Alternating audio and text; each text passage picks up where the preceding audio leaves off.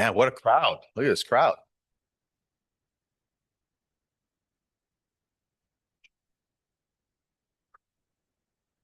Anybody else in the reception area, Tessa?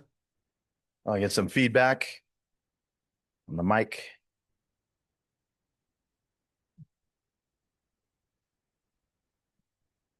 Oh, we're good, Zach. It was just we could turn down that laptop right behind me. That is repeating every word I say.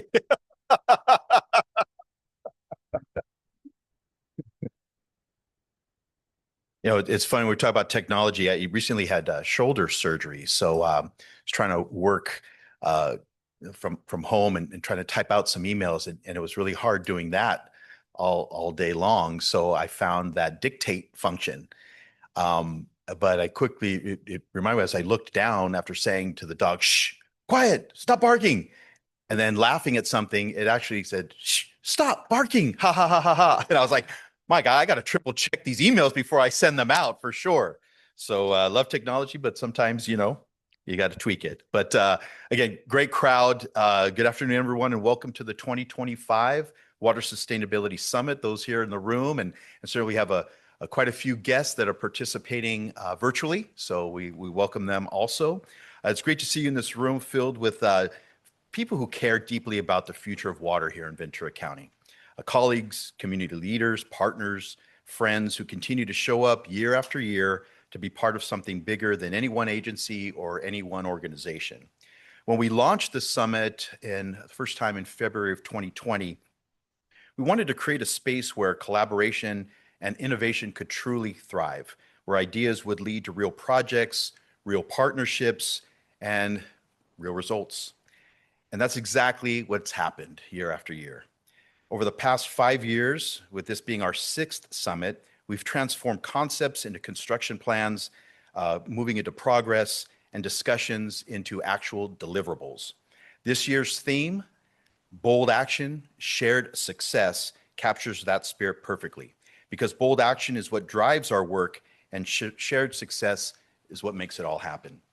Today's program reflects the momentum we've built together. You hear about our efforts to let science lead the conversation, the projects we've built, and the processes, each one a step forward in protecting our water resources. It's strengthening our regional reliability and improving resilience for our future. You'll also learn about the collaboration behind these efforts, the partnerships with our neighboring agencies, the support of our legislators and regulators, and the commitment of the teams who have dedicated themselves to making these projects a reality. And perhaps most importantly, today is about looking ahead. The challenge before us continues to evolve: climate variability, regulatory pressures, aging infrastructure, but so does our capacity to meet them. The summit is where we align that capacity. It's where we share knowledge, strengthen relationships, and shape the strategies that will define Ventura County's future. I'd also like to recognize and thank the elected officials joining us today. Your leadership, partnership, and ongoing support are vital to advancing policies and projects that strengthen Ventura County's water future. And at this time, I would like to acknowledge the United Water Conservation District Board of Directors. Being here, they've got to make a lot of tough decisions, and certainly opening up this room to everybody today. So if we could have those board of directors stand and be recognized, we'd really appreciate it. We have our board president, Director Mohart, Director Steve Huber, Director Gordon Kimball, Director Kathleen Keeling, Director Rachel Jones, and I believe there we are, Mohammed Hassan. Director Hassan, thank you. And on behalf of United Water, I wanted to recognize and thank everybody for their steadfast guidance, vision, and commitment to advancing a sustainable water future here. So today I encourage you to connect, collaborate, and think boldly. Let's build on the success that brought us here and continue to take the kind of action that ensures a sustainable, thriving future for everyone who calls Ventura County home. So before we begin, I want to take a moment to thank our sponsors for their generous support and partnership. Your commitment helps make this summit possible and keeps these important conversations moving forward. And they were supposed to be up. Heard from those sponsors, I think one year I completely forgot to acknowledge them, and that wasn't right. So I was promised that they would be up. So I know I said before we begin, but I'll keep going and we'll come back to the sponsors. Um, so when we talked about this bold action and shared success, um, there's our partners in that shared success. Very good timing. So you can see Black and Veatch, Catalyst, Collab. Again, you guys, thank you so much because the sponsorship really helps us do things that we wouldn't otherwise be able to do. There are more. I promise we rehearsed this. There we go. GEI, Kennedy Jenks, GSI Water Solutions. Thank you guys. And those ones didn't pay as much. That's why they just got a quick. So NHC and Rincon. Again, please, everyone, if you give them a round of applause, we really appreciate their support.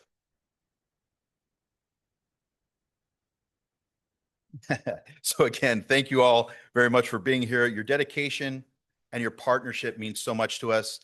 Together, we can keep moving forward with this bold action and shared success. And speaking about success, it's an incredible segue to introduce our keynote speaker, Sam Barncastle.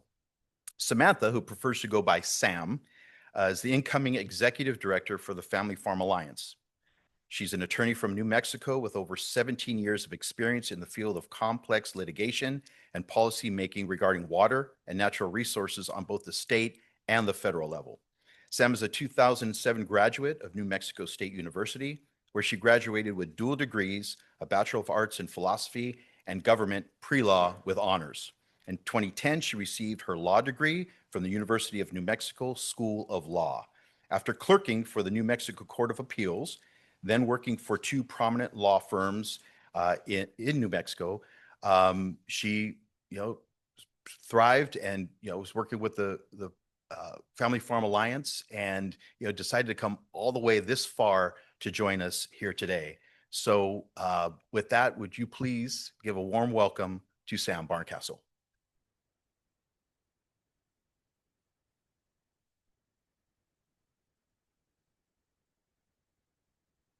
Thank you, Mauricio. And this is an amazing crowd. Thanks for being here. And so I'm going to try, I would really like to cut a little of my presentation that I originally had planned out. And so I'm going to try and streamline things so that you get a little bit of my background and who I am. But what I'd really like to do is get to the point where my panel members join me up here for a real conversation. So again, thank you for having me this afternoon. This is such an honor to be here. So I'm going to first start with my transition into the Family Farm Alliance. And this is a picture of me that was on the cover of a Farm and Agriculture Western Life magazine when I was that age. And that was pretty much the last time anyone thought I was cute because I went on to become a litigator in the water world. And so I've spent a large portion of my career fighting the battles in the courtroom that you guys deal with on a daily basis. But my family has roots in New Mexico dating back to the 1830s. I am a seventh generation agriculture family. I am the seventh generation. My son is the eighth generation. And so for decades, even before we were the territory of New Mexico, my family was farming in that area of the world. And we have strong roots still. We continue in agriculture in a number of ways. But one of the things that I learned very early on from my grandfather was even though we had our lands patented by the U.S. courts, it was a land grant that we received from the Mexican government, and those land grants came with water rights.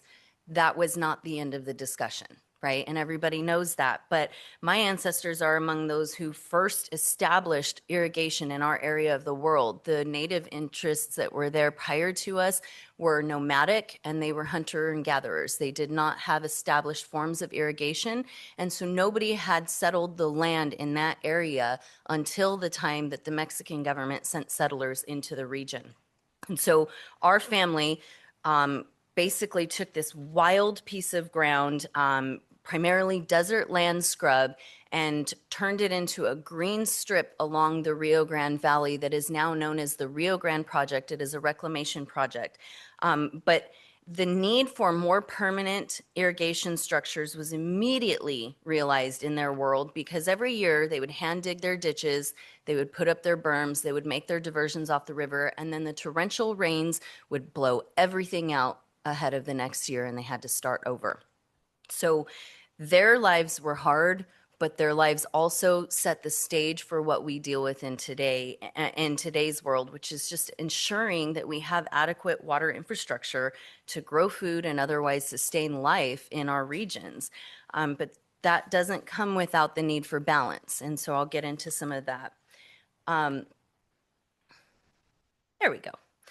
When I was born, my grandfather was still actively farming, and my family was selling groceries for their farm and their neighboring farms in the only local grocery store in town. There was not a Sam's Club, there was not a Walmart, there was not a Kroger's. So we were, my family's food market basically was the original farmers market of the area. And those families basically they started what is now the second most populous area in New Mexico, which is the city of Las Cruces, the northern neighbor to El Paso along the Rio Grande. And my dad, while my grandfather was farming, my dad was helping on the farm, but he also went off to become basically a wildlife manager. He had background in wildlife sciences, and he became a conservation officer within Game and Fish. So from an early age, the importance of both agriculture and conservation were built into me. And then, when I say culture, what I mean is that agriculture, that culture that I have grown up in, it involves necessarily conservation. And I like to tell people I was raised to be reminded daily that farmers are the original conservationists. And we have to keep that mindset when we are planning for our future generations. We must leave the land in a better condition than we received it from our forefathers. And that's not easy to do, but we strive for that every day on the farm and on my family's ranch. And so fast forward a little bit, I am about 10 years or so old, and my grandfather is still actively farming. We are at the family farm for a birthday party one night, and I end up in a situation that basically is one of those formative situations that led to where I am today. I was in a large family. I have 4 brothers. I'm the only girl. And our whole family was there that night for this party, but the irrigation water showed up. And we are a surface water delivery system in southern New Mexico that has become reliant upon groundwater, but primarily surface water was what was feeding our farms at that point in time. And so the irrigation ditch rider calls the family and says, "Hey, your water's here." And all the boys grab their boots and shovels and go to run out the back door. And I went to go with them. And I was stopped. And they said, "No, ma'am, you sit down. Stay out of the way."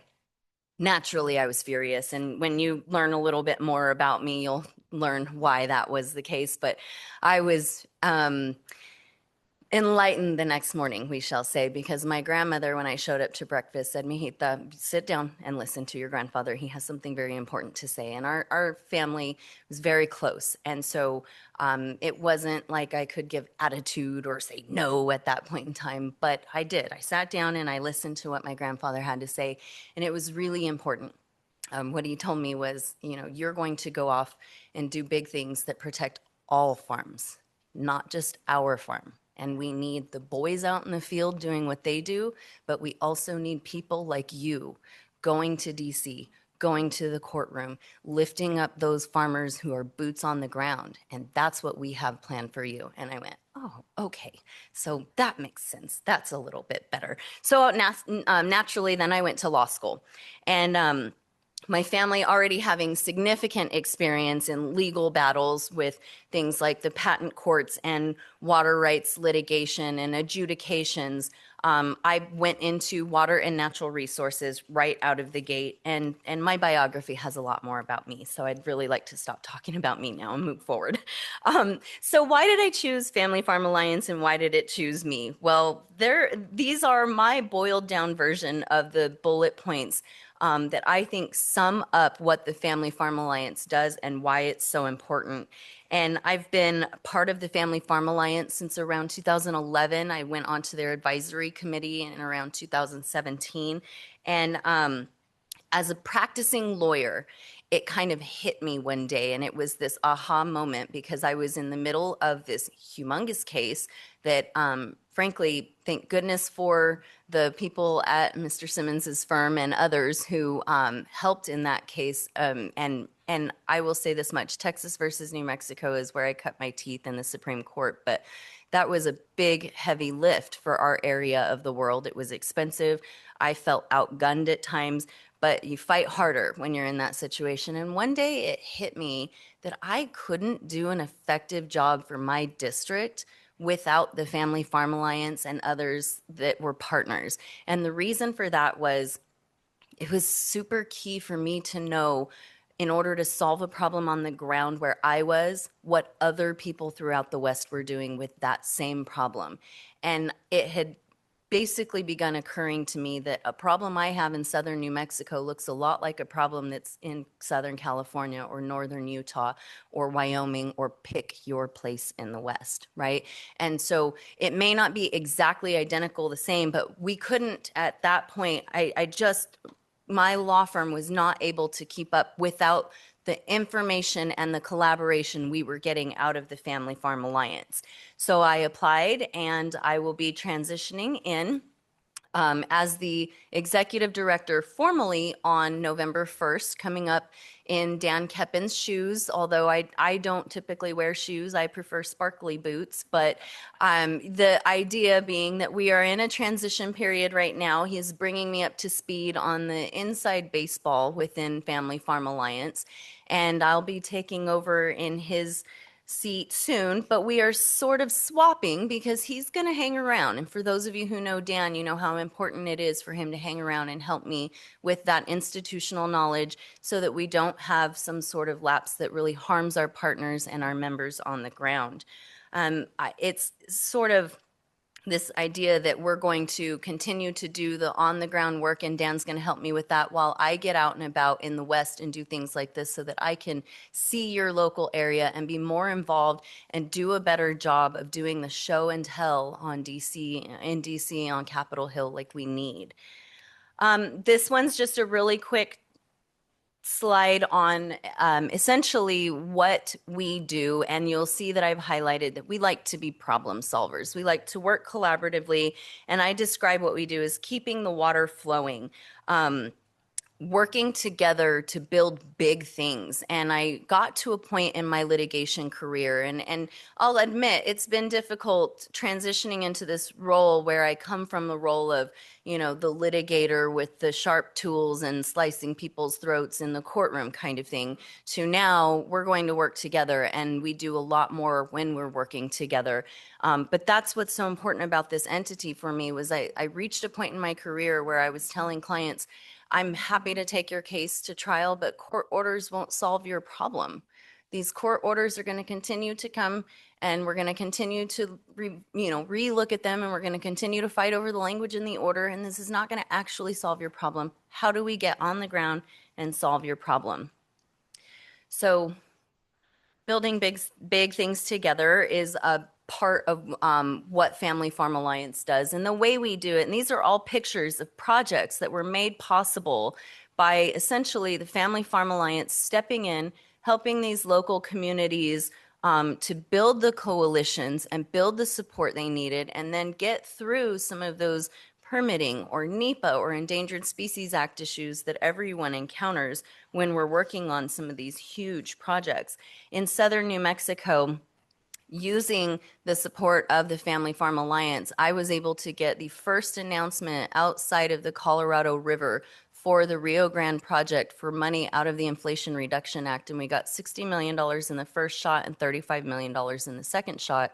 And we were really proud of that success, but we knew we couldn't have done it without our collaboration and partnerships that we created, not just with the Family Farm Alliance, but with everyone on the ground. And I mean everyone on the ground. We had cities, we had irrigation districts, we had the state of Texas, we had the state of New Mexico, we had all of the relevant agencies, we have environmental at the table, we have construction industries at the table, and we got big money to do big projects on our river because we were working together.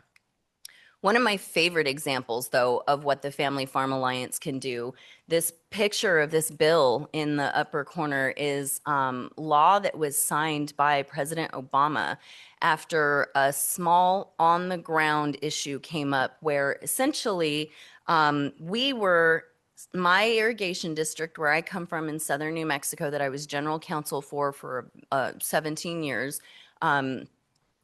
My manager came to me one morning, and this is true to form for my manager, but he would come to me with these crazy ideas that I would call his NyQuil dreams, and then he would expect me to get them done and implement them. And so the idea he had was he pulls up and he says, Sam, let me take you to breakfast. I got to show you this idea.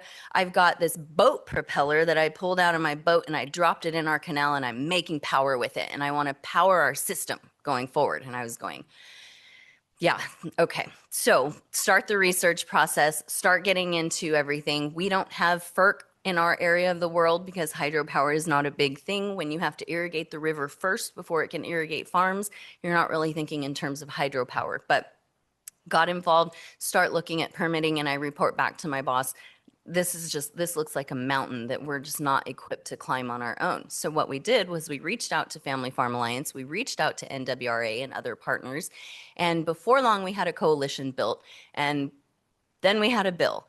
And then we were making headway with testimony and appearances on Capitol Hill and meetings with agencies, and we had solutions. But it stalled, and we had no idea why it stalled other than the fact that the administration was focused on environmental concepts that this didn't exactly jive with. And this is my favorite part about this story and partnerships. Essentially, we didn't have a clue what to do or how to do it because we didn't know even why it was stalled. So we started reaching out to our partners, and it was our friends at Trout Unlimited and American Rivers who pushed our bill across the finish line, and we ended up with a low-head hydropower exemption from FERC's permitting processes that if you have something like a crazy idea like a boat propeller and you drop it into your system and you can make power as long as it stays under a certain threshold, you get CEs, you get in, you get done, and you get your projects right away. Really quite innovative, but the best part about this was that it wasn't just us doing this. This was all horses pulling in the same direction from all angles throughout our industry, and we got it done.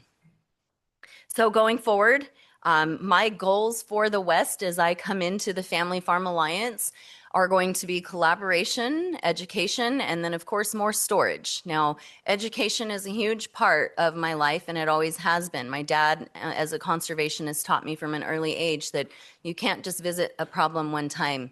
You have to visit it habitually over time, and you have to really understand and dive into what that problem is and what the best course would be to solve it. And it takes education. It takes educating each other. It takes going to each other's backyards to see what really is the issue and understand each other's perspectives before we're throwing solutions at each other that might maybe solve my problem but aren't going to solve your problem. And so pulling together, collaborating more, educating each other more, getting out and doing more show and tell, bringing DC to our farms, to our municipal water systems, and to our local areas so that they understand the reality of the problems on the ground and what we're trying to do. And then the solution in my book is always more storage, more infrastructure, more capacity. And I know I am preaching to the choir in a room that has dealt with atmospheric rivers and the lack of infrastructure. But the idea being that even in the driest areas of the desert Southwest, like where I'm from, even a little bit better infrastructure creates a whole lot more water and flexibility for everyone involved. So those will be my priorities as we move forward. And now I would like to bring my panel members up here. I'm running a slight bit ahead, which was the goal. So I will ask Mr. Simmons and Mr. Wade to join me while I introduce them. First, Paul Simmons is a former attorney and a shareholder in the law firm of, or was a shareholder, I don't know, we're retired now, right? Somack Simmons and Dunn in Sacramento, California. And for those of you who don't know, they're a preeminent water law firm that specializes in areas of water, natural resources, environmental law, and they represent clients throughout California, Arizona, Nevada, Oregon, and they represented the state of Texas, who helped in my case, Texas versus New Mexico. Mr. Simmons has likewise represented numerous public agencies, private clients on a variety of matters, including regulatory matters, litigation in connection with Water Rights, Endangered Species Act, water quality issues, and other environmental matters. And he represented notably, both as counsel and then later as the executive director, the Klamath interests up in Klamath, Oregon. And those issues, I think, precede themselves. Everybody's aware of how dire that became. And so Mr. Simmons is now retired and going off into the sunset?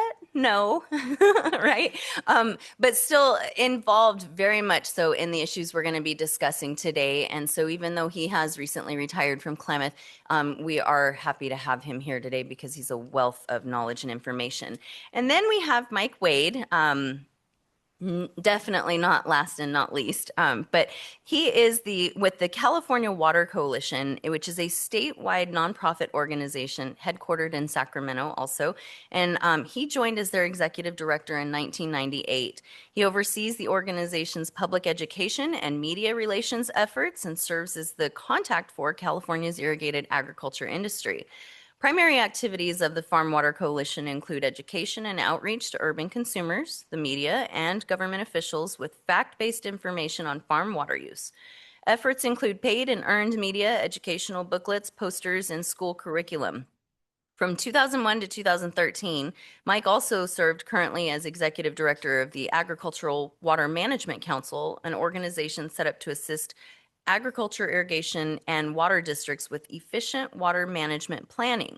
Prior to joining the coalition with AWMC, Mike served 11 years as executive director of the Merced County Farm Bureau and for 5 years as the executive director of the California Christmas Tree Association. During that time, he represented agricultural interests at the county, state, and national levels on land use, air quality, labor, and marketing. And his background includes a former partnership in a family-owned almond farming business. So please join me in welcoming them. And I'm going to move.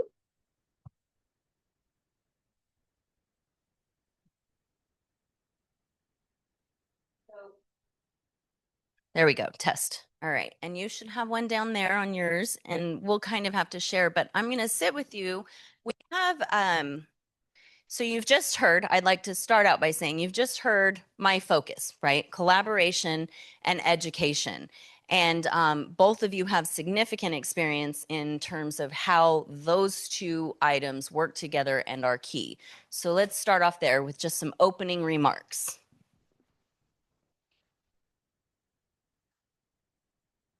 Okay. Can you hear me fine? I may need to get your agreement that among friends, we don't have to tell my orthopedic surgeon if I take off the sling because it's not working very well for me. This is what you look like after 35 years as a water lawyer. Just in any event, I by way of starting out, I would echo some of the themes that Sam had for you. I've spoken about my focus was Water Rights, Endangered Species Act, Clean Water Act, those kinds of issues. I did that for a very long time. I've talked to groups about it. It's very typical for me to say in sessions like this, if you have, for example, an Endangered Species Act problem, you need a lawyer. You need a good lawyer. But one choice you have is to try to litigate your way to prosperity in the face of the Endangered Species Act. And if you succeed in litigating your way to prosperity in the face of the Endangered Species Act, you will be in a class of one because it is just a very, very difficult haul. That is not to say you don't have to fight sometimes. It's not to say you don't have to fight hard. It's not to say you don't have to sometimes initiate litigation, but it's certainly only a tool. And I don't know how many times I've said you can have great water rights and no water in your ditch, or you can win and not succeed. So those are just things that relate to the fact that problem solving is difficult and multidisciplinary and complicated in our world.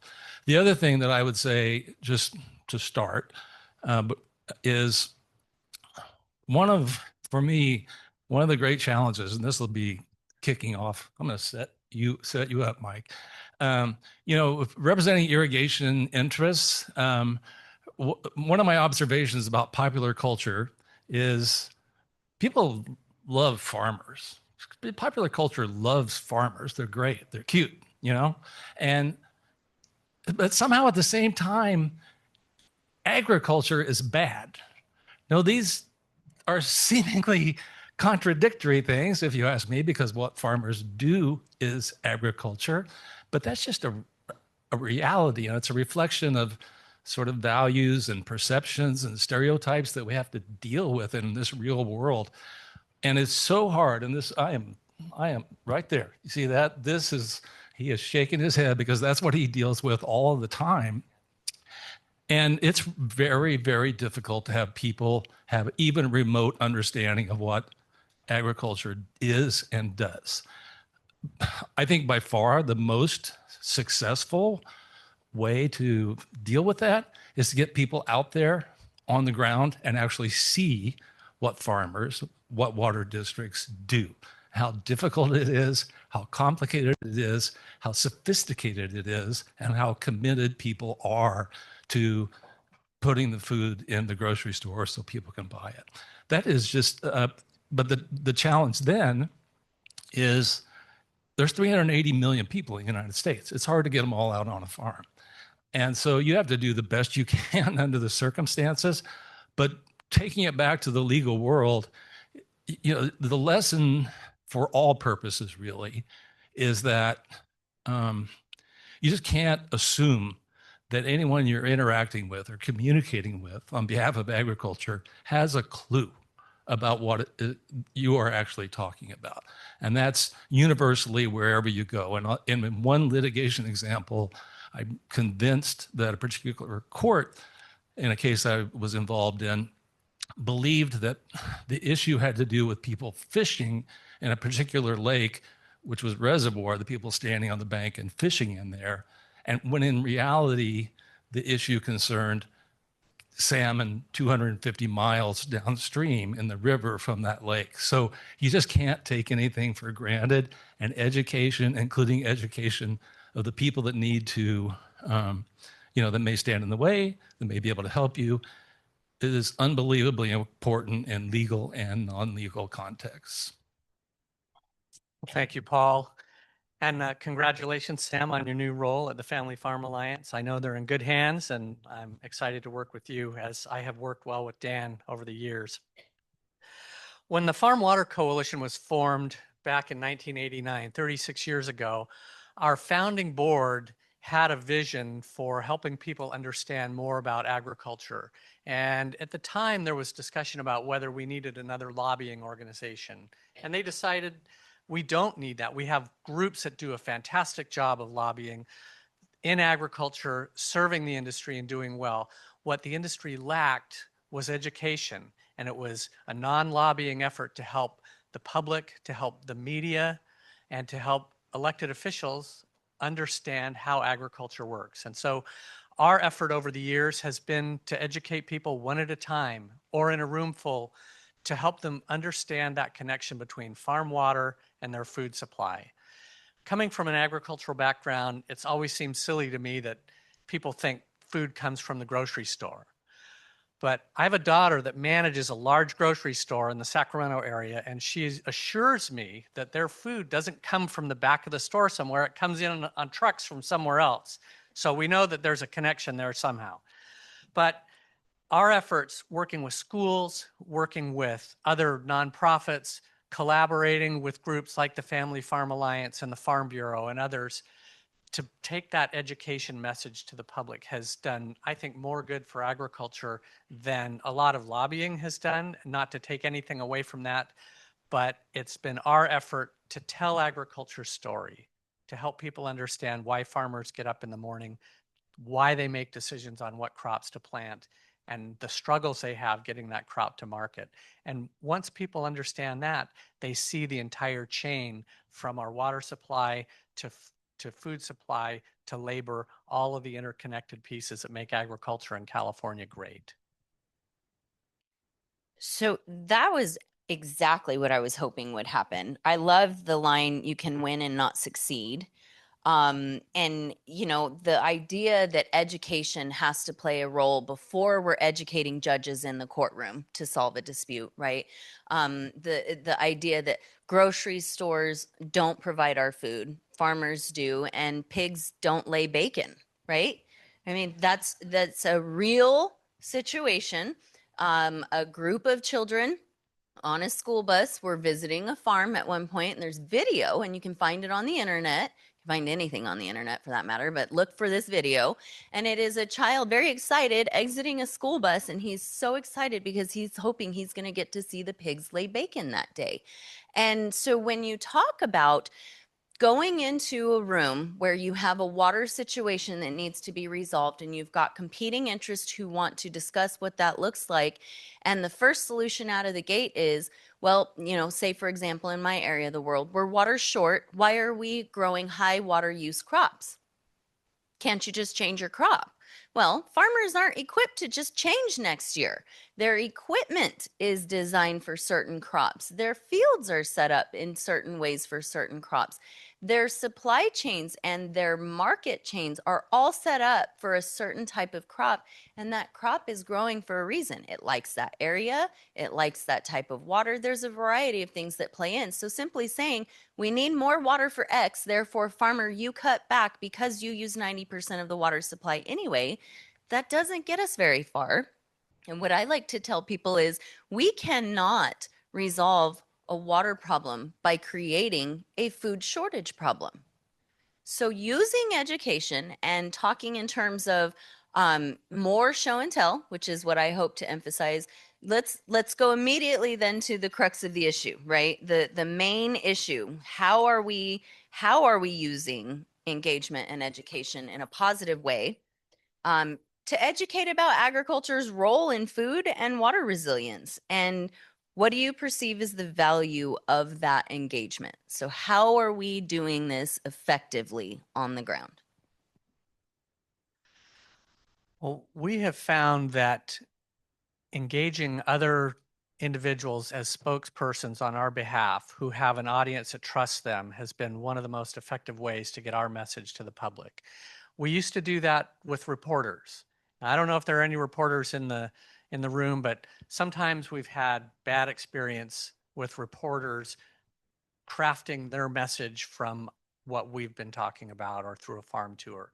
We have evolved to integrating social media influencers that we take on farm tours and getting them out, people that have an interest in food and fiber production and the connection to water supply. And we get them out there on the farm, in a rice harvester, in an irrigation canal, underground where there's enormous pumps that are operating, and to see the infrastructure and the care and the dedication that farmers have to grow that food. So that's been a very effective tool and has built some wonderful relationships that continue to pay off for us through added content and partnerships through those social media influencers through our outreach efforts. When I started, it was a great day if we got an op-ed in the Sacramento Bee or a local newspaper that reached a few thousand people probably that day. Now we're reaching 8 million people a year with our social media outreach through these partnerships and collaborations. So it has been a very, very effective tool. Going back to the misconceptions that people have about agriculture, we're often asked on these tours, why is this farmer growing pistachios? Why don't they grow lettuce or some other crop that uses less water during the growing season? And our answer is, first and foremost, a question. What do you think drives a farmer's decision to plant a crop? They're thinking, well, it's money, or it's their market, or whatever the answer might be. And the driver for farmers to choose what crop to grow is what consumers buy at the grocery store. They create a demand that works its way through the system, and farmers decide, hey, there's a market for pistachios, there's a market for lettuce, or whatever it might be. And as Sam said, there's a local infrastructure question too on whether they can effectively process and manage and harvest and deliver that crop. So it's reaching people one-on-one and just having the opportunity to tell our story, because we know it tells itself if we can get a farmer out there helping with the message. I think that's good. I agree with that. One thing that I will add, and listen to what I say, not what I do when I say this, but for agriculture, it's important to get out of our bubble. And this is maybe true for everybody, but you got to engage with the people you don't necessarily, or interests that seem adverse. And I'll give you one example some of you may know about. I'm not involved in this personally. Let's take the Sacramento Valley north of the city of Sacramento. If you've ever flown north out of Sacramento, or taken off or landed from the north, you've seen a lot of big rectangular ponds, which are of course rice fields that are flooded in the spring. When I started doing this, the rice farmers were perceived as absolutely evil. What were they doing? They were using all this water, flooding these fields in this hot climate. They were using herbicides that they would then discharge into the Sacramento River above the city of Sacramento River. After they harvested their rice, they had rice straw and they would burn it, causing these clouds of smoke. So fast forward 30 years, they're the darlings of conservation groups in California. So what have they done? One thing that they did was, in terms of their cultivation practices now, a lot of the fields after harvest, I don't know if they roll it or disc it or what, and then they flood it, and they get all kinds of waterfowl populations.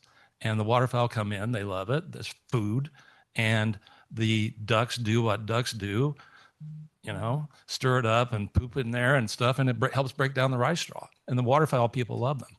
More recently, it's been determined that salmon who are spawned in the Sacramento River system and tributaries, the little juveniles, when they go out to the ocean, they tend to be not very healthy. So what can you do? Well, you can find a way to get them onto the flooded rice fields. They fatten up, and when they go to the ocean, they're in a lot better shape than the salmon that weren't in, that didn't have that experience on their rice fields. So these people, they now have all kinds of groups saving the praises of the rice industry in California.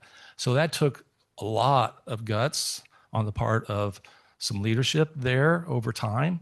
But I think it's been a real great success and a model. You can't necessarily do it everywhere, but thinking like that can be done everywhere. And what they would say is, we've done as much to restore ecological function as can be done here, compatible with food production for the world.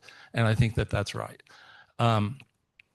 The other thing I'll just add in terms of collaboration and education is, it is this educating that can lead to collaboration, including the hardest types of collaboration, which are those with interests that are seemingly adverse or have competing interests.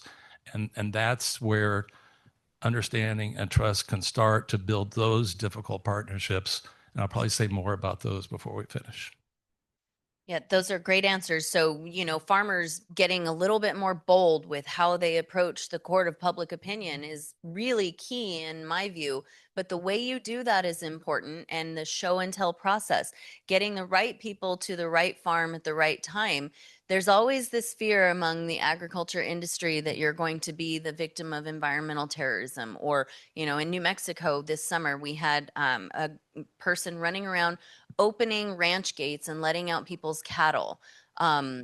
We have people showing up and burning down barns, and the media wouldn't cover it. And so it has a natural effect of driving farmers further underground. And then they think, well, I'm just going to litigate to the solution. But the reality is, their litigation techniques are just giant hammers that are bopping themselves on the head.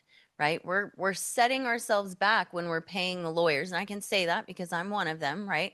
My husband's main concern when I took Family Farm Alliance position was, who's going to put our great grandchildren through school now? So, no longer litigating really does take a piece of how you do business away, separates you, and it focuses you on how are we going to collaborate. And really, it starts with education. It starts with making sure the average person in the general population understands that your food doesn't come from a grocery store, and that there are major supply chains and major infrastructure on the ground. But what do you envision that farmers can do to be more bold with their solutions? And how do we, in this, really, really sometimes quickly changing environment of policy and water supply, how do we stay resilient in agriculture to support our local communities? Because the reality is agriculture also supports cities, and cities support agriculture. It should be symbiotic, and in successful areas of the West, it is. So how do we continue that and expand on it going forward, and include, please, your closing comments for today? Well, that is a great question. And I think one of the inconvenient truths out there is that the education gap isn't just between agriculture and consumers. It's between farmers and other farmers. The Sacramento San Joaquin River Delta to the east of San Francisco is a very long-lived historic farming area. Going back to the mid-1800s with longtime farms, large farms, a lot of local pride in their arena, and they've dealt with the California State Water Project and the Federal Central Valley Project over the years. And so you've got farmers south of the Delta that get water that goes through that region and is exported for other agricultural purposes. And there has been tension and conflict and lawsuits and anger and mistrust. There's probably more words to describe it than that for decades. And it has hindered the Delta's ability to farm effectively, and it's hindered our ability to move water that other agencies and farmers have water rights to that are appropriated from other parts of the state.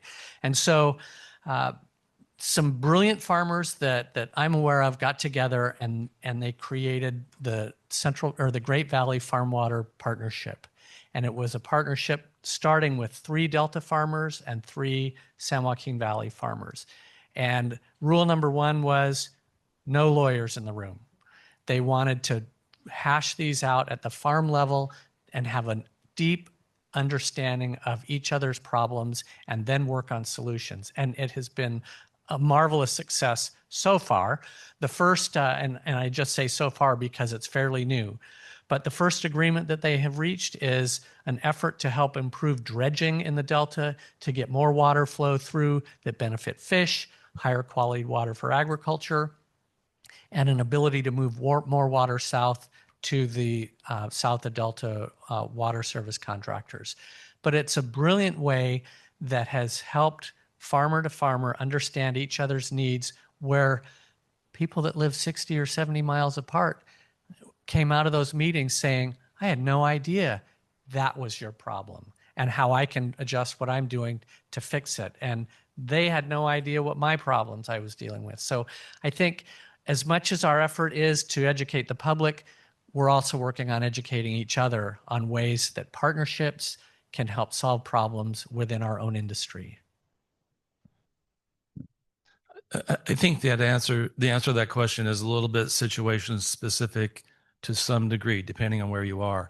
But writ large for agriculture, ag can't do it by itself. Can't change that dynamic. There aren't enough of us. I mean, this goes back to what we said earlier. And so organizations like you two run are the kinds of things you can do. And those are both very successful and respected organizations who move the ball every single day for all of us. But this whole dynamic about understanding with everybody else and taking risks and stepping outside your comfort zone and finding those partnerships that are difficult is really, to the extent you can do it, if you've got an ability to reach, that is what it takes. You have to assume things may not get better and convince yourselves that you need to deal with that in a forward-looking way. So that's not a very cheery answer, but I think it just emphasizes that you can't do it alone. Education, collaboration are essential, especially the hard collaborations that involve unlikely partners. I just thought of one situation that I was involved in. So you heard that I was in the Klamath River Basin a lot and did lots and lots of litigation up until 2005. And then we got this settlement effort going. And ultimately, it was pretty much 5 years of my life. We came up with a settlement. It involved 2 states, 3 Indian tribes, 2 counties, 15 irrigation districts, and multiple conservation groups. We were all signed the same settlement. And it took federal legislation to ratify that settlement. There have been other settlements, including one related to dams, which is not this one. It took congressional legislation for that settlement to be carried out. Ultimately, we didn't get that federal legislation, surprisingly, and there are reasons. But in the course of lobbying for that and going to Washington, we went to gather irrigators and tribes. And we went to every single office together, not like the old days where, you go in and you go out and then the other guys come in to counter lobby. We went in together. I went into meetings where I spoke on behalf of the Yurok tribe and the Yurok tribe spoke on behalf of my clients, the irrigators. That brings attention, that brings political power if you can do it. It's that simple. I won't go into the reasons why we didn't get the legislation. But I'll finally close with one anecdote about that. So this was a big deal and was widely celebrated when this agreement was reached, which was in 2010. And then again, it died in 2015 for lack of legislation. But I was invited to a fundraiser for California Trout in San Francisco, which is, a conservation organization. And I went. They're partners in this effort. I was a bit of a fish out of water, you might say, to be at that thing. But anyway, I was introduced, and I was sitting around this table with this group of people who were members of the organization. And the guy didn't remember who exactly I was. He just knew that I was involved. And he asked me this question: well, was it harder to deal with the Indians in California or with those farmers in Oregon? Of course, I represented the farmers in Oregon, and I said they were both lovely people to work for. That's where you want to be. All right. I think with that, we are going to conclude. And I think the final remarks need to be that remember that to get to collaboration, education is not just you educating others, but it's being receptive to them educating you too, and looking for possibilities to work together. So thank you for your time this afternoon and for the opportunity to speak to everyone. And I look forward to meeting a lot of you this evening. Please give our panel a round of applause. Great discussion, great insight. Thank you, Paul, Mike. Thank you guys very much. And you can see with the title in bold action, now that you've heard Samantha, you can see why it was so appropriate to get her as the keynote speaker for today. I think one of her nicknames is Beth Dutton from Yellowstone. No, but thank you. Thank you very much, Sam. Yeah, great panel discussion. Again, a lot of insight, a lot of experience right there on that panel. Our next part of the event is going to be a presentation on groundwater modeling. In today's legal landscape, it shows us how critical it is to base every water management decision on sound science, and that's exactly where we're headed next.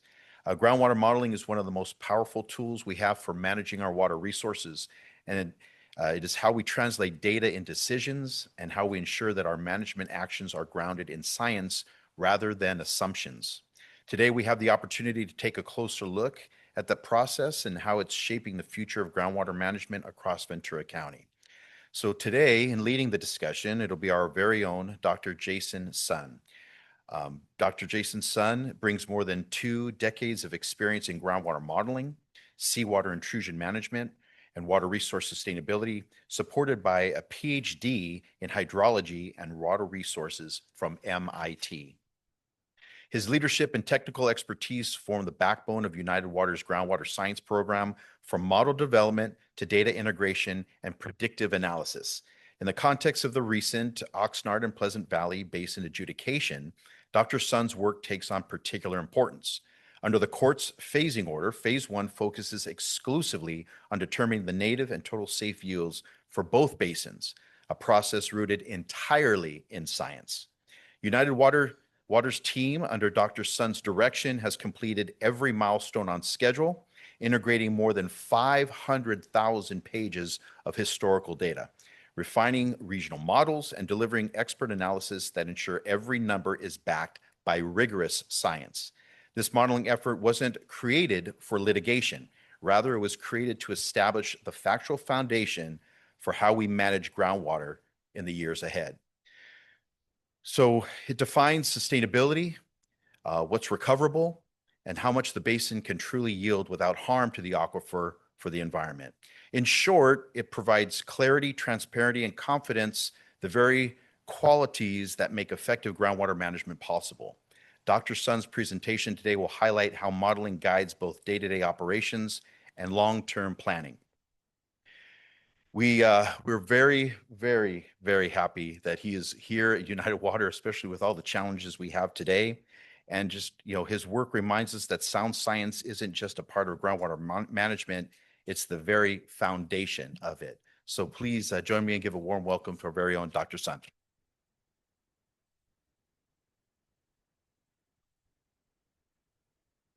Okay, good afternoon, everyone. And so today I'm going to give a presentation on UNITED's model. I'm going to look at the historical development, a little bit history, and then going to present on what's the current status of our model, and then the future development, okay? I hope I know how to work this thing. Oops. Yeah, so in the 1990s, United Board has recognized the importance of having a groundwater model for the groundwater management. So at that time, we looked to USGS to develop a groundwater model, and they did deliver a 2-layer model in 2002. And when United States took it and used it, we found that the model wasn't good enough. And therefore, in later years, 3 consultants were brought in to try to improve the model. But at the end of this effort, the model is still not good enough. So around in 2011, 2012, United Board and management make a bold decision and decide to build the model in-house. So exactly 13 years and 1 day ago, on October 15, 2012, United hired me when I was young and with full head of black hair, and then I started. So so what happened is that when you hire a staff willing to have a staff or hire a staff willing to sacrifice his black hair, good things happen. And you can see that in 2018, United released the 13-layer groundwater model. And 2 years later, we have another regional model released. And after that, we start to develop solute transport model to simulate seawater intrusion. And here is the, okay. So this is the figure showing our model in the past that I hope I could get this right. Okay, yeah, good. So this coastal plain model released in 2018 is the one in blue, covering Mount Basin, Oxnard Basin, PV, and West Las Posas. 2 years later, we expand to cover Santa Paula, Fillmore, and Piru. That's called regional model. And this one on the right is the solute transport model that you can notice that unstructured grid with a refined grid along the coast where the seawater intrusion taking place. And this is a solute transport, density dependent. Okay, and we have released this model as put into good use. And then, as I mentioned, this is the 13-layer model. And as I mentioned earlier, USGS built a 2-layer model, basically simulated UAS and LS, these 2-layer only. But I went for 13-layer. Why? Because I was young at that time and didn't know my hair was at the stake. I just went all in, built this complicated, complex 13-layer model. And you can see this cross-section, that this is the cross-section showing the 13-layer. Okay? And having done this, I have no regret because United's model actually being used by local agencies, by the cities since 2018. And you can see here, FCGMA has used our model for their GSP development. Mount Basin, Fillmore, Piru, they use our model for development. City of Oxnard, City of Ventura, and Cayugas all use our model to simulate their projects, okay? And as now this year, we are, in addition to updating United's existing coastal plain model, we are developing a new model, Valley Basin model. And this is in response to the request from Fillmore Piru. They're requesting a smaller grid, that's 500-foot grid, and a steady time step for their specific GSP analysis, okay? And we have completed it. And this is the figure showing the grid size. This one kind of shade is because the grid size is so small, 500-foot grid, so it's kind of look like shady. Okay, this is a Valley Basin model. And this is a coastal plain model to give you an idea. And want to point out the Valley Basin model, now the runtime is more than 4 hours on my fastest computer. Okay, if your computer probably is 10 hours, but my computer, that's the fastest that United could procure, is more than 4 hours. For the coastal plain, it's really fast, 5 minutes, okay? And this one, I have used this one 2 years ago in this summit, and this one, I bring it back, but I updated hydrograph. So what you are seeing is United's model covers 7 basins from Piru, Fillmore, Santa Paula, Mau, Oxnard, PV, and West Las Posas. And each hydrograph, the blue dots are water level measurement, and the orange or brown line are the simulated water level. What you want to see is each basin, their water level fluctuate differently. It has its own signature because each basin has its own unique hydrogeology. And United's model could simulate all of them properly. From Piru, you can see how nicely it fit the data. It's influenced by the Santa Clara River. Then move to next basin, it's a little bit different, okay? And if you look at northern PV, there's a mounting in the 1990s, I'm sorry, okay? And if you look at this cone of depression, there's a different water level fluctuation.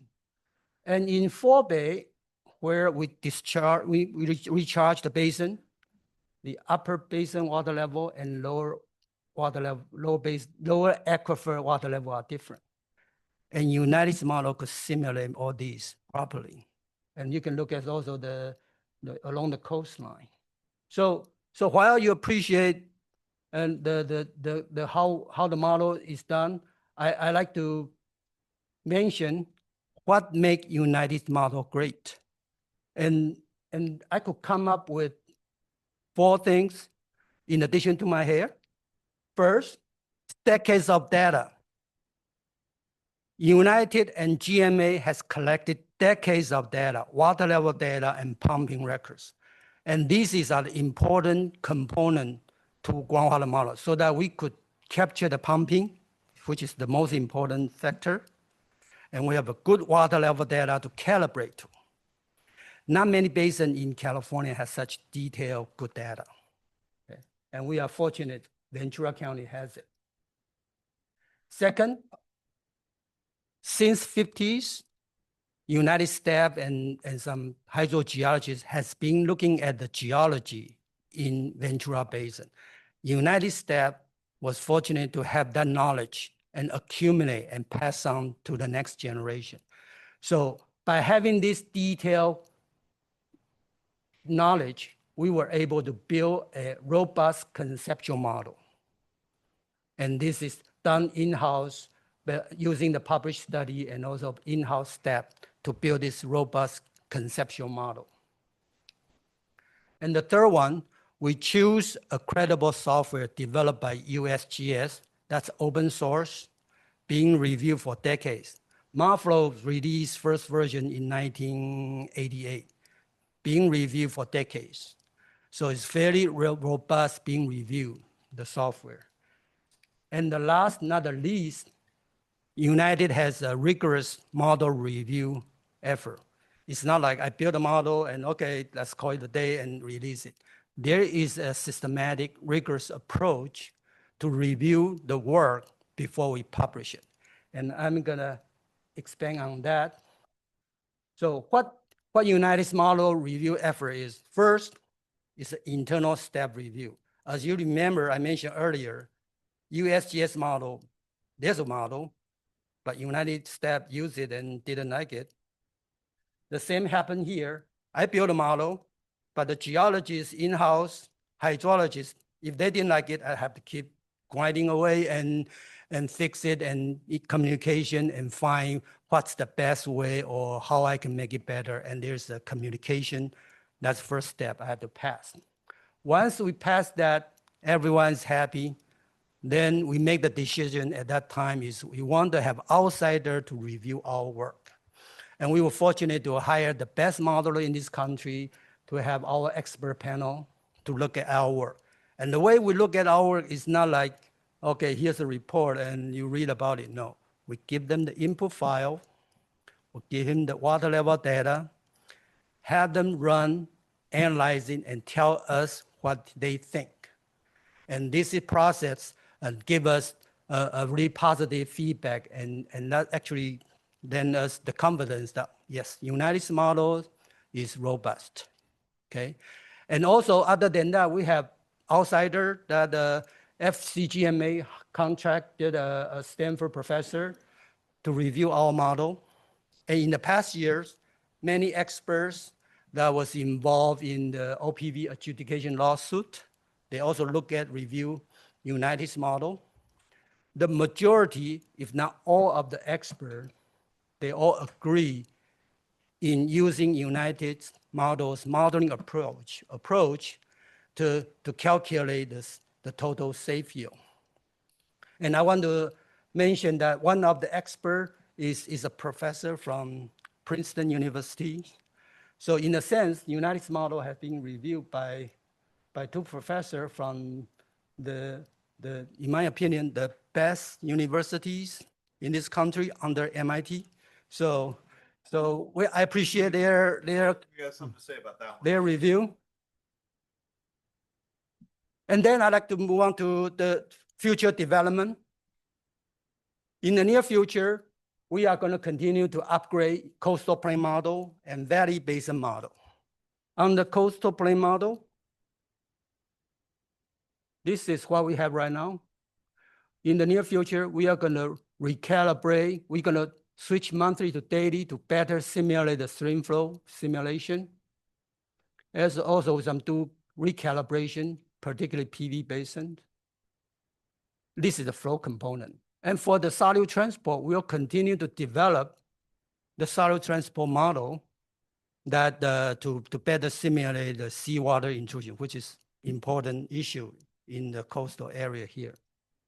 For the valley basin model, we are proposing to convert the model into unstructured grid. The reason is not the calibration, but the efficiency of computation, because I mentioned it's more than 4 hours.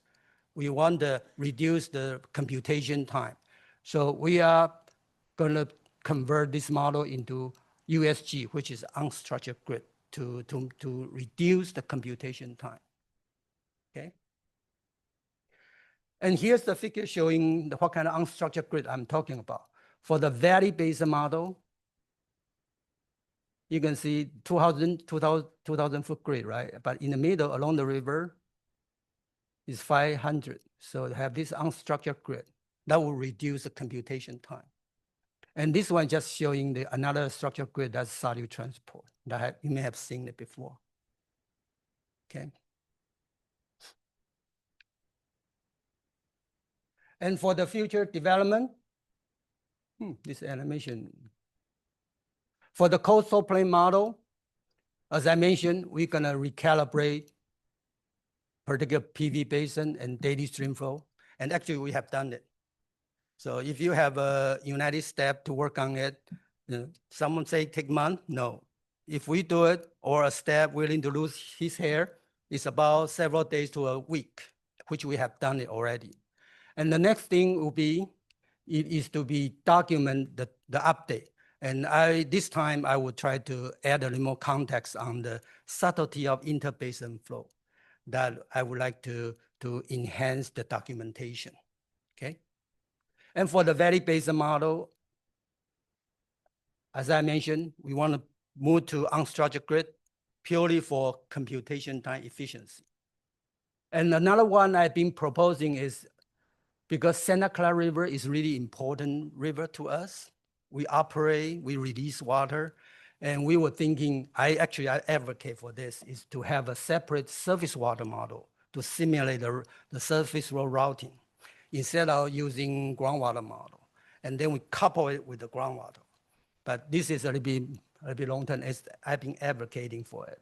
I'm a hydrologist too, so I'm interested in pursuing that, okay? And then the third one that I have mentioned is the solute transport model. We recognize seawater intrusion, the importance of it. We have Ebb Water project.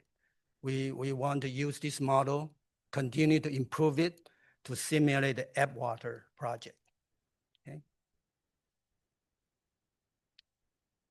And that wrap up my presentation. Thank you.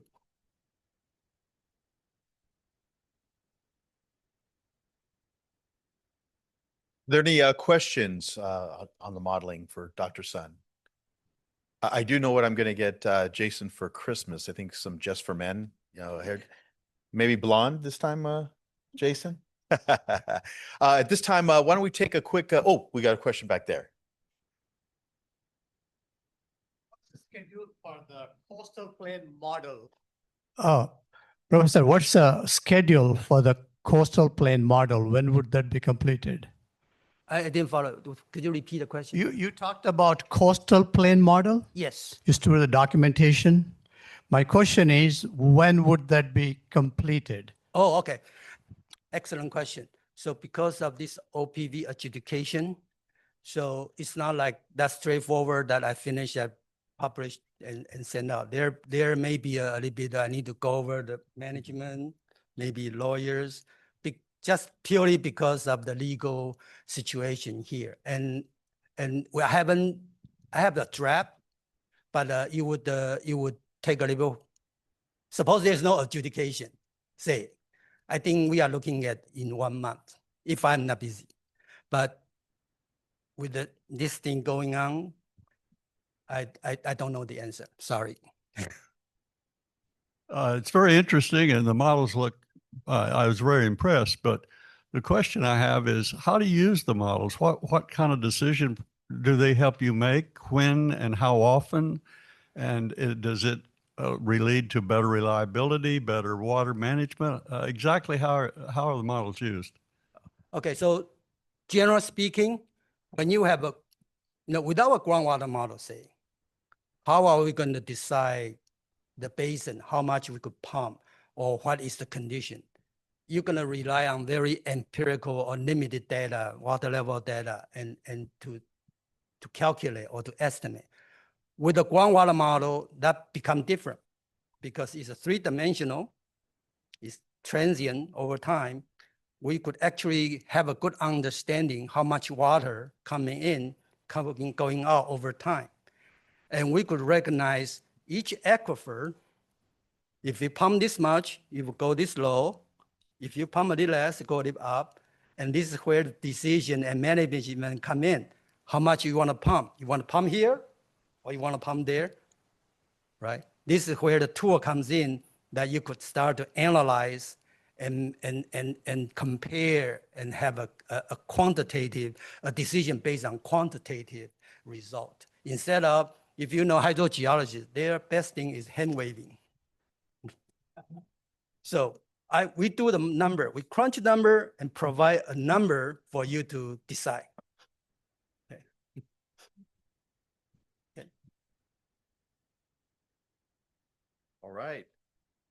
Again, another round of applause for Dr. Sun. Thank you. Thank you, Jason.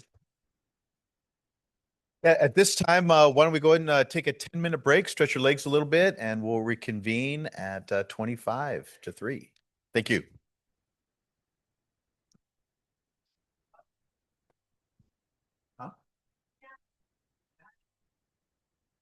I said 10 minutes, 25 to 3. Hi, how are you? Cyrus with the background. So I don't remember my name. Back in the day, I'm fond in the school. Okay.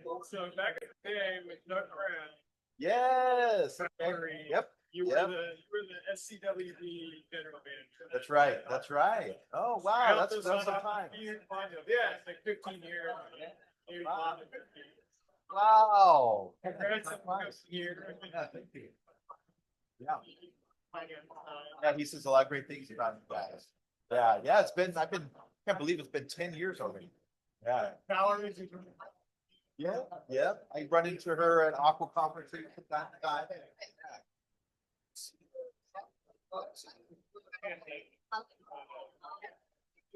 He is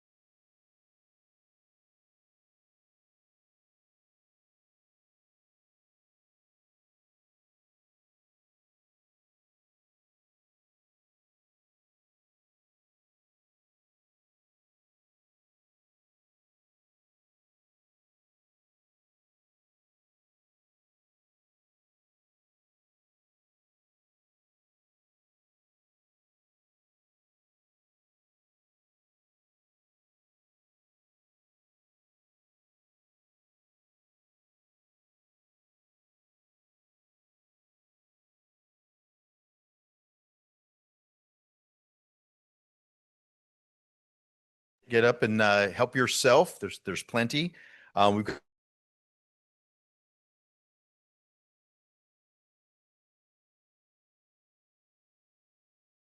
experiences and challenges that they've faced, for some time. And we're very fortunate to have them up here. We've got one straggler there. He's like, oh, GM panel. There we go, Dave. Come on now.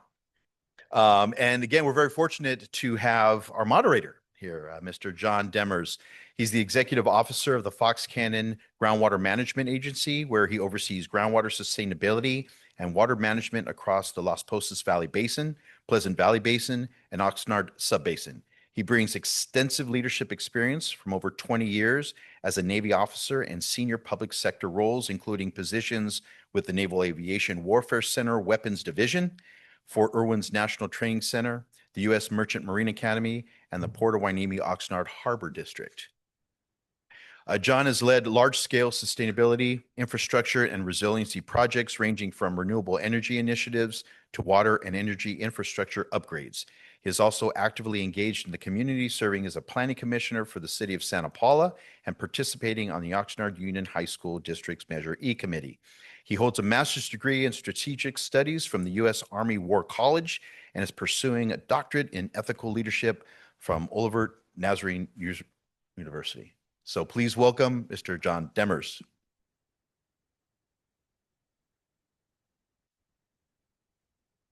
And before that, we still have to introduce our panel here.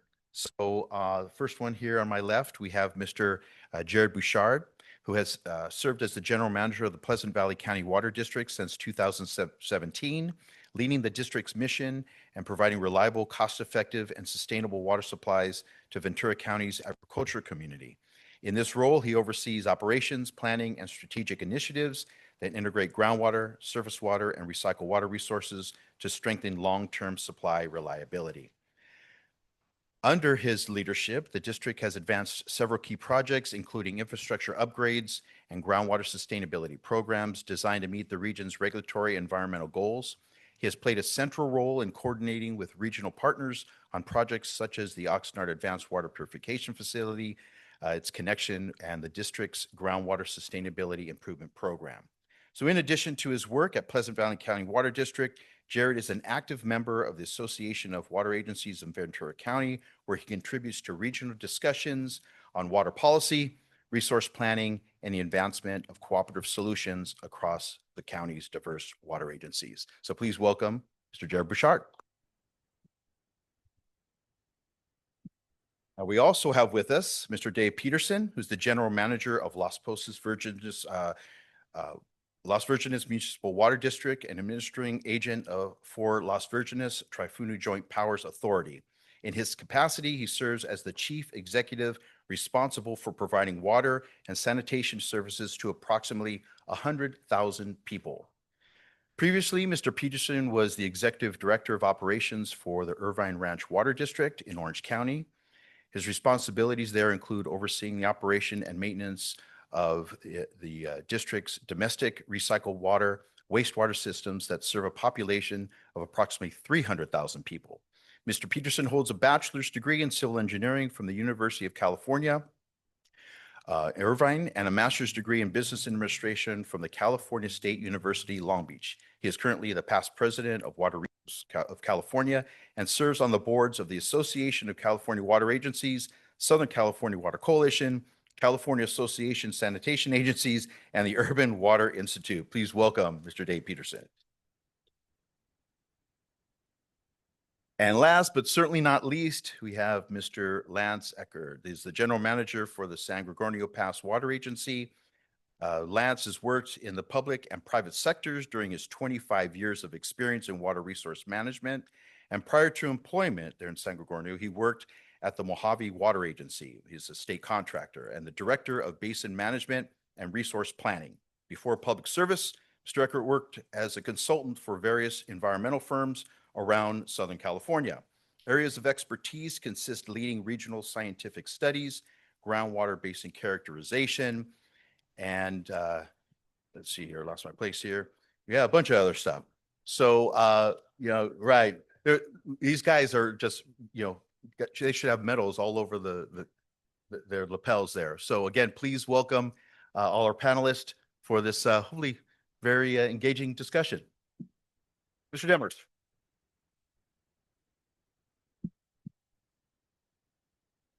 So good afternoon, John Demers, as noted. So this panel is titled Defining Resilience in the Face of Arbitrary Demands. Now, I've worked in sustainability for a long time, and we always had resilience as part of my portfolio. But normally when we speak about resilience, we talk about the traditional factors, right? Known threats. In this area, that's earthquakes, it's prolonged drought, it's equipment failure. And we work to solve those things through redundancy, through hardening, through reserve capacity and things like that. And that's resilience. But that's not what we're talking about this afternoon. What we're here to talk about is arbitrary demand resilience, which is unknown, non-consensus, or politically driven pressures. Things like sudden regulatory mandates or changes, abrupt funding cuts, politically motivated legal challenges from NGOs or other third parties, shifts in public perception, things like that potentially drive changes. Those types of resilience factors are harder to address. So we have this panel here today. They're going to talk about their experience with those types of changes. Some of us have heard, I think, probably the term, moving the goalposts. Sometimes that's what it is. Sometimes they tear up the turf and they lock the stadium gates. And what we need to do is figure out a way to continue to deliver our mission in the face of these types of challenges. So there's kind of 4 basic ways to do that. Either we have a regulatory resistance, right? We have a legal buffer. We have financial resistance, right? Which is to absorb financial shocks. We have information resilience, right? Which is credibility and public outreach. Or we can have adaptive and resilient infrastructure. So I want to start with kind of to elicit the experiences of our panel here. Again, quite a few years of combined experience as general managers and a lot of experience dealing with these types of challenges. So my first question is going to be directed towards Dave. So if you could relate your experience for how state or federal regulations helped, or probably more to the point, hindered your efforts, and in what ways, and how did you address that and overcome that? Sure, good question. So I could talk about how regulations helped my agency, but I don't think that'd be a lot of fun. And I'll tell you, that's the exception. I think what I wanted to share is our story with regard to regulation, and I think where science did not really support a regulation, and it was tremendously impactful to our agency. And to tell the story, I've got to go back like 12 years when I first joined the agency. I did not know when I was hired that we were in the fight of our life, that we were faced with what was called a TMDL, total maximum daily load, that was being imposed by the federal government, the US EPA, that would completely upend the way we do business. So just to give a little background, we are a water and wastewater agency, retail.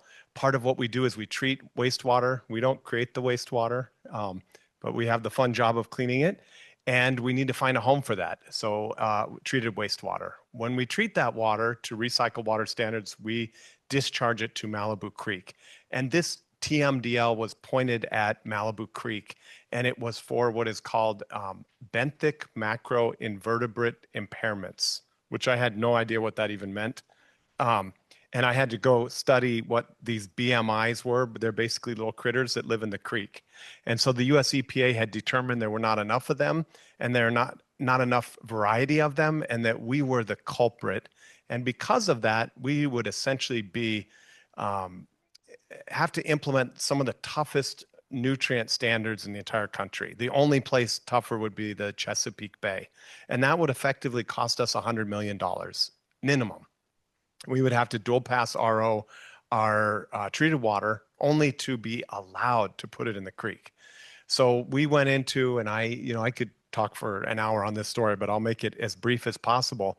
We looked at the science, and there is not science that supports the causal linkage between our discharge and the benthic macroinvertebrates. And I'm confident 12, 13 years, you can give me 20 years. There is not. It does not exist. But yet it moved forward. And so you kind of like unravel that, like, how did that happen? And how, and what it turns out, these little benthic critters, what is impairing them is really something very simple. There's invasive crayfish in the creek that are eating them. And if you know anything about crayfish, they are voracious eaters. All day, they sit on the bottom of the creek and they just eat these benthic macroinvertebrates. So it didn't take, a deep level of science to figure this out. But in the report the EPA did, it said for all of these other causes, the weight of evidence does not support this causal linkage. It said that hundreds of times everywhere.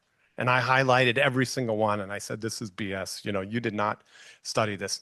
We went, and so I went through a whole process. It's a little bit like the grief process where you begin with denial and then anger and then fighting. And so I went through all of this. I'm at the end now, which I think is acceptance.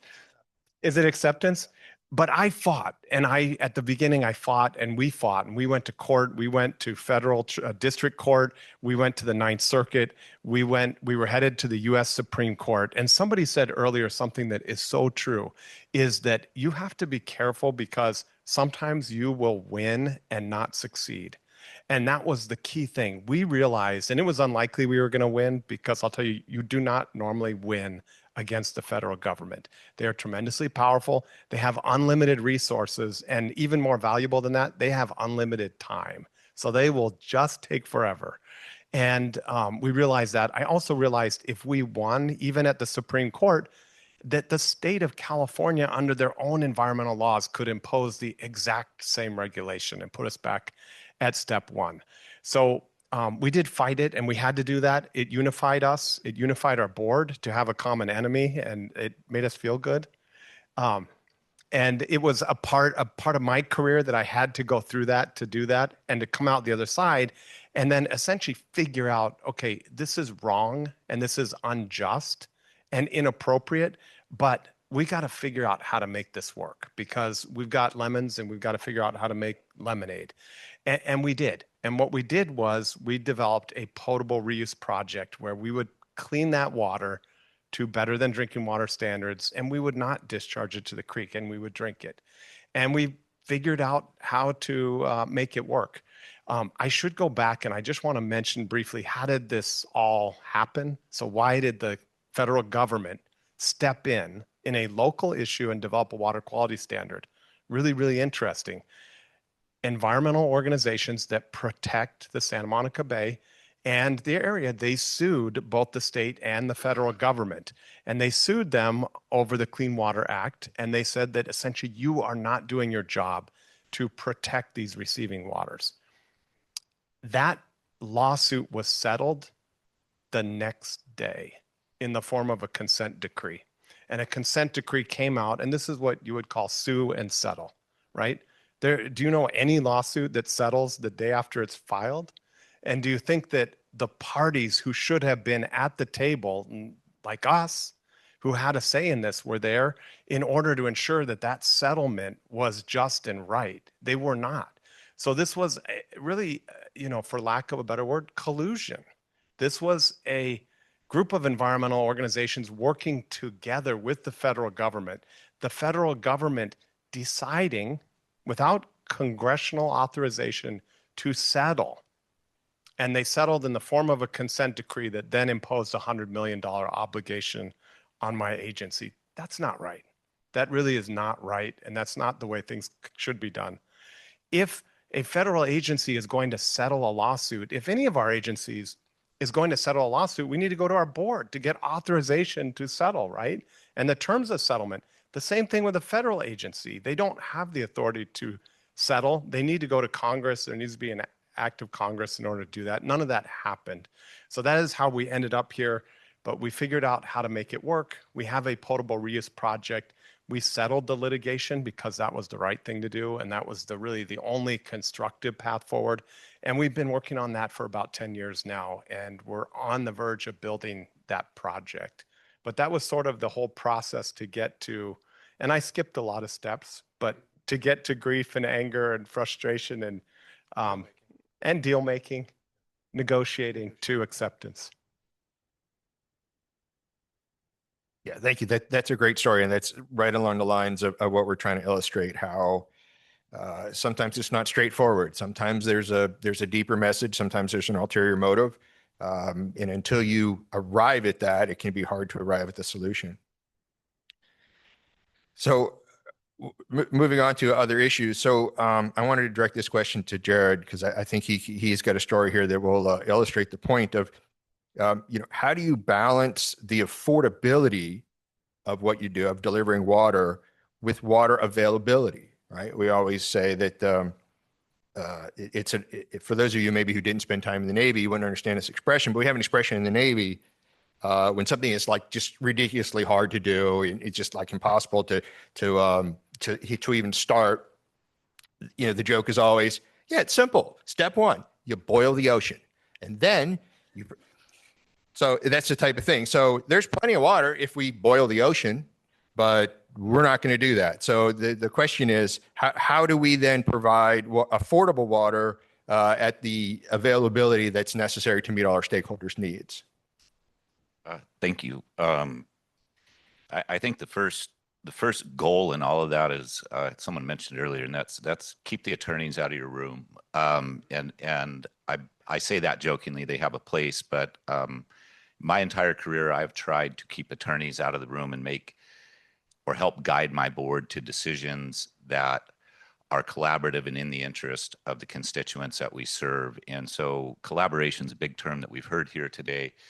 And it starts with leadership, with your board. And if you're a board member sitting in the room, establishing that clear leadership and what your constituents need for them, and integrity within your leadership group is important, that they're willing to follow through with those goals. And I don't mean to sound cliche when I say that, but I've had the good fortune for working for boards that have a very clear and distinct goal for me, which has always been the interest of those that they serve.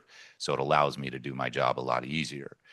One of the ways, though, that Pleasant Valley has currently navigated what is an ever-changing landscape of regulation, moving of the goalpost, as you will, and that started well before my time there, is collaborating with our partners and building a diverse water portfolio that allows us to be adaptive to those regulations, working with good partnerships to adapt, whether it be contracts, how we move water, how we wheel, expanding those opportunities on the availability of that water, furthering partnerships with other agencies. Most recently, we just made an interconnection with United that did not exist for many, many years, that will allow us future opportunities for further collaboration and cost savings for the constituents that we have.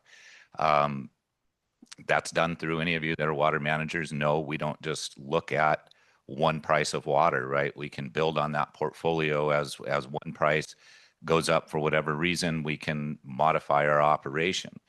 That allows us to do that. But in the terms of how do regulations affect all of that stuff? It's important when you walk into these. I think every agency has the same concern, that when you walk into these partnerships, there's an extreme balance between the economies of scale that they bring and maintaining the autonomy to carry out what is mission critical to your small agency. And that takes risk. It takes trust amongst the partners, and good contracts. And that's where the attorneys come in, allowing you the flexibility to adapt when necessary. And we've thankfully had really good partners in Camarosa, through Camarillo Sanitary District Water, the City of Oxnard with AWPF Water, United Water Conservation District with surface water. And we rely on our wells as the last resort, which allows us to engage in a lot of other programs that allow for basin management and resiliency of the overall basin. Regulation, and how does that affect it, and the goalpost. Everybody in here that operates a private business makes a decision on return on investment. You don't spend money on something that isn't going to return you any money. The regulatory climate wipes out the return on investment for folks, including public agencies, and a lot of times. When you go forward with some of these projects, when you go forward with the capital improvement, the risk within a contract to require yourself to take water of a certain substance, and the regulatory environment changes around that, the return on investments or the decisions that you made on behalf of your constituency get undermined, and to the tune of millions of dollars, in some cases tens, hundreds of millions of dollars. So that leads me kind of to my next point that we kind of heard about institutional background. In my experience, just locally, and it just gets bigger as we get into larger agencies, larger regulatory agencies. First of all, regulators generally have zero institutional background about what happens at our level. They don't look at it, they don't care to. And we heard about education. We've got to start educating them. And just at the local level, when you lose institutional background, the challenge to re-educate those folks as to why we went into it, why was it a good project, why did it have basin benefit, all of those things, that becomes an uphill slog again. And that moving of that goalpost has three effects. The first one is it erodes public trust significantly in the agency itself. It creates a significant challenge for those of us that are managing it on the ground floor, the people hiding behind 50,000 cubicles, and they're in the back of it making these rules. They don't have to address the public. They don't have to come out and say to them, this is why we invested that money. They change the rules. I just have to deal with it. It erodes the public trust in the regulator.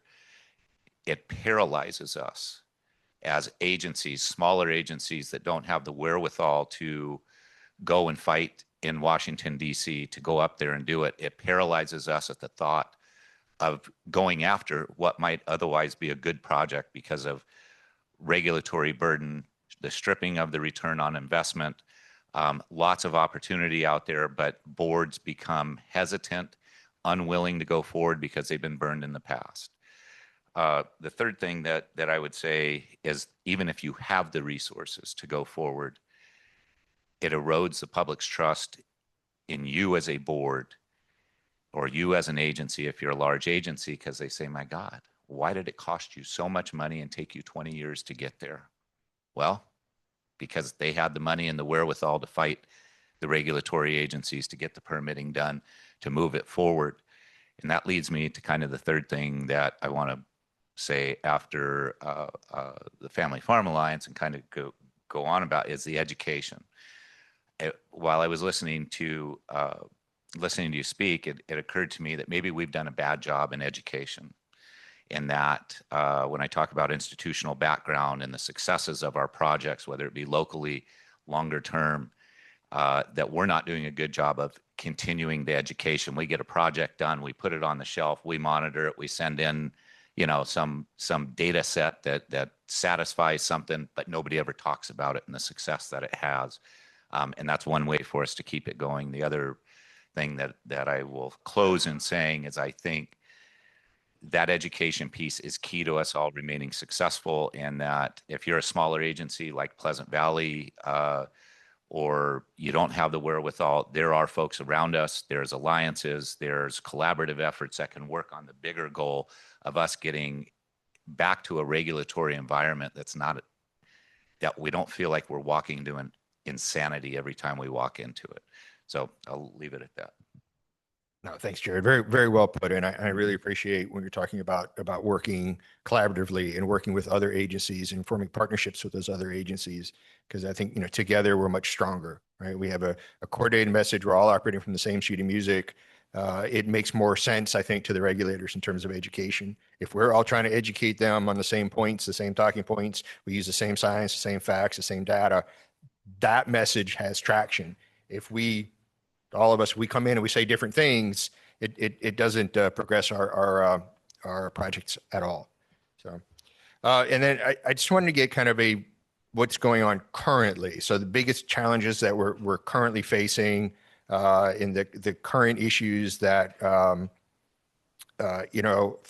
regulatory bodies or external demands. And Lance, we haven't given you a chance yet, so I'm going to let you tackle that. Yeah, we're low on time, so I'll try to. And it's not going to be a happy story. So there's a lot of local projects. I'm a big fan of collaboration. I'm a scientist. I'm a geologist by training. Good data, good figures, lots of transparency, and you hope that everybody goes along and sees what you see. But sometimes people have different motivations, and you can collaborate all day long. But if they want a different outcome, you're kind of Pollyannish, thinking you're going to just get more educational. Sometimes get you there. I hate to say, we try that first. We try that real hard first. Sometimes it turns into a fight, and that's just the reality of it. And I'm a state water contractor, been for a quarter century, a consultant before that, doing environmental work, Aaron Brockovich stuff, hired by Black Hats, but that was a lifetime ago. I've seen the State Water Project, which is one of the biggest public works projects in the world, be eroded over time. And you can say aging infrastructure, climate change, what have you. It's really regulatory thumbscrews. Regulation is ever increasing. They generally don't go away over time. And we've seen our dependability on the State Water Project become eroded year after year after year. The problem is, between these wet and dry cycles, you don't really notice this kind of sine wave that's slowly going down. It takes years and decades to really see this trend. You throw a trend line on it and you go, wow, we're really going in the wrong direction. California is either the 7th or 8th largest economy in the world. State Water Project supplies, 4th or 5th. What the State Water Project supplies the state makes it about the 7th or 8th largest economy in the world. So why we're here today is because of water, imported water. Really, really important, not only here, but all through the Central Valley and what we grow and eat. And so these overlapping jurisdictions of various regulatory agencies that keep adding more and more regulation and complexity that don't allow us to export water when it's available continues to get worse year over year over year. And you don't notice because you put the focus on, well, why don't you just conserve? Why don't you just grow something different? Why don't we just change your toilet? Why don't you just tear out your lawn? But the water's there. California does not have a water problem. It's got a conveyance and storage problem, 100%. And what we do as water managers, we do things in our control. We can do local projects and do water banking and swaps and whatnot. But frankly, the real prize, the brass ring, is the Sierra Nevadas and the Central Valley Project and the State Water Project that are slowly becoming less valuable over time. We don't notice it because we're swapping out our johns, we're tearing out our lawns, and we're also doing very good water deals here locally. But we don't see these thumb screws of less and less value of imported water that is slowly being taken away over time. It's kind of like, we're getting thrown loaves of bread and going to the Coliseum, bread and circuses while Rome burns. We're not noticing that Rome burns.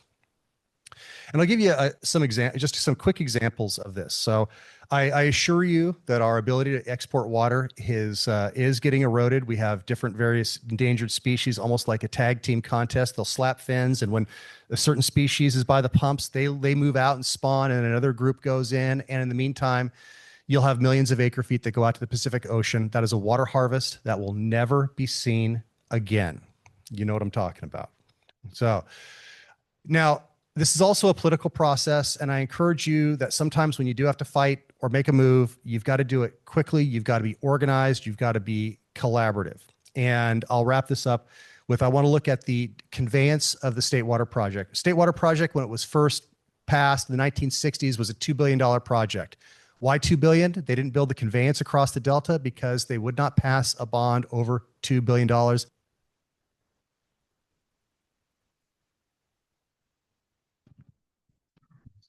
It just seemed too expensive. Now it's cheap at 10 times the price, kind of a thing.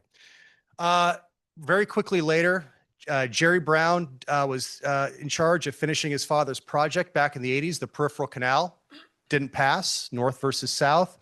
Jerry Brown comes back. I heard him speak at an Aqua conference, and he said, I want to finish my dad's project. I screwed up in the 80s. I'm back. I want to finish it. We had a project, two tunnels going across the Delta. What happened? Newsom killed it. and we have one tunnel, and we had to start the process all over again. We have spent the last decade regrinding out this project again. It is there, right as environmental, and you know what's happening? Getting termed out, and people are waiting to try to, the wheels are kind of falling off the wagon a little bit, and they're waiting for the next person to come in because they look at the playbook and they said, well, killed it on the last, on Jerry, got it on Newsom, changed it. Newsom's going to be out. Someone else is going to be in. Maybe we can reimagine the project one more time. Just kick the can down the street again. So these are where the politics get really, really scary. You have to really think about term limits and get projects across the finish line when you have a chance. I'm going to leave you with a little bit of hope. So you have Sites Reservoir. It's a reservoir off the Sacramento River, about an hour north of Sacramento, in the small town of Maxwell. We are one of the investors in Sites Reservoir as a state water contractor. It's definitely a north of Delta project, south of Delta we brought the money. The northern folks have the valley. It's their real estate. And after fighting between north and south over decades, they finally said, you know, we need each other. We need your money, Southern California, and we want to get this project built because my grandfather was talking about it for decades. It's a JPA. It's not a DWR project. It's not a federal project. It's an US project. And I think that's probably why it's actually getting built. Timing is extremely important.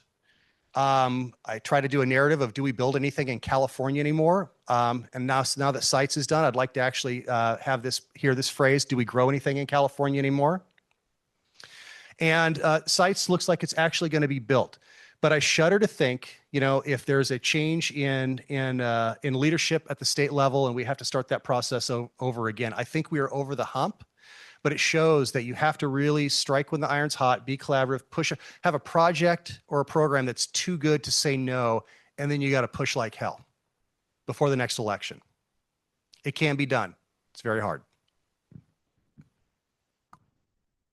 Thanks, Lance. I really appreciate this story. I appreciate you concluding with the Sites Reservoir and illustrating the important aspect of that. It was collaborative. It was us, the people who are responsible for actually producing and delivering water, creating and pushing across the finish line a project that will benefit us without the benefit of federal, state, etc. Right? So those of you who know me have probably heard me preach my thing. You know, this is a team sport. It's a team effort. So I appreciate that aspect and you relating that story. I think we're butting up against our time limit, but if there's any questions, I think we got time for maybe a question or two quickly. And if not, that will conclude our presentation. So let's give a round of applause for our panelists.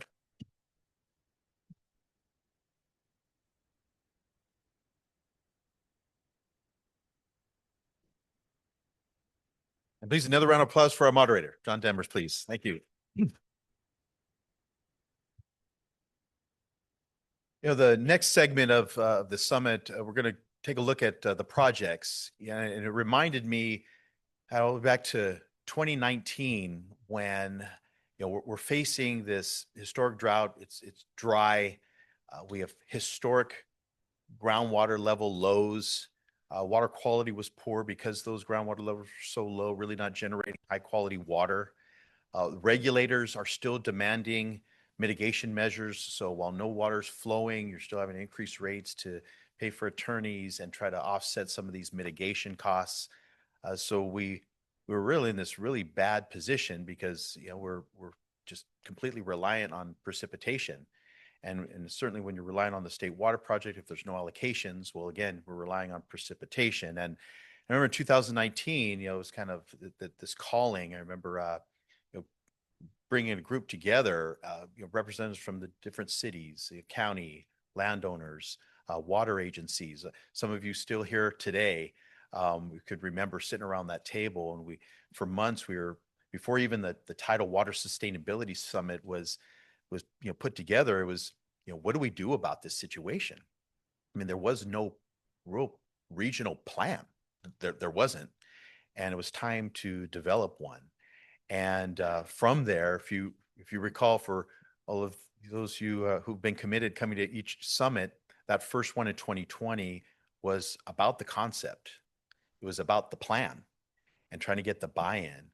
And because they say, you know, to have effective change, right? You got to have clear vision.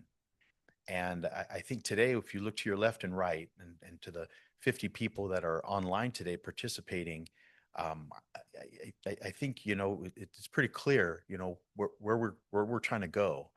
And also to affect change, you have to have people engaged in the process, right? Again, why we bring this group together, you know, today, why we work so hard at our board levels, our council members, operation plans, you know, moving projects along, you know, still pursuing, you know, those permits despite how hard they are to get.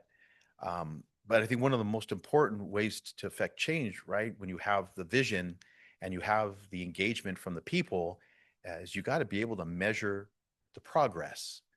If you don't, then it's just another plan. It's just another concept, and you know your credibility and the public trust, I think, diminishes significantly. So the summit has always been about action, and it's always been about measuring that progress, and that's why today, again, the next segment is going to be about the updates on the progress of these projects that, you know, from 2020 we brought to y'all and said, are we ready to go? And you said go. So today you're going to hear from engineers, you're going to hear from hydrologists, and you know, hopefully the takeaway is that yes, we've made some significant progress despite the many challenges. So with that, I'm going to introduce our first presenter. Dr. Miriam Brawl is the Assistant General Manager here at United Water Conservation District. Miriam.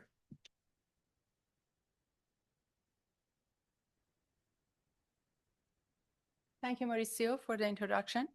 My team and I are excited to share the latest improvements and updates on United's water sustainability projects.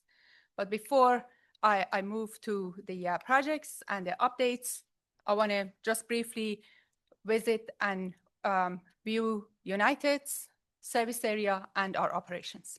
So United service area covers about 340 square miles, starting from the Ventura LA County line all the way through the Pacific Ocean across Santa Clara River.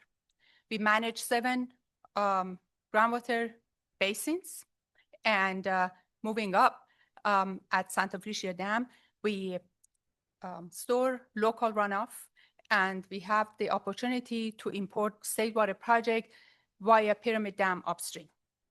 Releases from Santa Felicia Dam directly recharge all of these basins along Santa Clara River.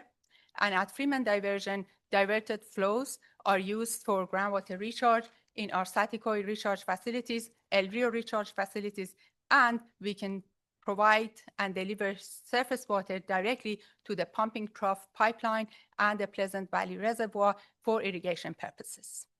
Downstream at El Rio recharge and treatment facility, we produce drinking water, and through the Oxnard OH pipeline, which is a 12-mile pipeline, we deliver drinking water to approximately 200,000 people through City of Oxnard, Port Hueneme Agency, Water Agency, Naval Base Ventura County, 4 mutuals, and a school district.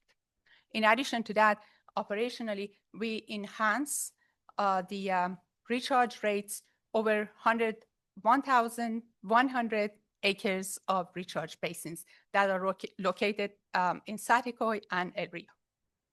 All right. So now let's talk about the water sustainability projects.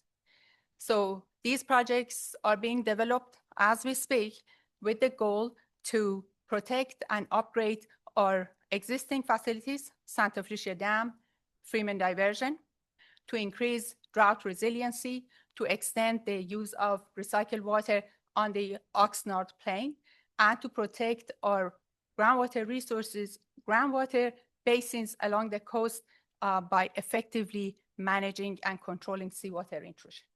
In addition to that, we have the several kind of like water resource management programs to make sure that we promote and enhance conjunctive use and increase groundwater reliability and sustainability. So Bram later on is going to talk about those initiatives.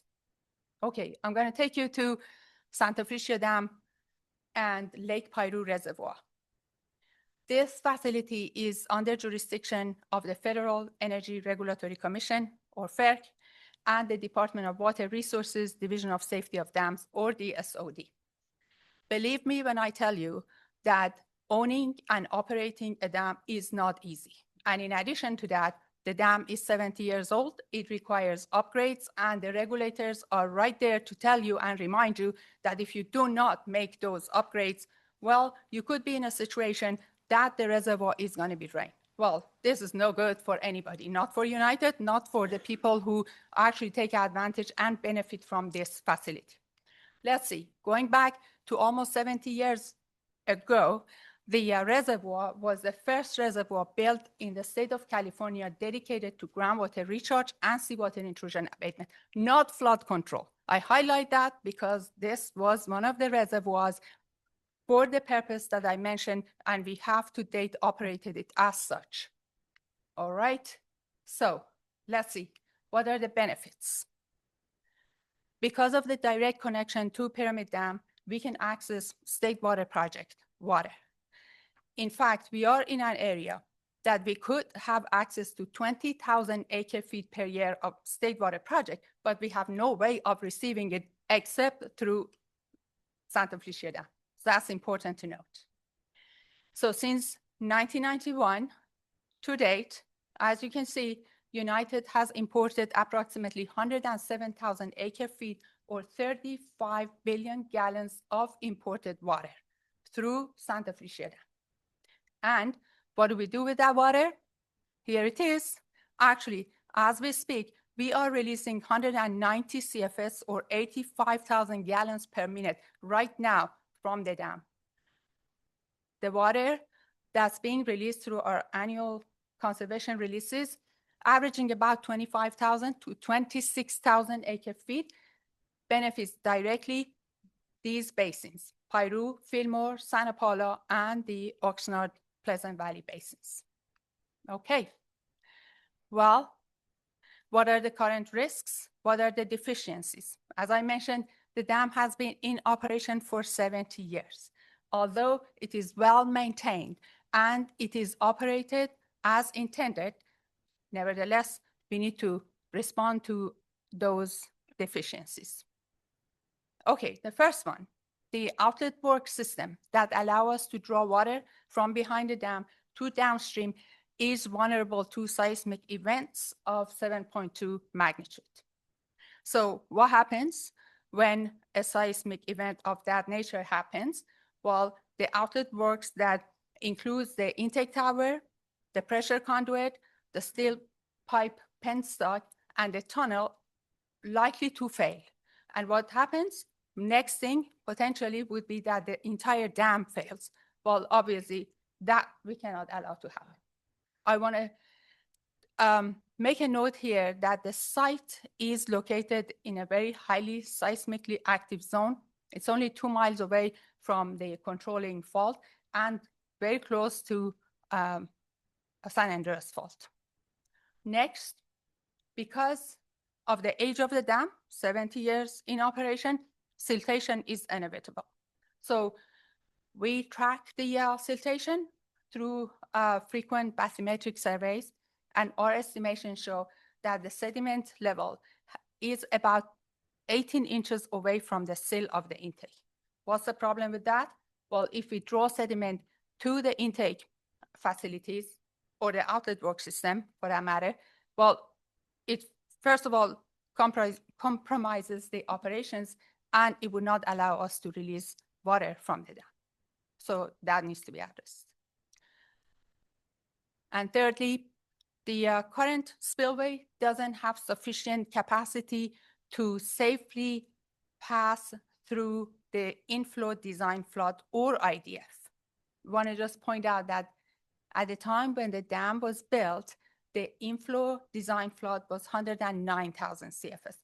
Through the updates, engineering standards, and regulations, right now we are looking at an inflow design flood of 220,000 CFS.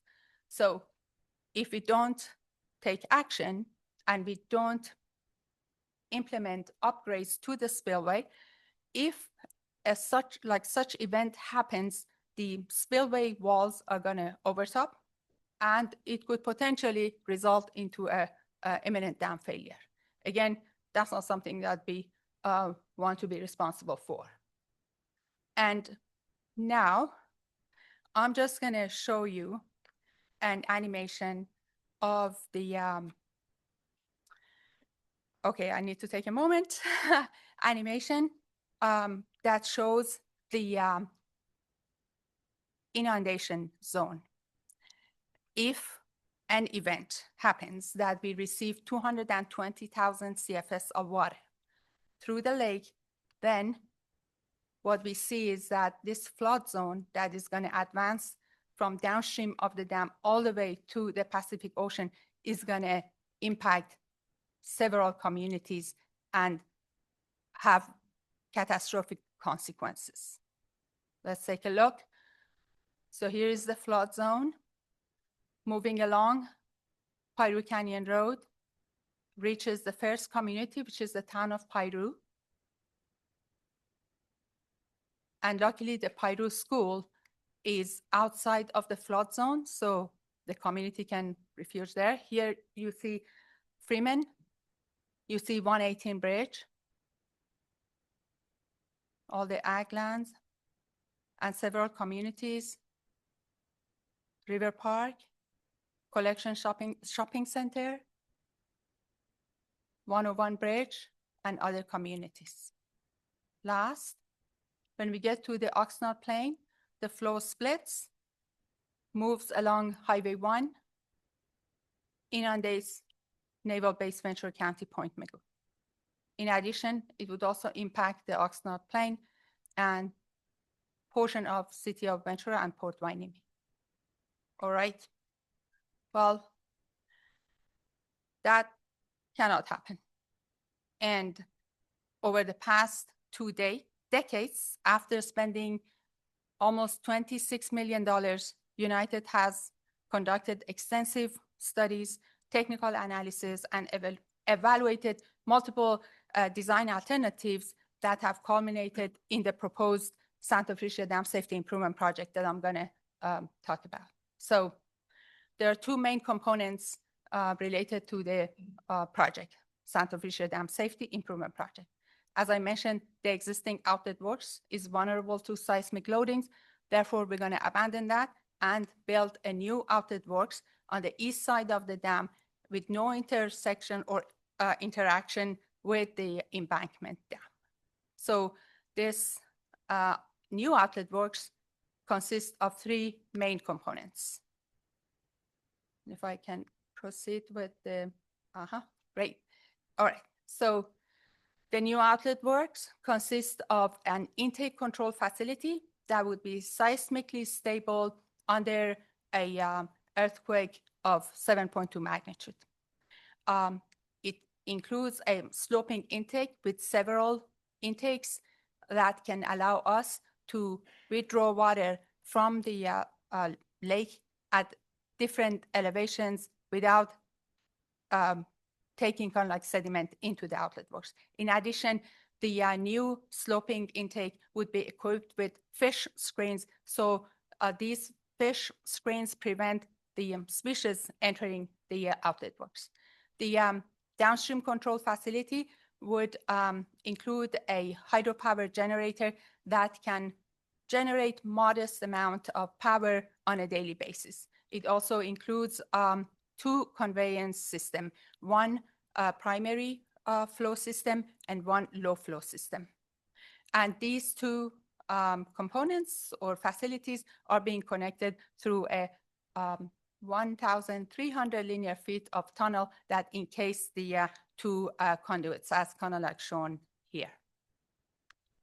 Okay, the spillway needs improvement, and as part of the design, we are planning to replace the spillway chute so we can kind of like deepen that to allow more pass-through capacity and provide a freeboard of 2.5 feet by raising the dam crest by 6.5 feet. Okay, now I'm going to show you a 3D rendering of the new facility. Here you go, starting from the downstream. You see the downstream control facility. We're flying over the dam crest that is now raised by 6.5 feet. We're flying over the intake control facility.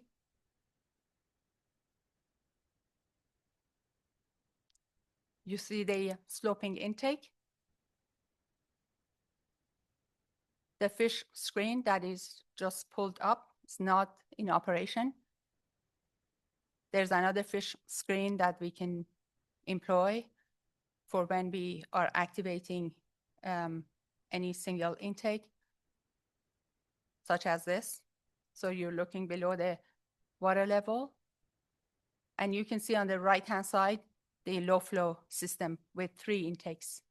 This is the 1,300 linear foot tunnel that encases the 2 conveyance system, downstream control facility, stilling basin that dissipates the energy when we are releasing high flows, and a temporary pipeline that would allow us, so you can see that at the bottom of the image, this temporary pipeline allows us to commission the new outlet works and release water into lower Lake Piru while we are still kind of like operating the dam and lower, I'm sorry, the Piru Creek is still operating. You also saw or kind of like noticed that the dam crest rise. And I want to just sum up the all the accomplishments since the last summit. So we have advanced the design of the new outlet works to the final phase. We completed the 90% design of the spillway. We finalized a drilling program. That's the 3rd drilling program that informs the design. And we are preparing for construction since the outlet works design is pretty much at the final stage. 2025 was very important for us because in this year, we also completed the Endangered Species Act consultation with U.S. Fish and Wildlife Service. That was not a big deal. I think we got that done just through one kind of like trial. What was the big deal was completion of the Endangered Species Act consultation with National Marine Fisheries Service. So this is the project permitting journey. As you can see, several boxes have been checked, and the biological opinion was issued by NIMS in July 2025. That opened the door for FERC to complete the NEPA assessment and completing the CEQA.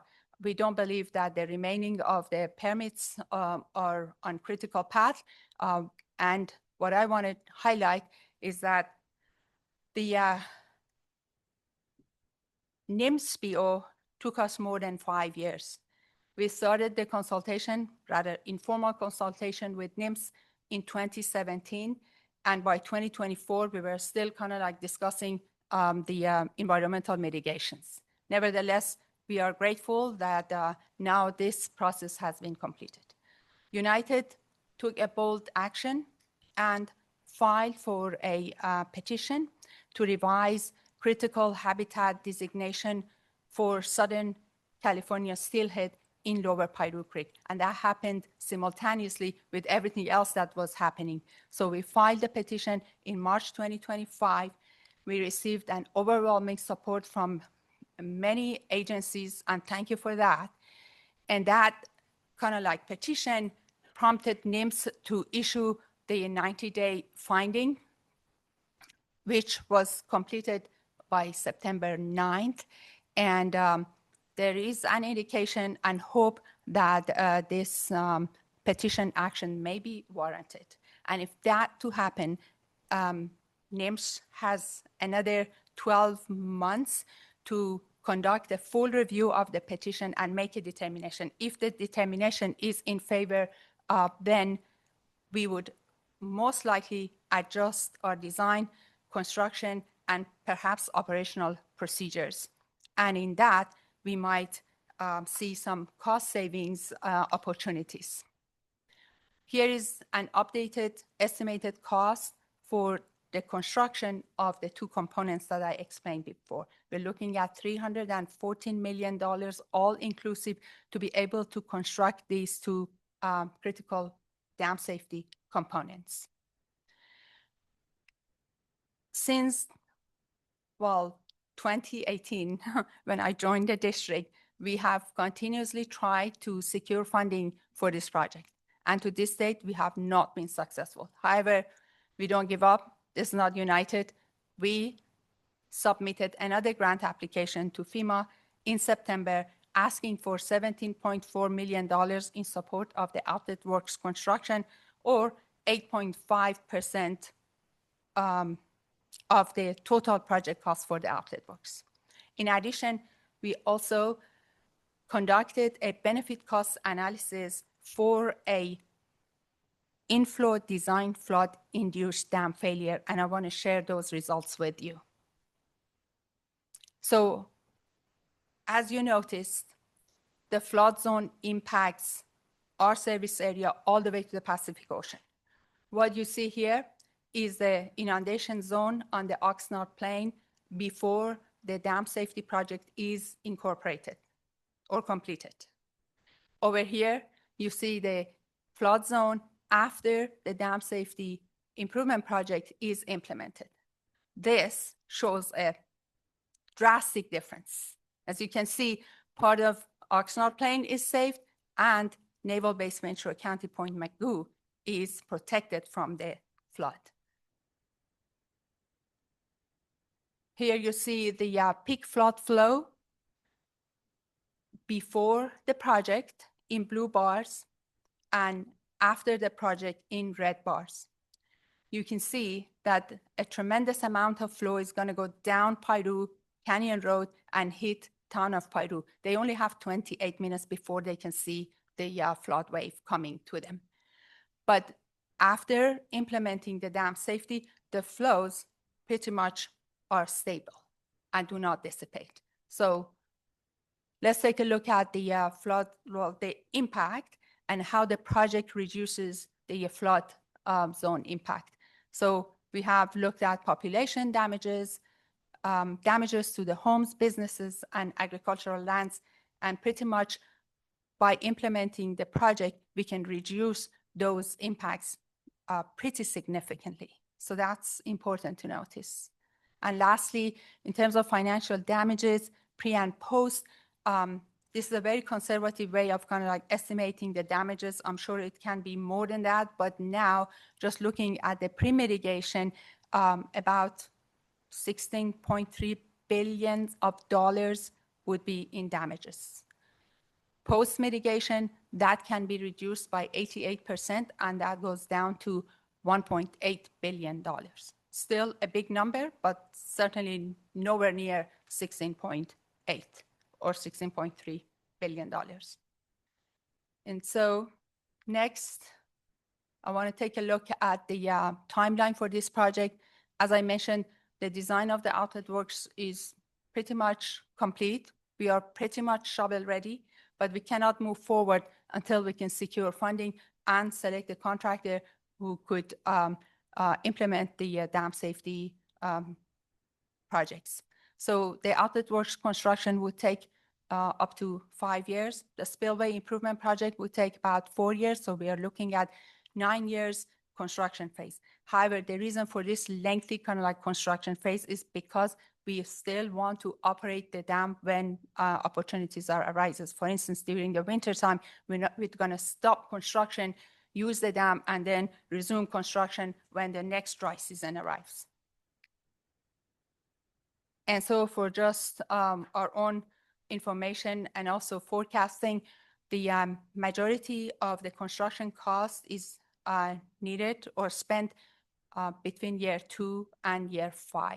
So even though the total funding that is needed is $340 million, but we don't need to have all of that upfront. And with that, my presentation comes to an end. Before I hand it over to our senior engineer, Nathan Somerville, I want to thank all the agencies and all the partners, stakeholders who have provided support letters to us during the process when we approached FERC and urged them to expedite the implementation of the project, and through all of those cases where we submitted grant applications to various agencies to receive funding. So thank you so much for your attention, and please proceed. Thank you.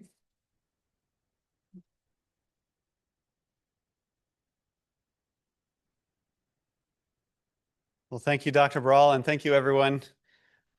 I get to present the next project here. Let's move our way down the watershed from Santa Felicia Dam to the Freeman Diversion Expansion and Conveyance System Upgrade. I won't use that long title throughout. That's my last time. But this really works hand in hand with the dam. The water is stored at the Santa Felicia Dam. It's conveyed down the Ventura River, the Santa Clara River, and it's diverted at the Freeman Diversion. And that's how it gets to the farmers. That's how it gets to the cities for beneficial use. So these projects work hand in hand. This is a picture of our diversion. This is looking upstream towards the dam. You can see the water coming in. And similarly here, we have a nice little video showing the diversion in action. That water is being delivered downstream for the beneficial use of recharging the basin, delivering it as irrigation water, delivering it to the cities. In 2023, this facility brought in 150,000 acre feet. It broke our record. It was the highest in the state on a per acre basis for the groundwater basin.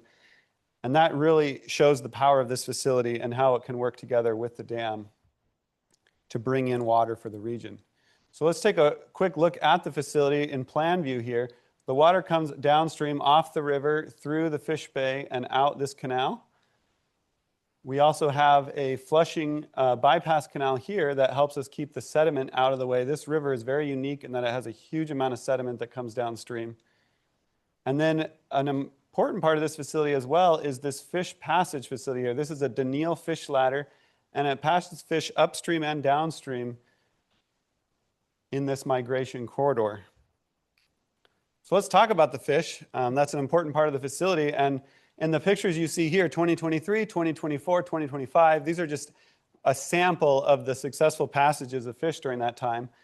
But what's better than a picture than also a video? So keep your eye down here. Oh, you can see, and there we go, a successful fish jumping right over this waterfall. It's called a false weir, and it's a way for us to monitor the fish. We have high-speed cameras, we have sensors set up, and our environmental staff work really hard to keep this running in top condition so we can monitor the success. So how did we get here to the Freeman Diversion today? Well, in 1999, there was a single adult steelhead mortality, and that kicked off 25 years of consultation. We've changed operations many different times. We're working with NMFS and their requirement. That's the National Marine Fisheries Service. And their position is, or was, that that the project needs to be replaced. So we've worked on two different alternatives. We worked on a hardened ramp alternative, what you see here, a vertical slot alternative we see here. The hardened ramp alternative we took to 90% design, and it resulted in a project cost estimate of $260 million. So that's where that stands today. And over the last 15 years, we've been working on this and many other things related to this project. We've already spent over $20 million on this effort in the last 15 years. Now, what do we spend that money on? Well, many different things, but let me go over a couple of the big ones. Because the hardened ramp is an experimental project, it has never been done on a river like this with this much sediment movement. It's really not possible to model this project effectively on a computer. And we don't have any analogs we can look to in real life that are in a similar system. So we have a physical modeling that was done with the Bureau of Reclamation in Colorado. We also did physical modeling on the vertical slot at the same time in the University of Iowa. This middle one you see here are some results that our environmental staff did with in-river fieldwork. This is really cutting edge. They were looking at the effect of reducing flows on the bed form and depths downstream of the dam that affect passage. This type of study has not been done in a river like ours that I'm aware of. And so there is no, we're forging new ground here, but it's really valuable data and really high quality. We've also done a geomorphologic assessment of the river. This is looking at how the river changes over decades. And that's just a sample of what has been done. But over all that time, we've developed all of this data, all of this science, all of this research on the system, on the facility, and on how it all works together. And so where we are today is we have this hardened ramp alternative. It costs $260 million. We've worked on getting funding for it. We got some grants, but not anywhere near the amount we needed. And this is just really not a tenable project. And it's not just about the cost. You know, we took a step back and said, what's another project we could do that addresses the original issues but is a lot cheaper? Well, the best thing to do would use the existing facility. It's working. We have a lot of success. We've studied it for the last 25 years, even more extensively than we originally had during the design, now that we've seen it operating. And this would result in an 87% cost savings. Fixing the existing one would cost about $35 million based on where we're at with just finishing the conceptual design. But it's not just about, oh, this is cheaper, so we need to go with it. It's also about other things. So the hardened ramp, as I mentioned, is an experimental facility. There's a lot of risk associated with that, besides just the cost. The Improved Anneal is a proven facility. We have a long track record of it working. Because it's fixing the existing, there'll be a minimal construction impact, minimal impact to volitional passage during construction, minimal impact to diversions for the downstream users who rely on this water. And finally, most importantly, with the improvements that I'm going to detail in the next few slides, it can meet issuance criteria. So that's what we're moving forward with, the Improved Anneal. We're at the 30% level. And what would it entail? So just to cover a couple of the things that it would entail, we would be increasing the wall height in this screen bay here, removing and replacing this screen with a modern screen that complies with modern regulations, and taking this smaller screen here for the auxiliary water and expanding that. And that really addresses one of the fish panel main concern back in 2010 about the existing facility was not enough auxiliary flow. So they'd be increasing that flow from 40 to 60 CFS. And then moving to another view so we can talk about a couple other changes. You know, we want to make some improvements to the fish passage itself. It's successful, it's working, but there could be some improvements. So we're talking about enlarging the entrance gate and the exit gate to improve hydraulics and make there less turbulence around those areas for fish entering and exiting. And then we want to revise the denial plates, the weir plates that create the ladder, make those a little higher. It'll preserve the existing facility, but it'll increase the water level, which in turn reduces the velocity, reduces the turbulence, which is another area that the fish panel had a concern with in 2010. So all those changes together is a brief summary of the Improved Anneal project. As I mentioned, we're in the 30% design, so we have done a fair amount of modeling in this project. This is some results of those in a computational fluid dynamics. And this is looking at velocity. So this is a plan view of a facility. And we're really looking at how much the facility can bring in to keep velocities down for fish and also for keeping sediment out of the facility. So we need to keep the velocity pretty low to keep sediment out. And we also want to know how much can the existing intake handle. You know, right now the facility can handle a 375 peak discharge or peak diversion. We want to increase that to, let's say, 500, 520 CFS.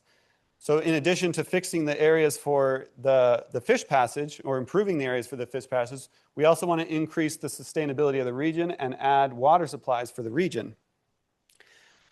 So bringing in that 500 instantaneous diversion, 500 CFS of instantaneous diversion, that would result in an additional 5,000 to 8,000 acre feet per year of water. So currently the facility is doing on average about 60,000 acre feet a year. So just keeping the existing facility operational is vital to the region. And when Bram goes over the numbers on how the whole outlook, you'll see that. And you know, the other things that I've already mentioned before, the shorter construction window, the cost decrease, the cost savings. And really, I want to end with this would maintain a proven off-river system with storm resilience. So because everything is off-river, when huge storms do come through, when all that debris does come through, it doesn't smash up the facility because the facility is off-river. And we have seen in this area other fish passage facilities get significantly damaged during high storm events. So now we have this 500 CFS coming through the Freeman diversion. Where does that go? Well, we need to take it down the Freeman conveyance system so that we can deliver it to the people who need the water. We start here at the Freeman diversion. You can see here, this canal coming from here to here has sufficient capacity So we would need conveyance improvements here. We need some upgrades to the desilter. That's how we take the silt out of the water so it's cleaner when we deliver it.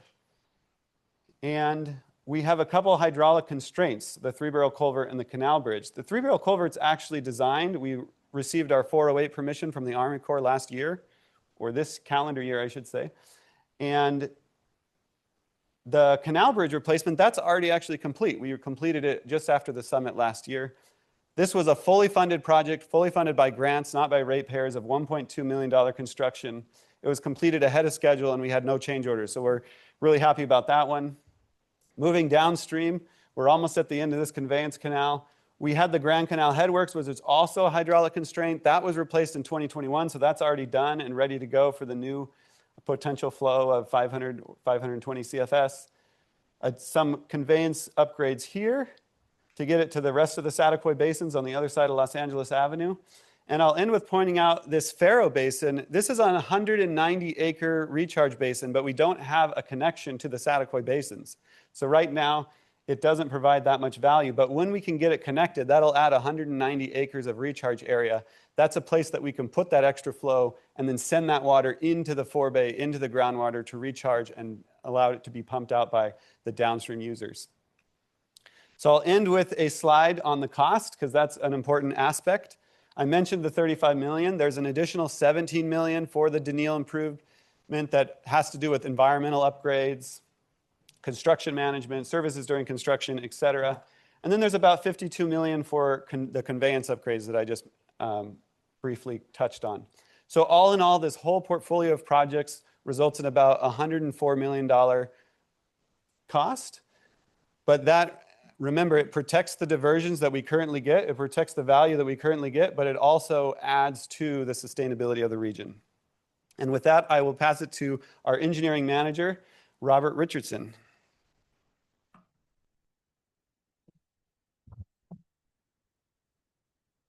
Thank you, Mr. Somerville. I'm here to present to you 3 new water supply projects that are going to enhance drought resiliency and water supply and water sustainability for the region.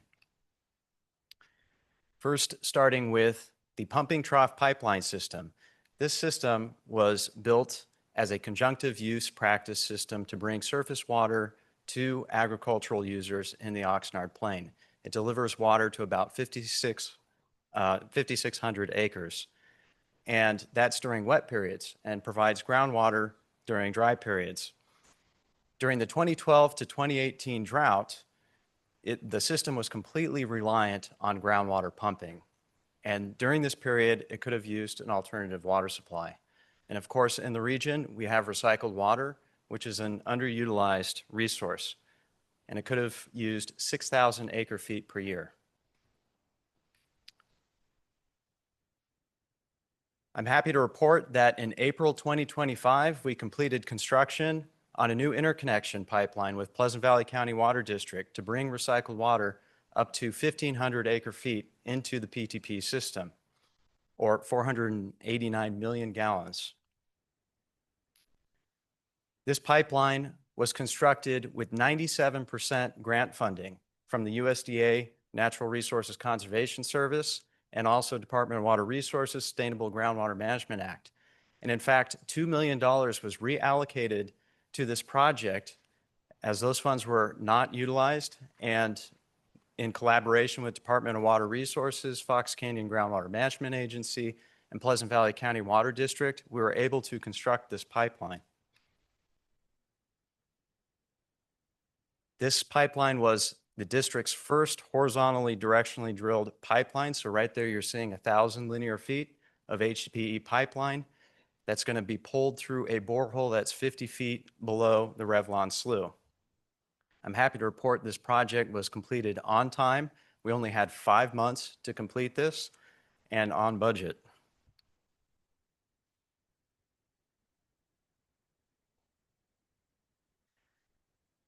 So this project is going to bring recycled water from the city of Oxnard's advanced water purification facility along the Hueneme Road pipeline and up through the Wood Road lateral that is owned by the Pleasant Valley County Water District and into the PTP system.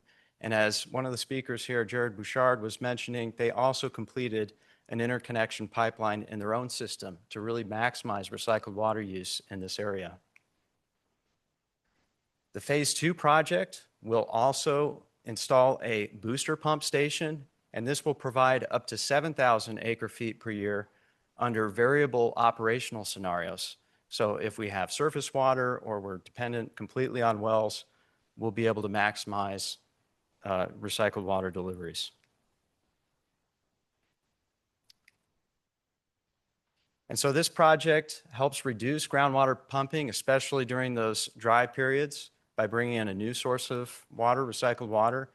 It also increases the operational flexibility. So now there's surface water and recycled water, and last would be groundwater. And additionally, provides a future conveyance for the ebb water treatment project that I'm going to talk about in a moment. So next I want to take you to our El Rio groundwater recharge and water treatment facility. In April 2024, we completed construction of the iron and manganese treatment plant, and this is the first phase that will provide up to 3,500 gallons per minute through the Oxnard-Hueneme pipeline to City of Oxnard, Port Hueneme Water Agency, multiple mutual water companies, Naval Base Ventura County, Rio School District, and so forth. Why did we build this project? So here you see a cross-section of the aquifer at the 13 layers that Dr. Sun mentioned earlier, not quite 13 though. And during the 2012 to 2018 drought, we experienced groundwater levels 120 feet below ground surface. And so we saw a loss of production in our 9 upper aquifer system wells. We also saw concentration of nitrate, which is a primary drinking water contaminant. During that time, we had to rely on our 3 lower aquifer system wells that have naturally occurring iron and manganese. That is a secondary drinking water contaminant that affects taste, color, and odor. So during the drought, we blended these 2 sources. Well, what do we do about it? We installed iron and manganese treatment, of course, and this allows us to provide continuous water service to the Oxnard-Hueneme pipeline, keep the nitrate concentrations well below the drinking standards, and non-detect for iron and manganese. The plant was built with potential expansion in mind, up to 8,500 gallons per minute, and this would allow treatment of the entire lower aquifer system well field. Additionally, we installed a wash water recovery system to ensure that we are not wasting a single drop in the process. So this is another example of a drought resiliency project. We operated on a weekly basis, ready for the next drought.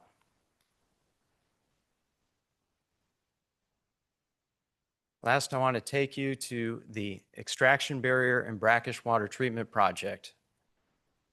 So this project addresses an issue that has been going on in the Oxnard Plain for nearly a century. And there you see various phases of seawater intrusion, but overall, the seawater intrusion has advanced by 10 square miles into the Oxnard Plain. During the 1940s, a number of coastal wells were abandoned at the source of the seawater intrusion, the Hueneme Submarine Canyon and Mugu Submarine Canyon. And the district took bold action then to build Santa Felicia Dam, Freeman Diversion, Oxnard-Hueneme Pipeline, Pleasant Valley Pipeline, and the Pumping Trough Pipeline. But it wasn't enough to stop seawater intrusion, and the issue persisted.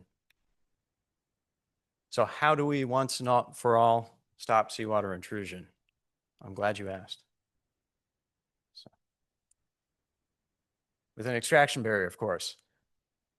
What is an extraction barrier? So an extraction barrier, you are pumping out brackish groundwater and you're creating a pumping depression in return. And you are stopping the advancement of seawater intrusion on one side while pulling back the already intruded brackish groundwater on the other side. And Department of Water Resources was here in 1967 to 1968. They built one and they operated one, and it was successful. However, in the 1960s, they didn't quite have the material technology that we have today, and the wells ultimately corroded and failed. So how do we stop seawater intrusion? An extraction barrier works. But where do we build it, and what size should it be? Well, we have the right tool for the job. As Dr. Sun mentioned, using our regional groundwater flow model, which was enhanced to account for seawater densities, we looked at multiple extraction scenarios at the source of the seawater intrusion, which is predominantly coming from the Mugu Submarine Canyon. We looked at 5,000 all the way up to 20,000 acre-feet per year extraction and determined that we could pull back the seawater intrusion. We also looked at a smaller project at 3,500 acre-feet per year. Would that be enough to pull back the intrusion as a demonstration? And that was also shown successful in the modeling.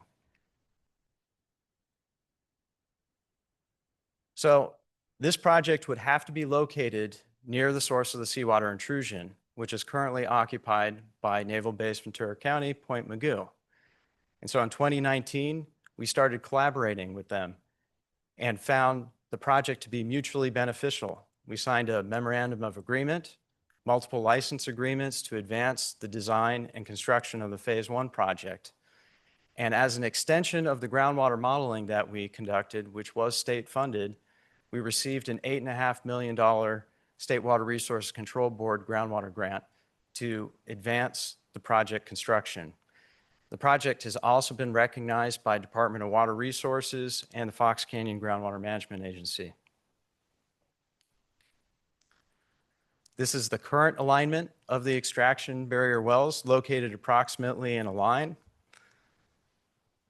And we are currently working with the Navy to secure a 50-year out-grant easement to construct and operate these wells. And we've located these wells strategically to make sure they're not in sensitive areas or not interfering with the Navy's operations. So now that we've established where to locate the extraction barrier, that this would work best as a regional project, and that we've collaborated with regional partners, how do we implement this project? So we're looking at a multi-phase project, the first phase being the demonstration phase. And this project would install 7 extraction wells at 5 locations and would extract 3,500 acre-feet per year. We've completed geotechnical investigations to characterize the subsurface conditions using hollow stem auger borings and cone penetrometer testing going down to a depth of 175 feet.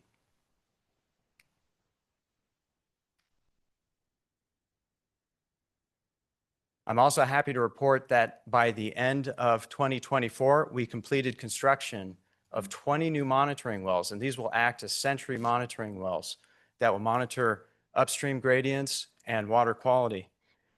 These wells were constructed both in non-target aquifers, the semi-perch, which sits up top, and the Fox Canyon aquifer, but also our target aquifers where the seawater intrusion is occurring in the Oxnard and Mugu. And this work was state grant funded as well. And we used mud rotary drilling and sonic borings to collect continuous core samples, and those samples are right now informing the screen size and the gravel pack design for the extraction wells. We also took nuclear magnetic resonance testing, just like an MRI for the aquifer. And this information gives excellent data on porosity in our most productive zones. And the monitoring wells included 2 larger diameter wells, one in the Oxnard and one in Mugu, that were able to pump 100 gallons per minute from. And we did a 24-hour pump test and collected water quality samples. Something that's very unique to the project is that it's located close to the coast, and the aquifers have a tidal signature. And so it's difficult to accurately predict groundwater levels. And our staff here is very proud of the work they did using dynamic linear modeling, which was actually just presented at the GRA conference. to correctly characterize the aquifer properties.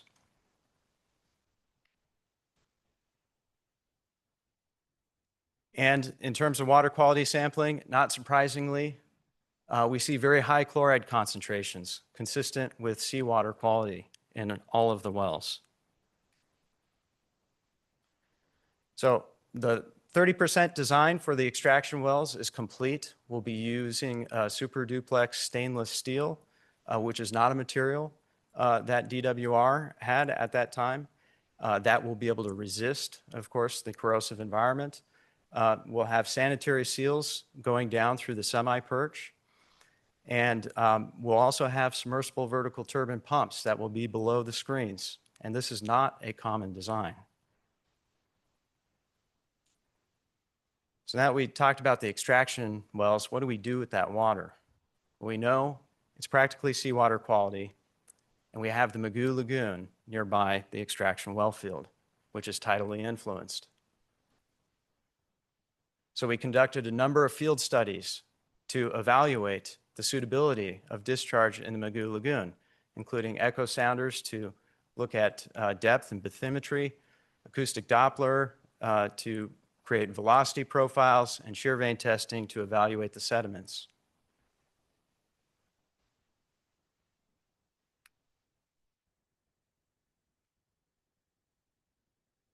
And here you see the 30% design for the discharge facility. It is a self-supporting system on micropiles, and it's also got concrete weights to keep the pipeline down, and also a diffuser system that's submerged below low tide level. And we prepared a two-dimensional hydrologic flow model to make sure that we're not creating any undesirable effects. So now that we talked about phase one, let's talk about phase two. So this project really works best as a regional project, and the increase in sustainable yield really comes when you start to treat the water and put it to beneficial use in the basin. And so we're looking at expansion of the extraction barrier up to 10,000 acre-feet per year and treating that water. And using decades of water quality data and recent water quality data that we've gathered, we completed desktop treatment analysis. And we're looking at a two-pass reverse osmosis system. As we know, the water quality is going to change as we pump this water. We also know that we have iron and manganese, something we have experience in.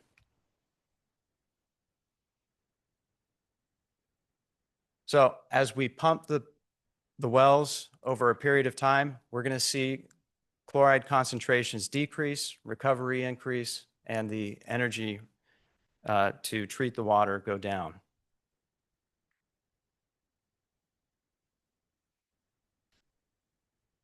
Last, I want to recognize the foresight of the Cayugas Municipal Water District for constructing the salinity management pipeline. This pipeline provides conveyance for brine disposal to numerous inland desalter projects that have either been built or are planned to be built. And we're fortunate to have that pipeline located in close proximity to the Ebb project. And we've been collaborating with Cayugas on a future connection.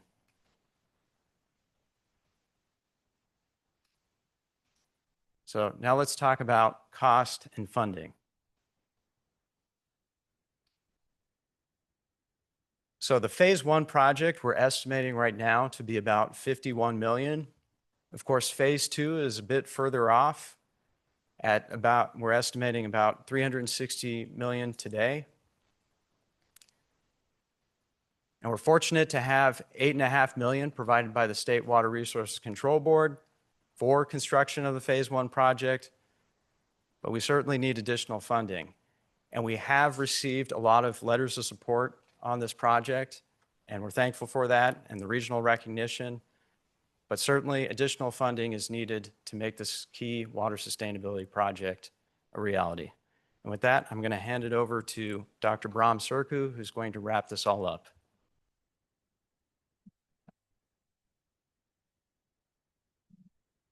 Thank you, Robert. I'm the last speaker, I promise. So at least for this segment, so hang in there. So you've seen a number of sustainability projects being presented. All those were infrastructure projects. So just to first finish describing all the projects, I'll talk about some more management actions. So which includes first imported state water. So Mariam's talked about it a little bit already. Oh, actually, let me go back. The state water we get into here via Lake Piru through a connection with Pyramid, one of DWR's facilities. United has a state water or a table A allocation of 3,150 acre feet per year. Keep in mind the total allocation for the project is about 4 million acre feet. You know, Metropolitan has about 1.8 million acre feet. So what we have is peanuts, but I'd like to think we punch above our weight here because having even a small allocation allows us to access the transfer water market. So we can purchase that water. It allows us to buy additional Article 21. So even having a little bit makes a big difference if you can make it work. We can make it work with strategic partnerships with several agencies.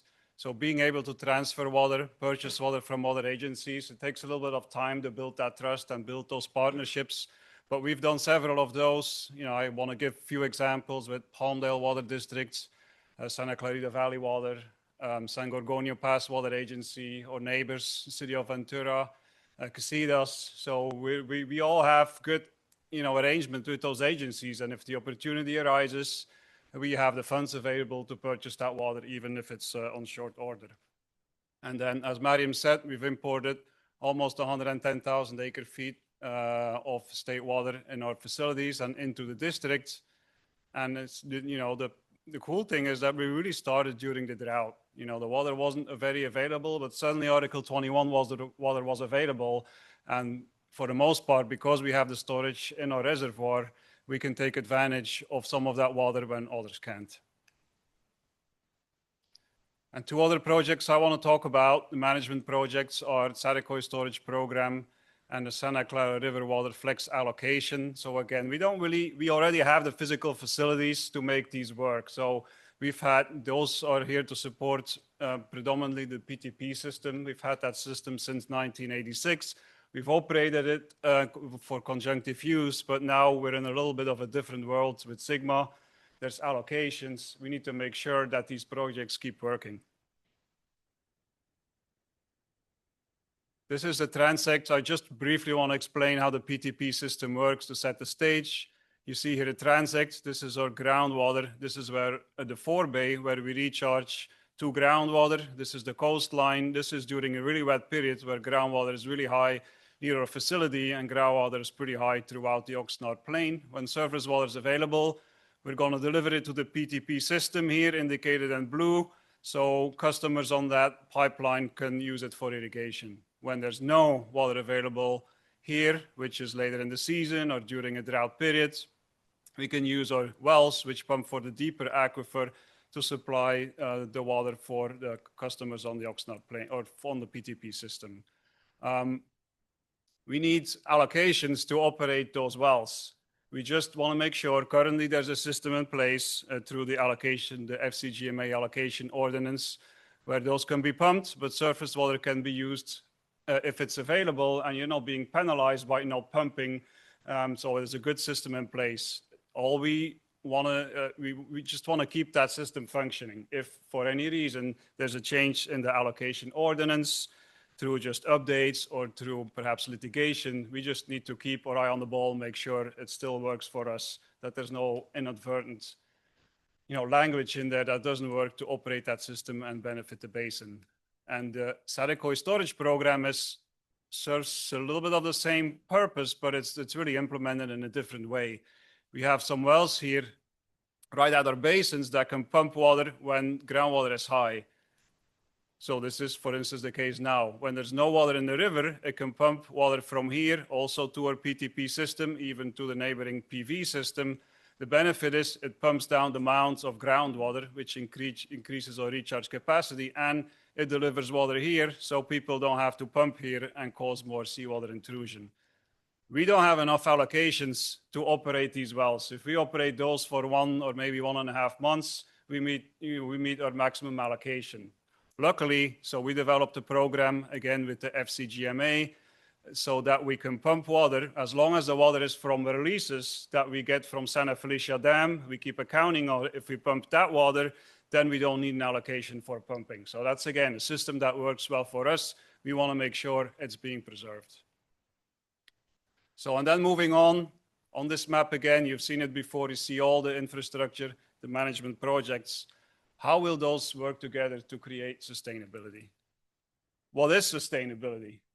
The way it's been defined now under Sigma, and specifically for this region, really the main target is for the Oxnard Plain, Oxnard Pleasant Valley basins, is stopping seawater intrusion. So that's really the hardest barrier or the hardest threshold to meet. So let's focus on that.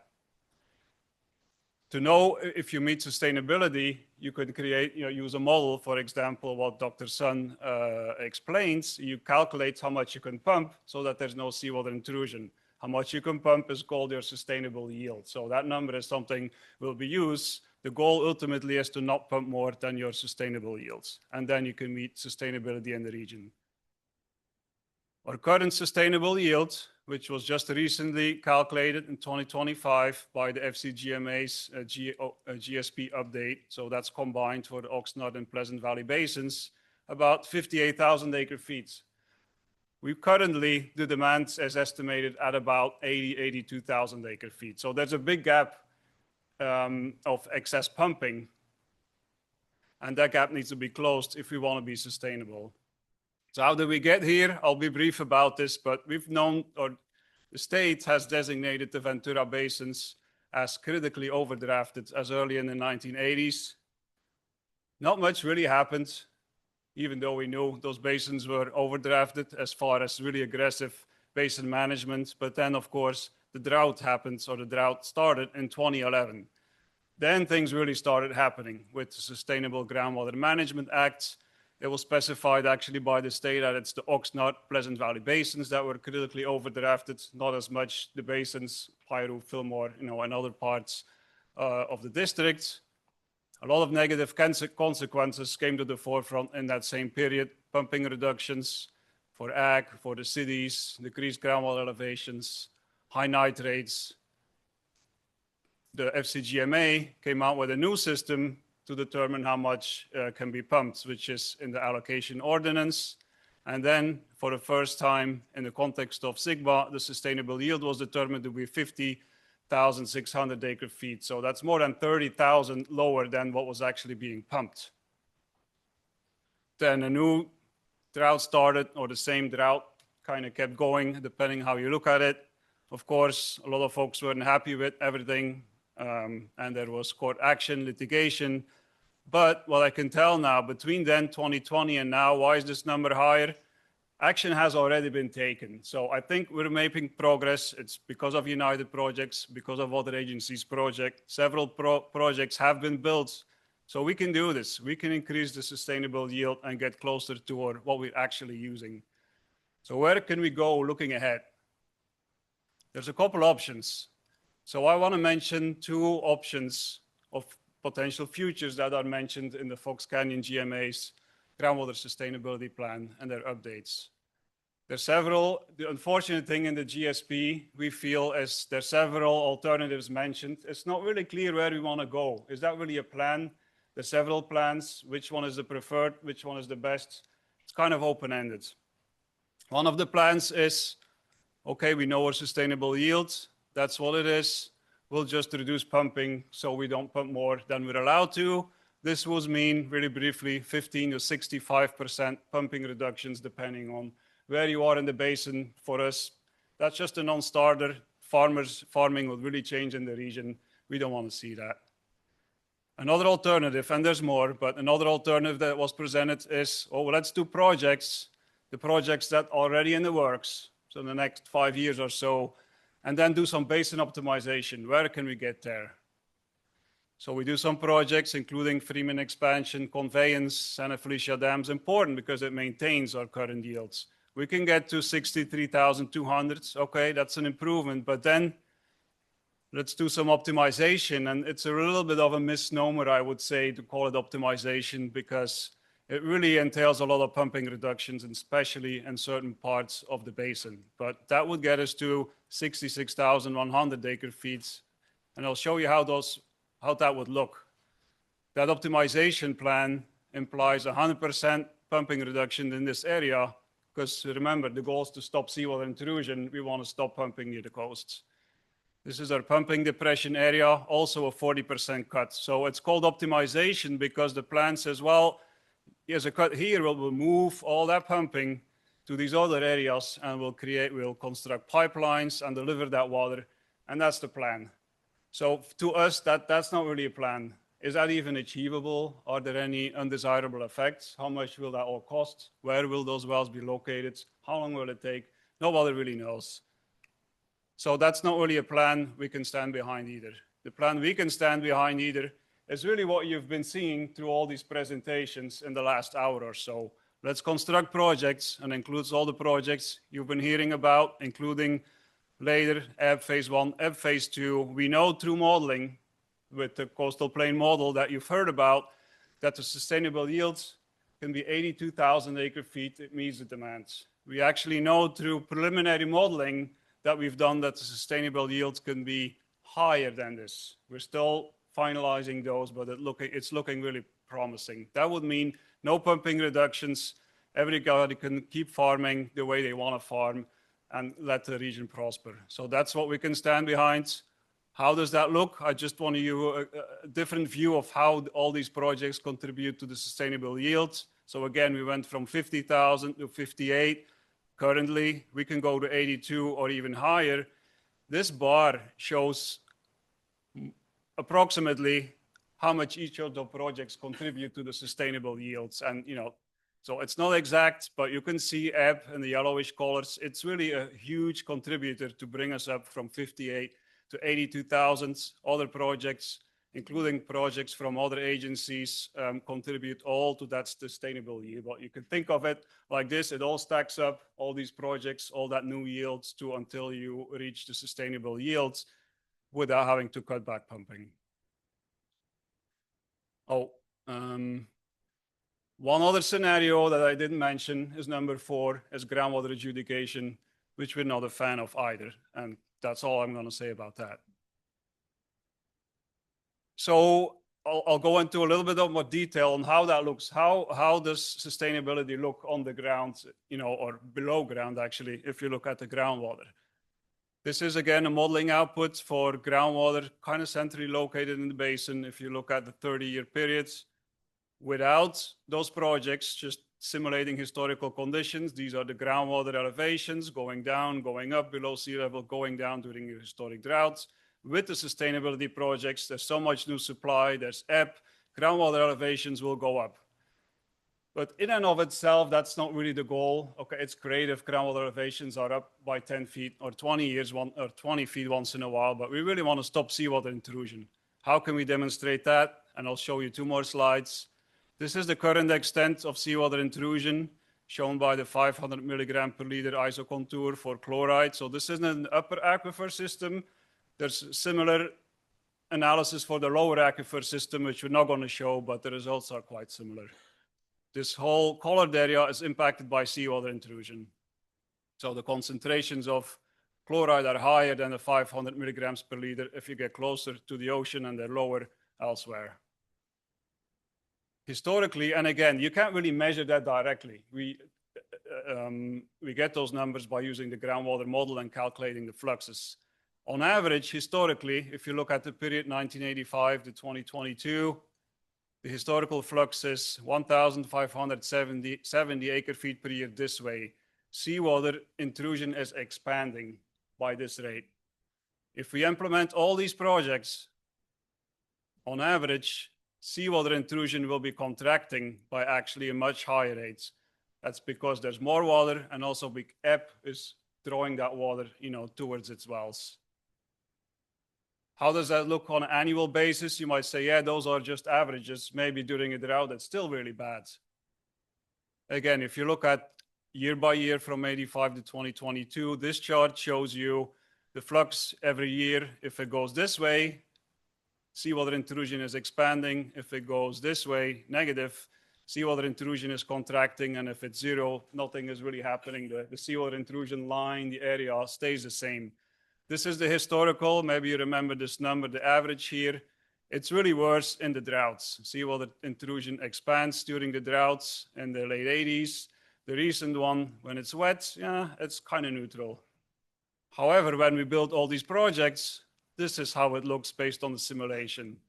During some of the droughts, during the wet periods, even the recent drought, seawater intrusion keeps contracting. So the requirement for sigma, or what the GSA stipulates, is no net seawater intrusion. You can't make it worse. Actually, we're making it much better. So there's extra water to go by, so to speak.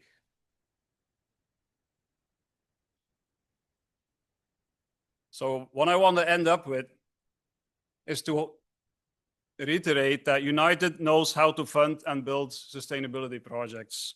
In the 1950s, we built Santa Felicia Dam, PV pipeline, El Rio. 30, 40 years later, we built PTP, OH, Freeman diversion. Now again, we're 30, 40 years later. That's where we are now. So we would say, let's build those new projects. We've shown the path forward. We know it can be done. We know how we can get to sustainability. Thank you.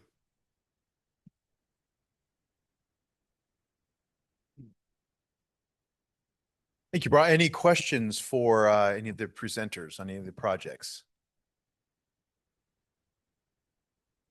Okay, you know, there are a lot of plans that are out there that you know, certainly try to cut your way out of these circumstances, but I think what you see today and what this is all about is building our way out. And I mean, we're again not in concept, we're in implementation and construction mode, and it's very exciting to see just how close we are to getting these things completed.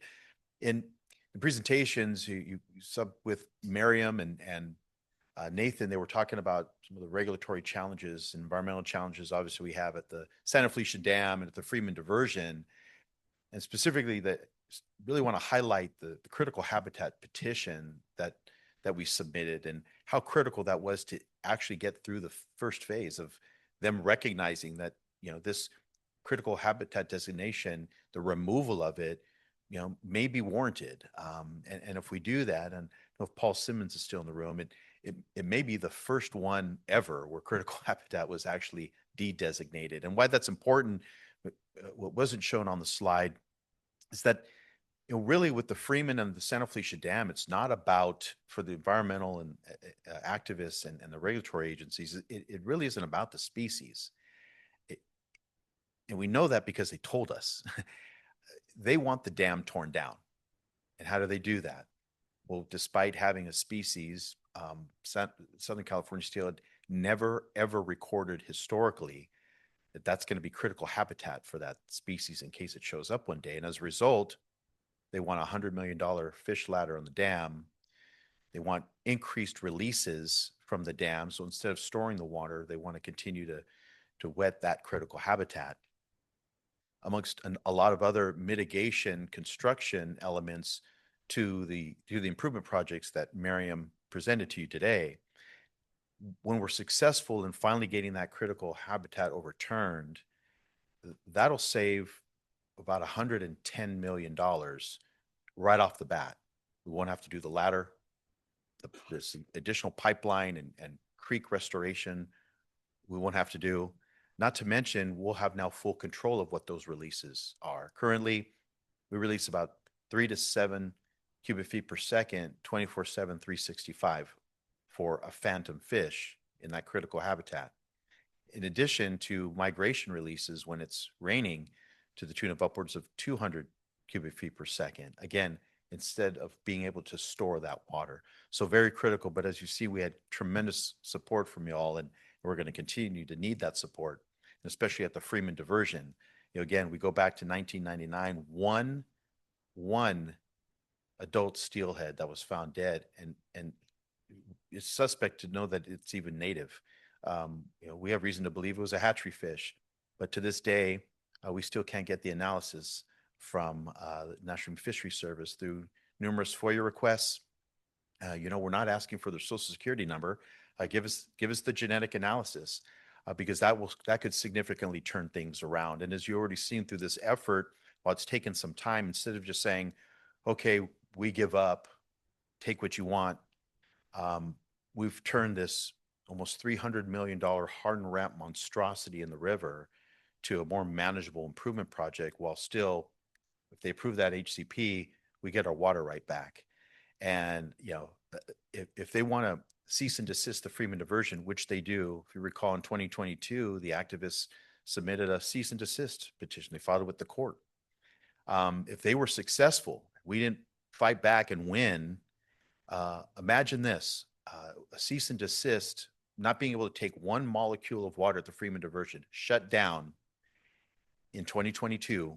And then what had happened in 2023, historical storms, that we wouldn't have been able to capture one molecule of water. And we're still at critically overdraft in those basins.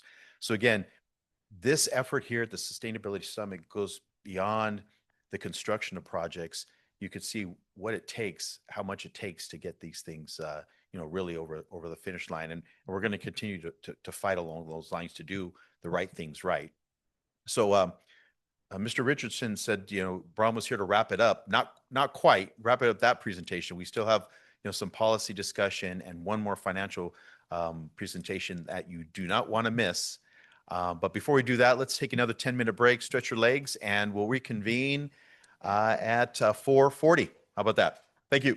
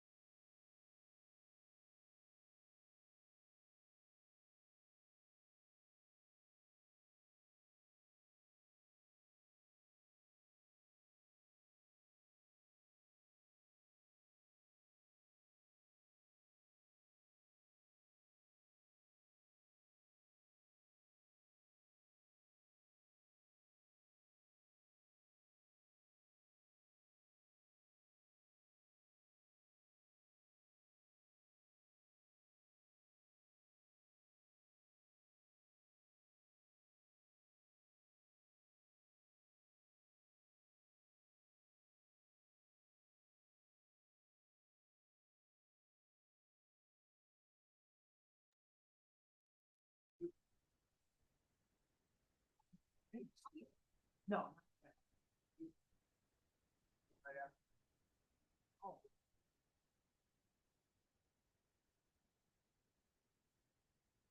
All right, let's funnel in here. Home stretch, the home stretch. I know a lot of the discussion today, you see, and hopefully from some of the examples, of just, beyond construction, beyond the analysis, is how important staying on top of policy and the law is. I think, for a long time, the water industry as a whole was, been very good at being reactive to certain laws that lawmakers make related to water without even consulting water agencies, or environmental law and policies, again, without consulting with the ones that are going to have to operate and manage the facilities that they're creating the laws for. And so you need a good group. You need a strong group, and a lot, some people with experience and the courage to go out in front and advocate for doing the right things right. And so we have a great panel here today to discuss those policy issues.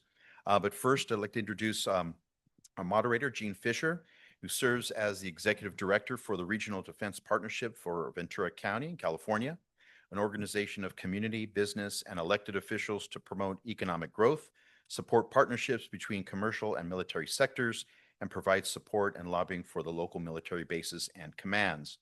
Mr. Fisher ran his own consulting business, Gene Fisher Associates, until 2023, after retiring from the U.S. government with 34 years of service in January. Nice job. He is respected throughout the surface, Navy, and contractor community for his engineering, organizational, and management skills. He began his government career as Naval Missile Center, Point Mugu, California in 1963, working in the early evaluation of the Airborne Tactical Data System. He also worked in range development at the Pacific Missile Range shortly after the establishment of the Naval Ship Missile System Engineering Station, Port Hueneme in 1963. He was one of the people selected to work on improving surface-to-air tactical guided missile performance reliability. Gene received his undergraduate degree in electrical engineering at the University of Texas in 1963. He earned his MBA in business administration from Pepperdine University in 73, and he also graduated of the Federal Executive Institute. He is a member of the International Society of Logistics Engineers and American Society of Naval Engineers, and ITEA and Old Crows. So with that, please give a warm welcome to Mr. Gene Fisher.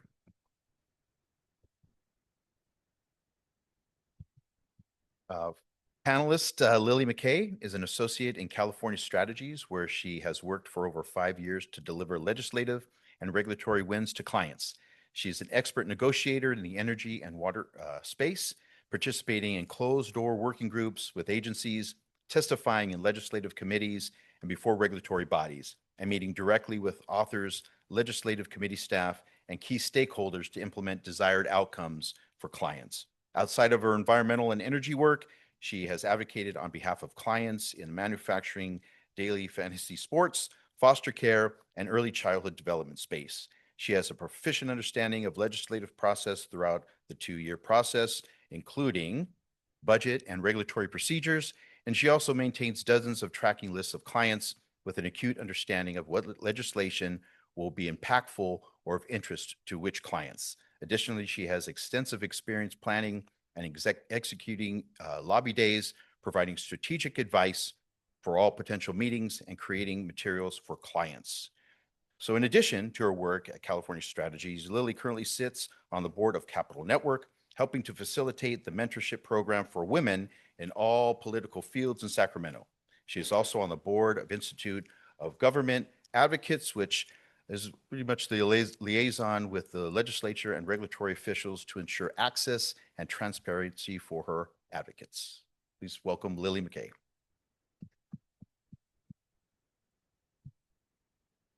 And last but certainly not least, we have Mr. Charles Wilson, serves as Executive Director and CEO of the Southern California Water Coalition, a nonprofit, nonpartisan public education partnership between cities, counties, business, industry, agriculture, and water agencies dedicated to securing a reliable, affordable, quality water for Southern California.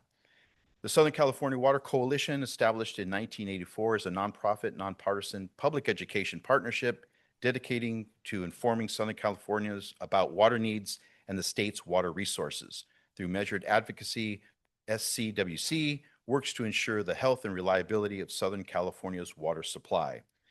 Wilson has been leading public affairs professional in Southern California for more than 30 years and is recognized leader in the industry. Mr. Wilson spent 26 years in the electric utility industry with Southern California Edison, where he led the development and implementation of third-party strategic planning and communication efforts and aligned company interests with local, state, and federal government officials and agencies. Charles is recognized as an organizational leader, consensus builder, and strategic communication specialist who can develop high-performance teams and which produce a whole hell of a lot of results. So a lot of experience on this panel. Again, give a warm welcome to the panel and our moderator, Gene Fisher.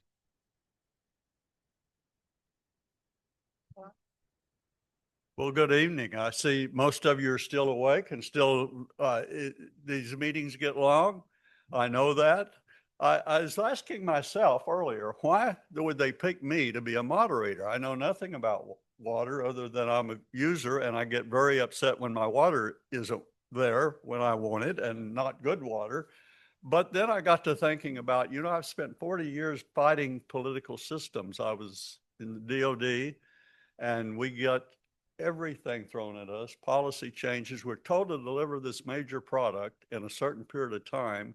And then the funding stops, or we have a continuing resolution, or we have a policy change that just totally impacts everything we're doing. And then I thought, well, we're in a similar boat with what's happening with United Water, so maybe that's why I'm picked to be a moderator. But what I have found, since we try to help support their issues when we can as Regional Defense Partnership, for one thing, we support the base, and water is very important for us keeping that base going, is to have good water supply there. So we've been working with them on certain issues that they have, trying to make sure we're supporting them properly. But one of the things that's really come home to me is I always thought I had it bad because I had all of this Department of Defense policy, federal policies. Wow. They've got state policies, they've got county policies, they've got city policies, they've got funding that they have to get from wherever they can find it, essentially. Whereas I primarily had one place I had to fight to get my money. So I've become very sensitive and understanding of what they're up against. And I'm sure many of you that are in this industry, you know what they're fighting. I'm just learning how, and having been in the system, and I thought I had it bad, I do have a lot of sympathy for what's going on. Now, I'm not an expert in water, but I have a couple of experts here. So I'm just going to be the person that asks them some questions. And they're going to give us the answers, because I certainly don't know the answers. But one of the things we all know is we want reliability in our water systems. And that's one of the areas that we've done some talking about. And there's just major issues when you've got what we just talked about of obtaining the funding, et cetera, to make sure you have reliable water.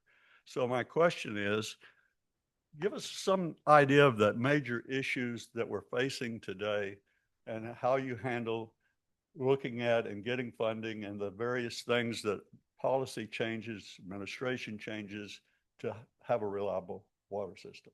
Lily, why don't you start? Okay. Well, water reliability seems like perhaps it would be, a simple concept, but incredibly layered and incredibly complex.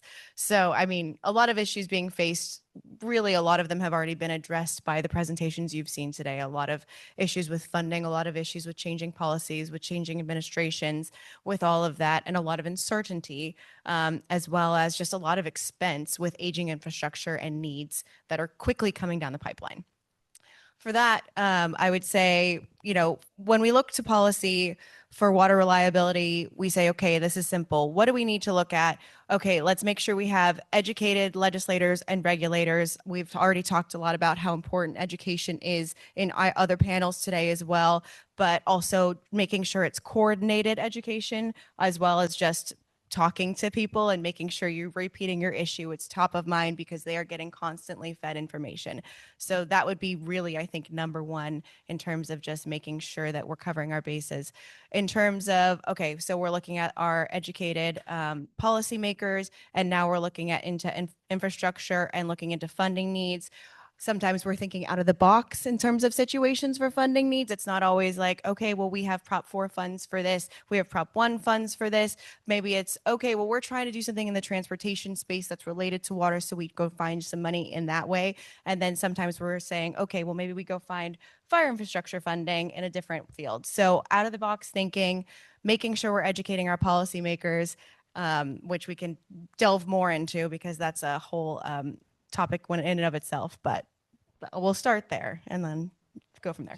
Well, Gene, I was going to say it's a really great question, because if I go back to 1984 when the Southern California Water Coalition was first established, it was following a statewide initiative, and I see a few faces in the room that may remember the Peripheral Canal ballot measure.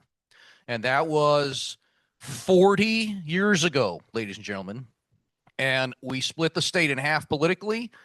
We had a whole bunch of folks in the Sacramento and Bay Area that said, hell no, those rat bastards in the South are not taking our water to fill their pools and wash their cars. And that was the political debate.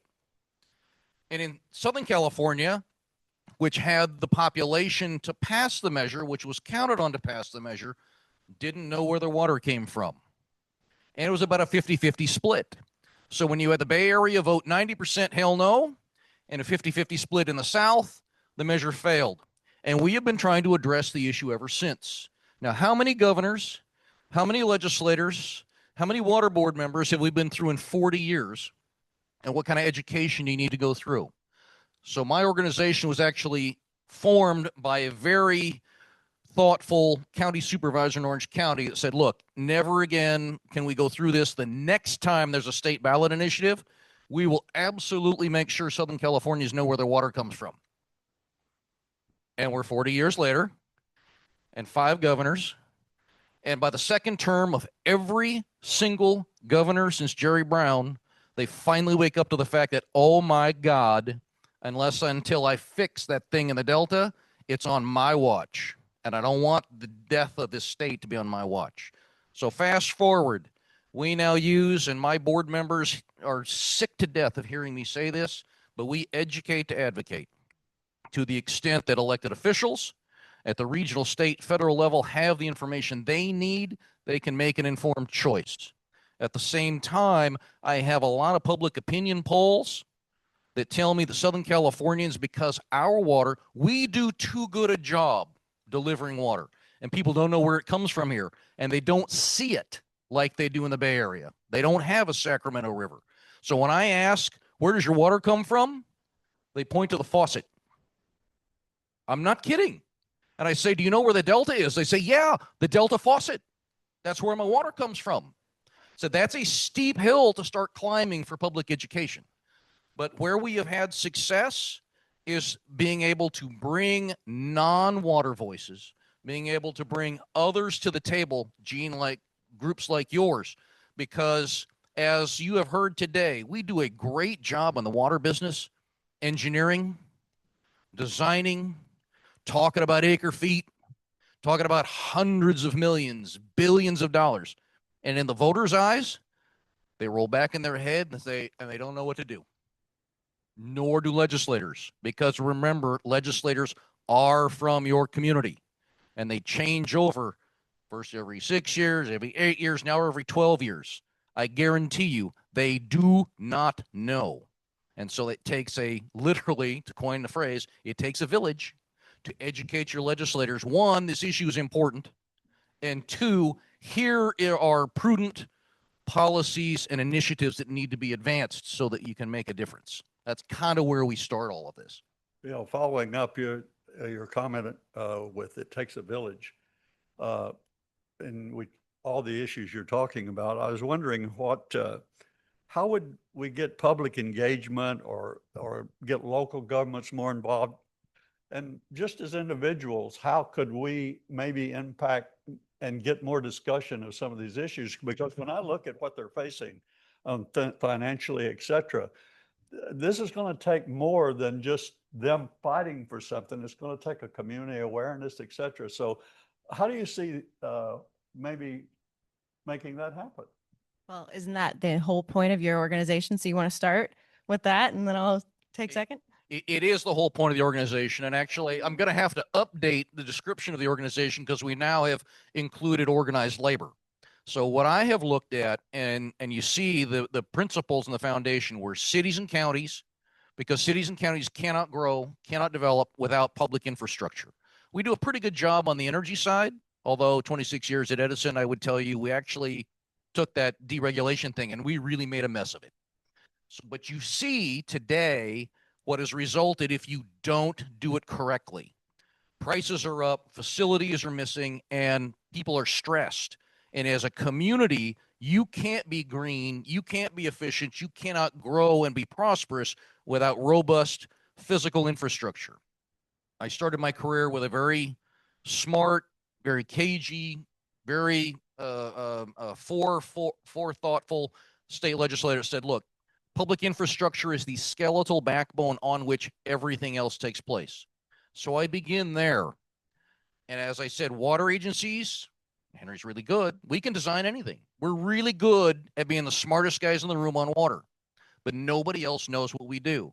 So that means I got to bring city fathers in, county fathers in, labor leaders. Now I'm starting to think, and I consult with Lily, and we say, okay, what do legislators care about? They care about voters, and they want to hear from their voters, the people at home. So we spent a lot of time coalescing, building the umbrella.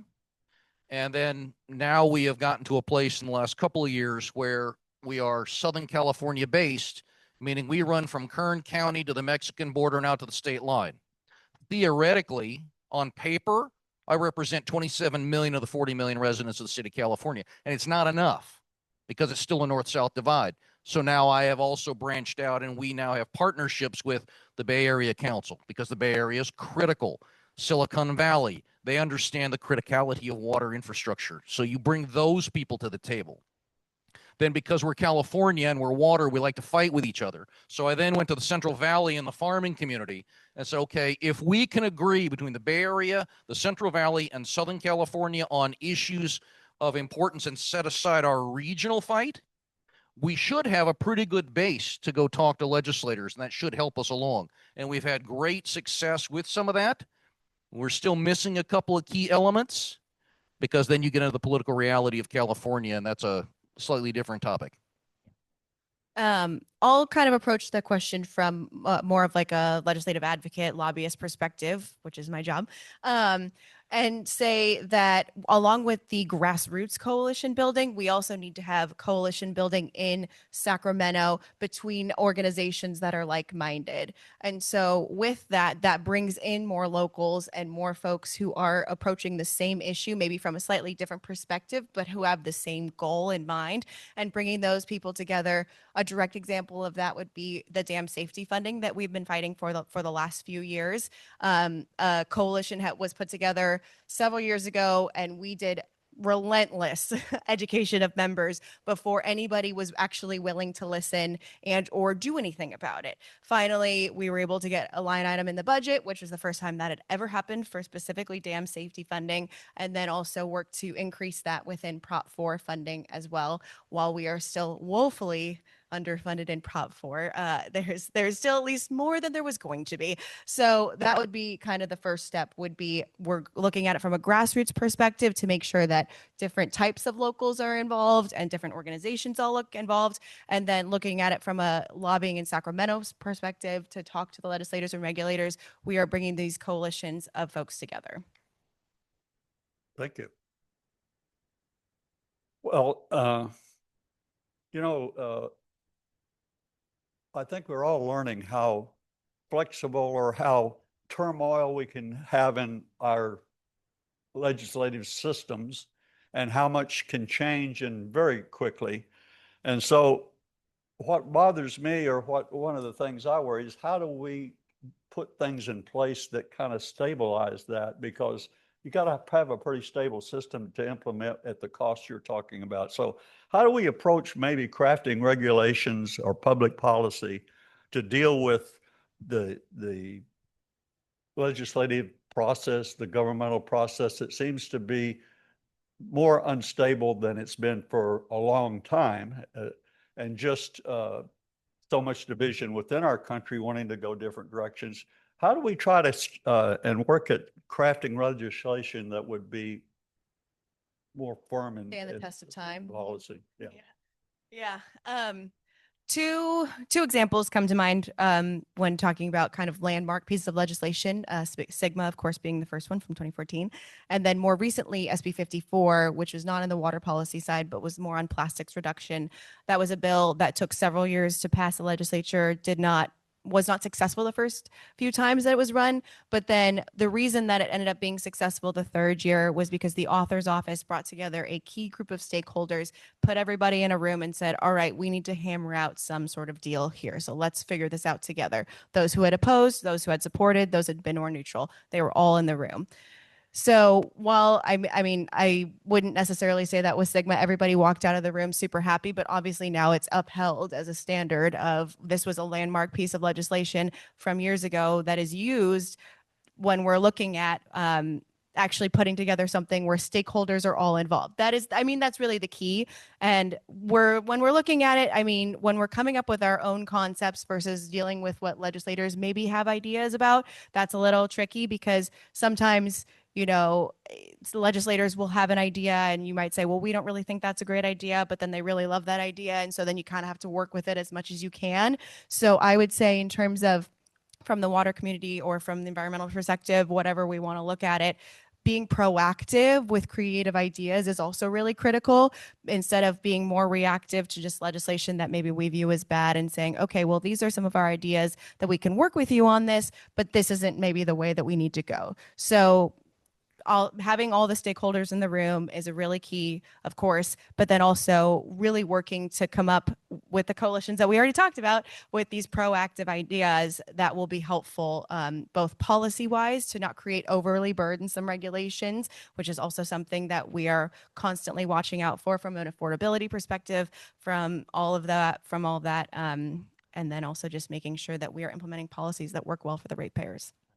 So I'm going to draw from a different industry and somebody I think has done a really good job of this because as we described, California's, advantage, it's really, really big and really, really diverse.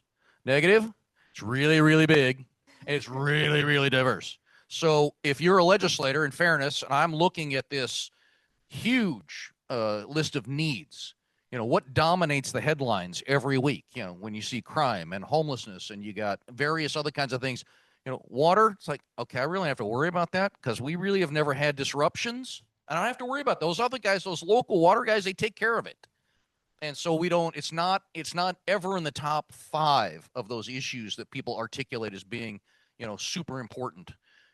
The housing business, on the other end, has absolutely made home building, affordability, homelessness, tied those things together as the #1 issue in this state.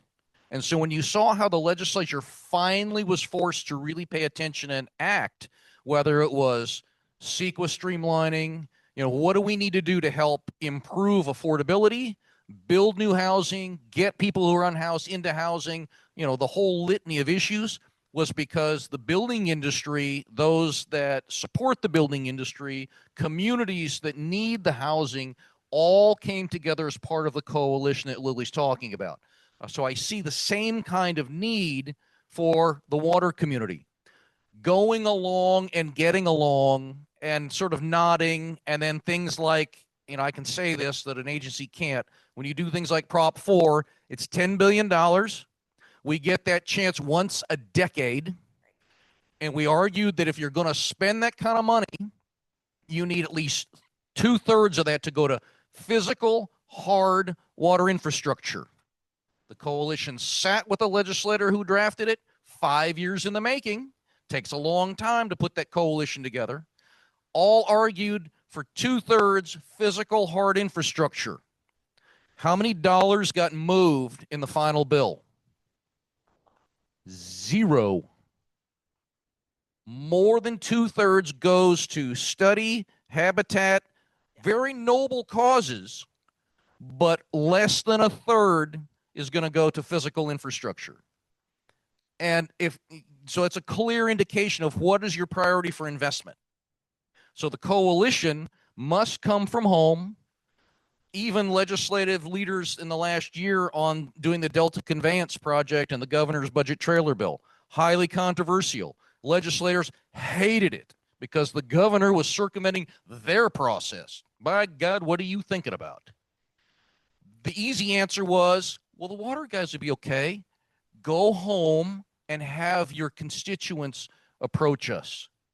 So we took that to heart. Yes, go home. You all have to tell your assembly member, your senator, your congressman, this is a priority. You may not ignore it. We absolutely need you to act on this, and here's what we think we need you to do. Even in leadership with the House and trying to control all those things, that made a difference, and that it got to a point where they couldn't ignore it anymore. You have to raise the tone. You have to raise the level of voice, and you have to bring multiple organizations, multiple people, all of whom make a difference to them and how they get reelected and how they get into leadership positions. That's the formula that we have tried to emulate, and that is a huge lift. Well, as we all know, it often takes something like not having a house, or a lot of people not having a house, and we can't afford. Which one of you turned the water off last week? Yeah. You had that in the energy sector where you had rolling blackouts. People got it. They messed up. Yep. We And I haven't was done just it in water yet. And here's what you're talking to is if it takes a shortage of having water in your faucet, we're too late. So somehow the message has to get there. You can't let it get to that point. And that's what you're trying to say there. And again, is you've given us some good ideas of how we might fight that. But to me, it's a very crucial issue, because this is not a case, well, we don't have water, now let's go work on it, as you mentioned. Well, I know we've got a wrap-up time, so I want to ask, I've got a couple of questions I need to end with. What have we learned from recent water shortages or emergencies that should inform us about how we should be planning and investing?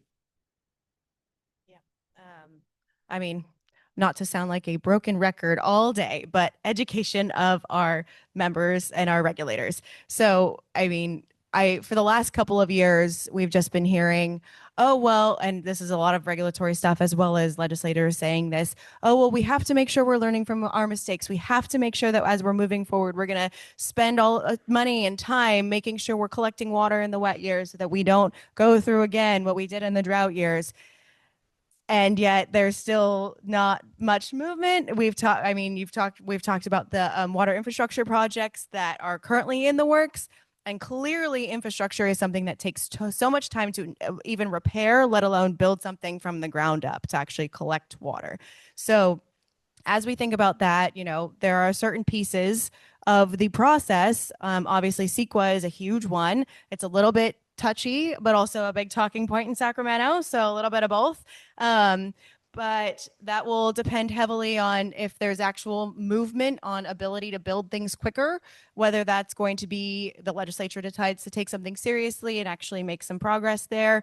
The next governor decides to make that a huge priority. This governor has talked about it, but hasn't necessarily delivered in the way that I think that he had originally wanted to, or is that going to be something that comes from the communities? Is it going to be a ballot measure or something like that? So, but that's going to be a huge piece of whether or not we can actually meaningfully move something forward. But along with that is the coordinated education we've been talking about this entire time. We're beating the same drum. We're walking together. As you mentioned, the water industry likes to fight each other. So making sure that we're in lockstep in pushing forward for more infrastructure as we have all these dams who are in critical need. We have 42, I think, statewide that are high hazard and reduced capacity. So that's only going to get worse unless we really push for state funding. So you're going to see state and federal funding are important, but I'm going to take a couple of examples where we do this. So you all remember the last drought. You do remember, Henry, I know you remember the last drought, particularly up here because you were state water dependent. We were 6 months from water allocations. Had it not rained and rained like hell, we were going to close to rationing in certain parts of the metropolitan service territory. Nobody really knows that. So, and that's a hard thing to learn when you get there. You don't ever want to get there. So you want to be able to educate people as to the facilities, the process, and what you go through in order to supply them with safe, reliable, clean drinking water. The best way I have found to do it at the local level is what you're doing today. Forums like this, and then you go out, proselytize, and bring additional people in. So I always leave somebody with a call to action. For the next one of these, bring 3 people with you, all right? Grow it. The second piece is invite your legislators out and allow them to hug a canal. Let them turn a valve, let them see your facilities, because those facilities are awesome. And you cannot walk away without having an appreciation for how complex the system is and how much goes into that system to operate. It's not the magic faucet that just spits out clean drinking water. They need to really physically understand what goes into it. Forums like this today help get you there. And then there's an appreciation, understanding not just the engineering, but the cost that it takes and what it means to do that and to do it environmentally in a balanced way, because nobody's here doing a black or a white. It's all got to be fully integrated or we don't get where we need to go. One final question, I think it's a good question because we're wrapping up and we'll all be going on our way here pretty soon. And that's, how do you recommend residents, me, these people, get involved in this discussion and help secure some positive outcomes? And I know you've said some things already, but I'd like you to kind of sum up, how do we get involved? How can we help? Well, that's where it's hard because we're all raising families. We got kids, we got grandkids, we got, jobs, we got things going on in our lives. Lives of our own. God, for all my word, were things. I have soccer and football. It takes a concentrated effort, and this is what I do share with my public agencies and those that are in government, is to not take your people for granted. Continuously try to find new ways, water fairs, forums, social media. I would also suggest, and not because I come from communications, but you need to make community engagement and public communication as important and as funded as your engineering, your operations, your customer service department. Because this is not a, hey, go out and get me 3 press releases and somehow we're going to get the approval. This is continual. This is relentless. This is every day. And you can never, ever take your foot off the gas, because as soon as you think you've got somebody educated, they're going to be termed out and you're going to start all over again. And you need that literally pipeline of people coming in. And so public engagement and public communications for the agency, for your community, connecting to organizations like mine, for the Ventura Water Association. There's lots of places to do that, but you've got to make those connections, and it's got to be a priority. And if it's not a priority for you, it's not a priority for your legislator or your regulator.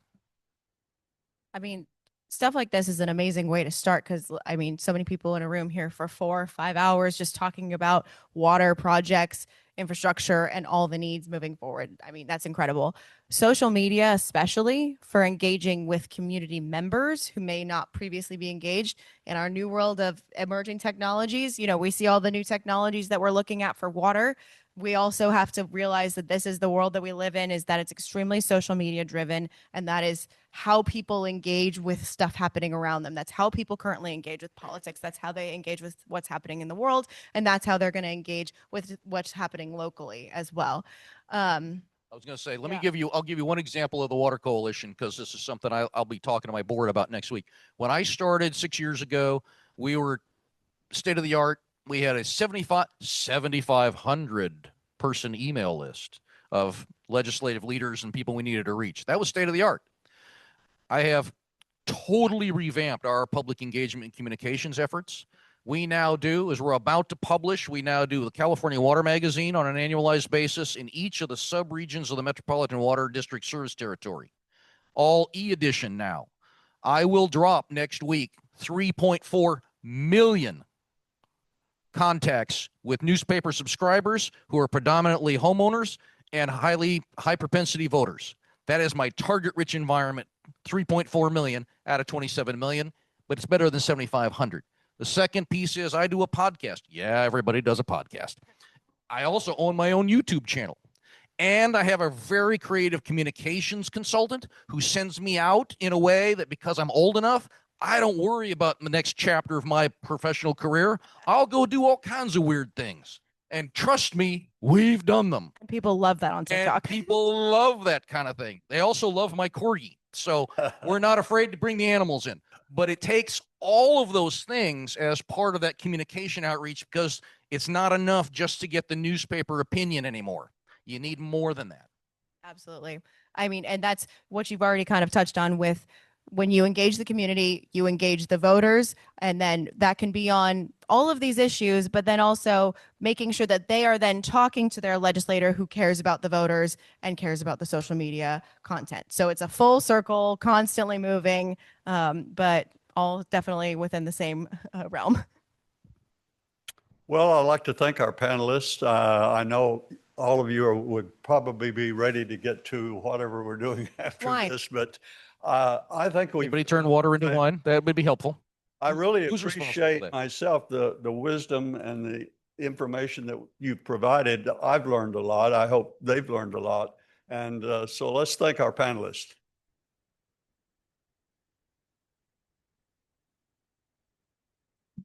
Yeah, and one more time for Gene Fisher. Thank you, Gene, very much.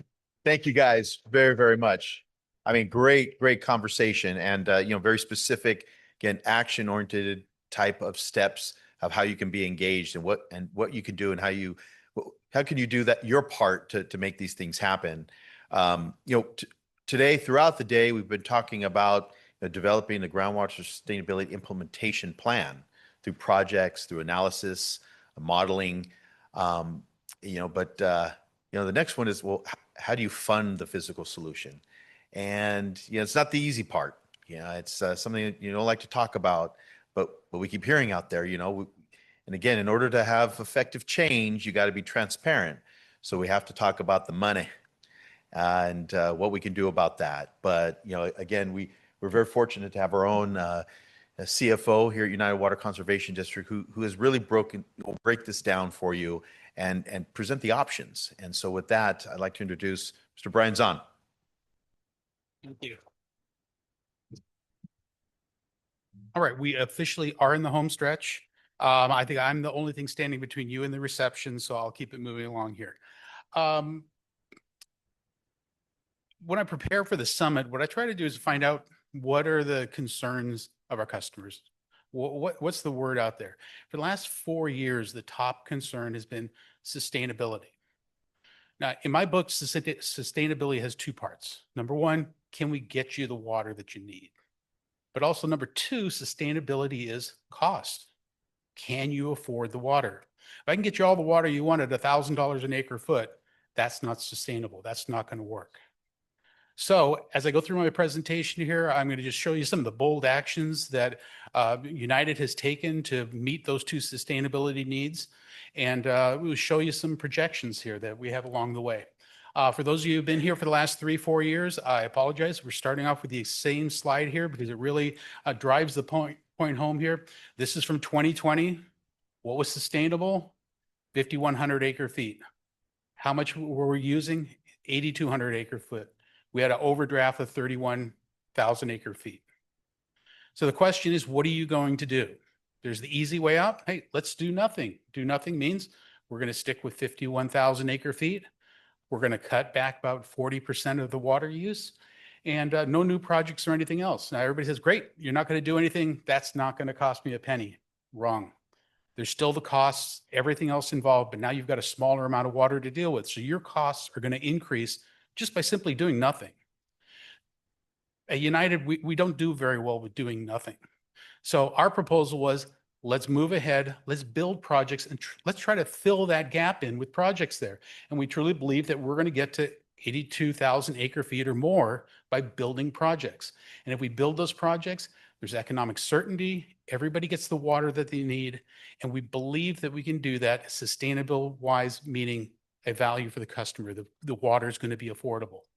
Now, there is going to be an increase with building projects, but I think when you look through my slides here, depending on the options and the things that we have available to us, it could be less than doing absolutely nothing.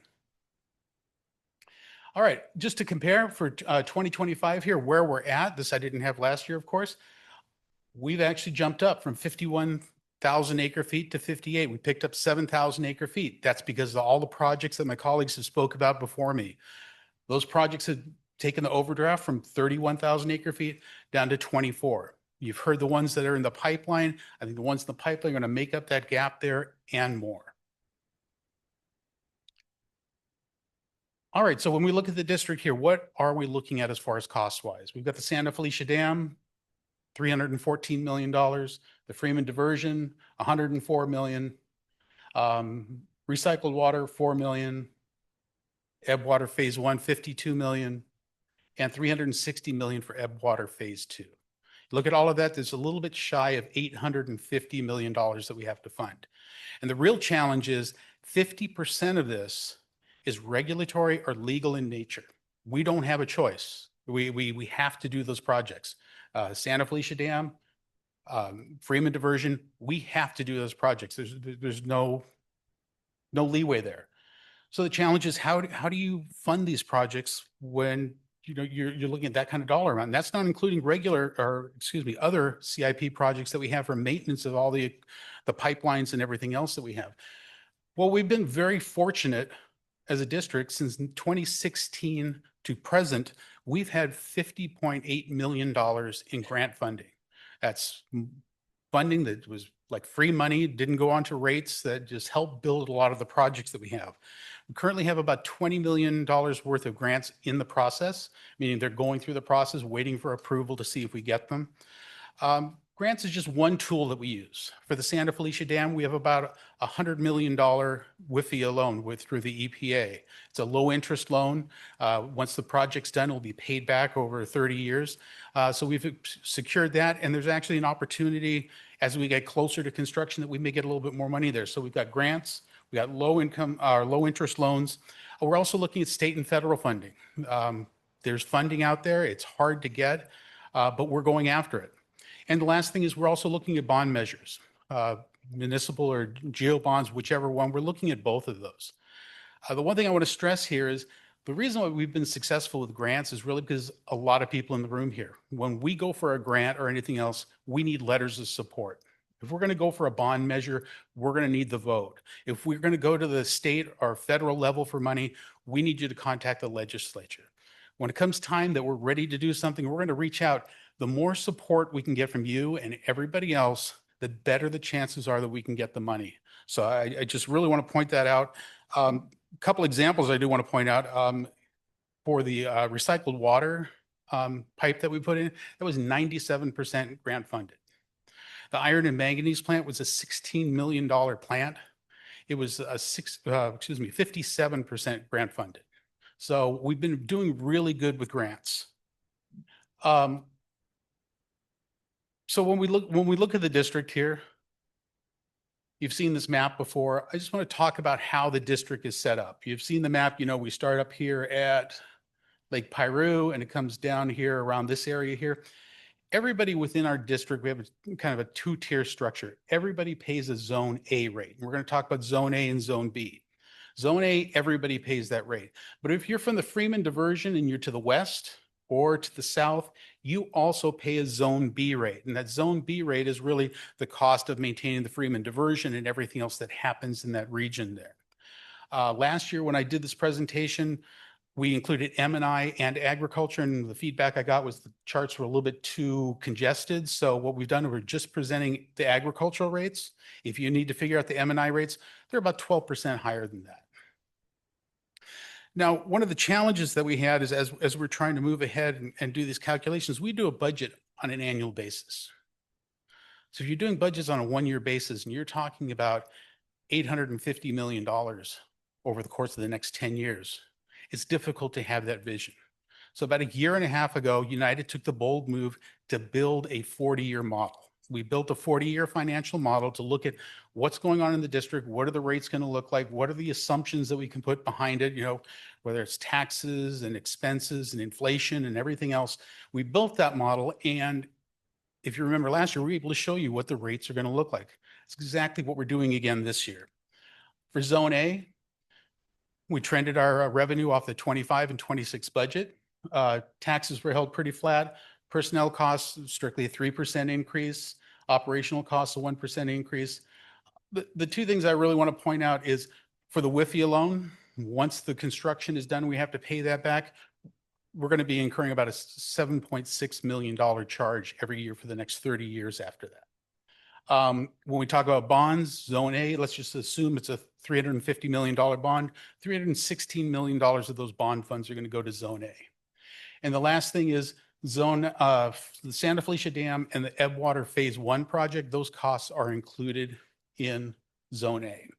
So the next slide I like to call the do nothing. We talked about before, let's do nothing. What are the rates going to look like if we do nothing? Boom. Highest level there, $924 an acre foot. You see it phased out, ramps up for the construction, and then it comes back down again. Well, we know that we have a WIFI loan that's guaranteed. We're locked into that. So what does that do to the rates? Well, it takes that $900 rate down to $655. So it's helping out a lot. For the most part, you're still looking, a little bit under $500 an acre foot. What if we have the WIFI loan, and we're doing pretty good with grants, do a 50% grant funding? Get you close to, $250, maybe $225 an acre foot. So that combination there really helps the rates out. Now, what if you take the WIFI loan and we do a bond measure and the bond measure is successful? You're looking at less than $250 an acre foot.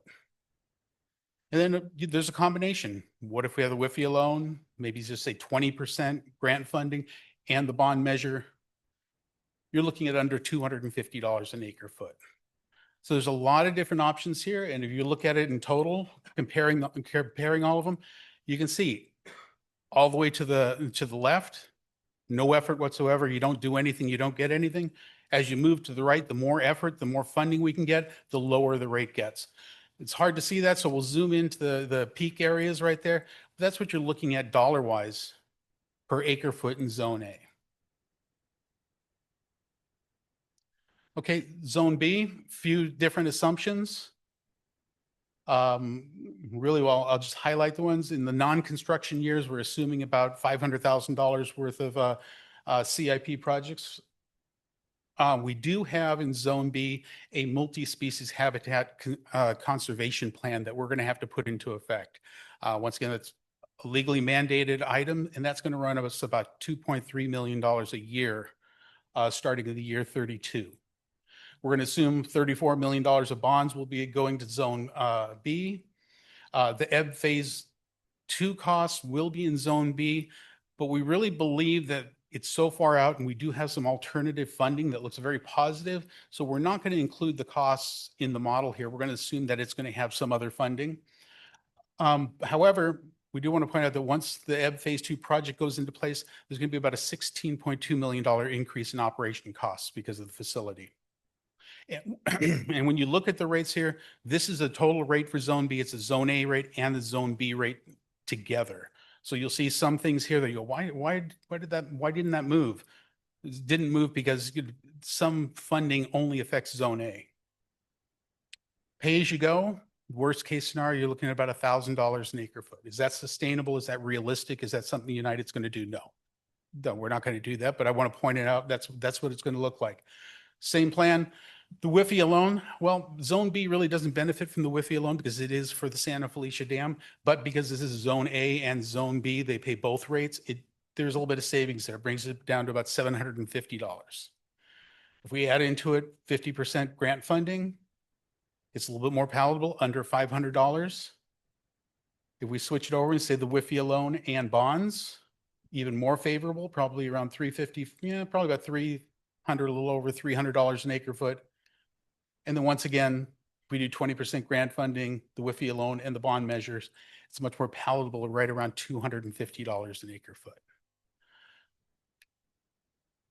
Once again, the bar chart there, like I say, on the left is doing nothing. The right is where we've done everything. We've gone out and we've worked as hard as we can through the legislature with bond measures, with grants and everything available to us. And then zooming in on those costs, that gives you an idea of what the costs would be. So really with this 40-year model is giving us an idea to look at what rates are going to be like, and it's allowing us to be proactive. We can look ahead, we can figure out what we need to do, and we can take action ahead of time, because everything that I talked about, whether it's a grant, a bond measure, dealing with the legislature, nothing happens in a week, nothing happens in a month. If you're lucky, it happens in a year.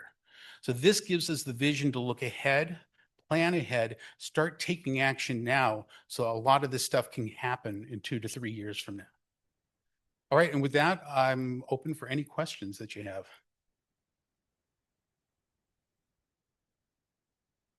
Cyrus?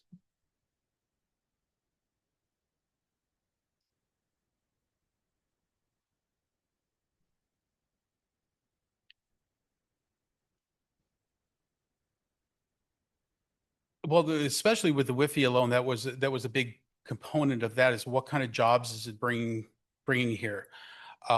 Right now, I don't think with bond measures it really helps that much, and even some grant funding it requests that information, but it is something that we're driving home, and that is a selling point for everything we're doing, because there's going to be a lot of construction jobs when we get to the Santa Felicia Dam. But really, I know that point had to be proven to the EPA when we applied for our WIFI alone. Any other questions? All right, well, thank you very much.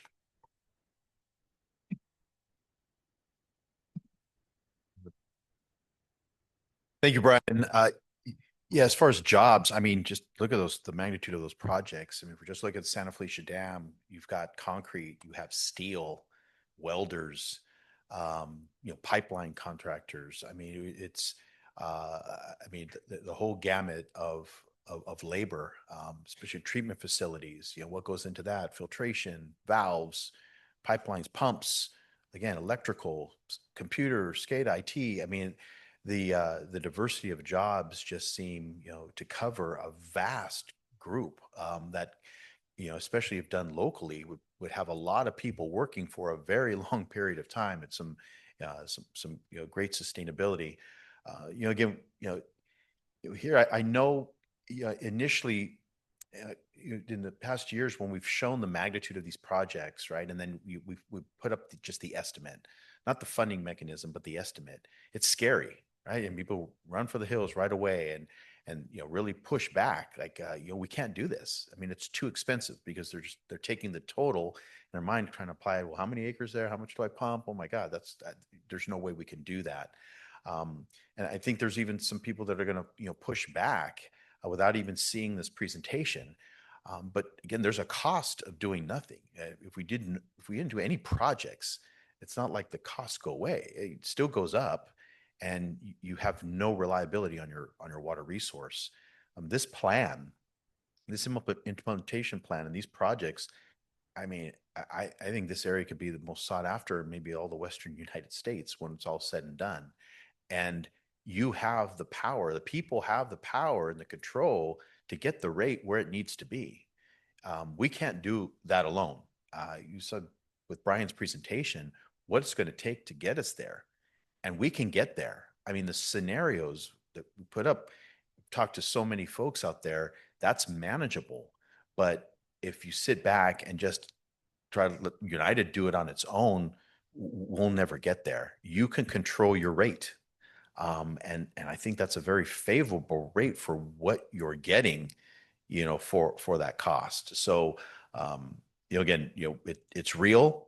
This isn't pie in the sky. Again, we're in implementation mode. Considering a bond for next November is not too far away. That's going to be the key to the success. People are going to probably push back, challenge that effort. But at the end of the day, you've seen our grant funding effort as well. I mean, it's not peanuts. We go after it. So a combination of things, we can make a difference out here, and then, we're be good for the next 100 years. So with that, I do want to invite up our board president, Lynn Mohart, to give some closing remarks. Director Mohart.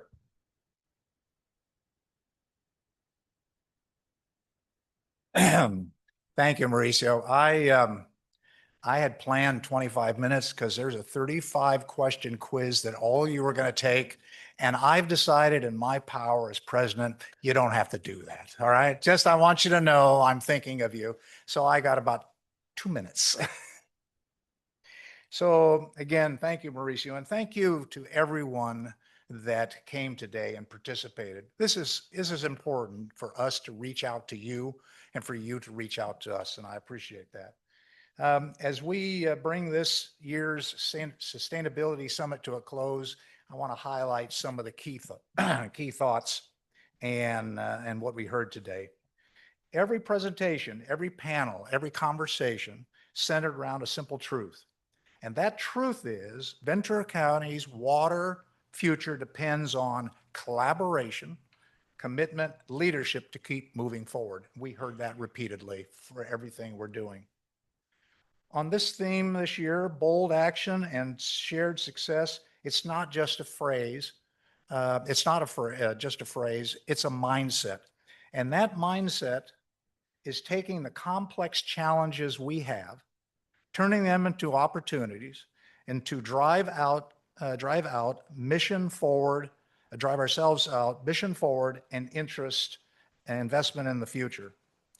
Highlighting our expertise and progress in engineering, operations, environmental management, and groundwater modeling is proof that what happens when you use visionary thinking and you use common sense. These are expensive projects. And they're expensive projects because most of them, a lot of them, are mandated by the circumstances we're faced with.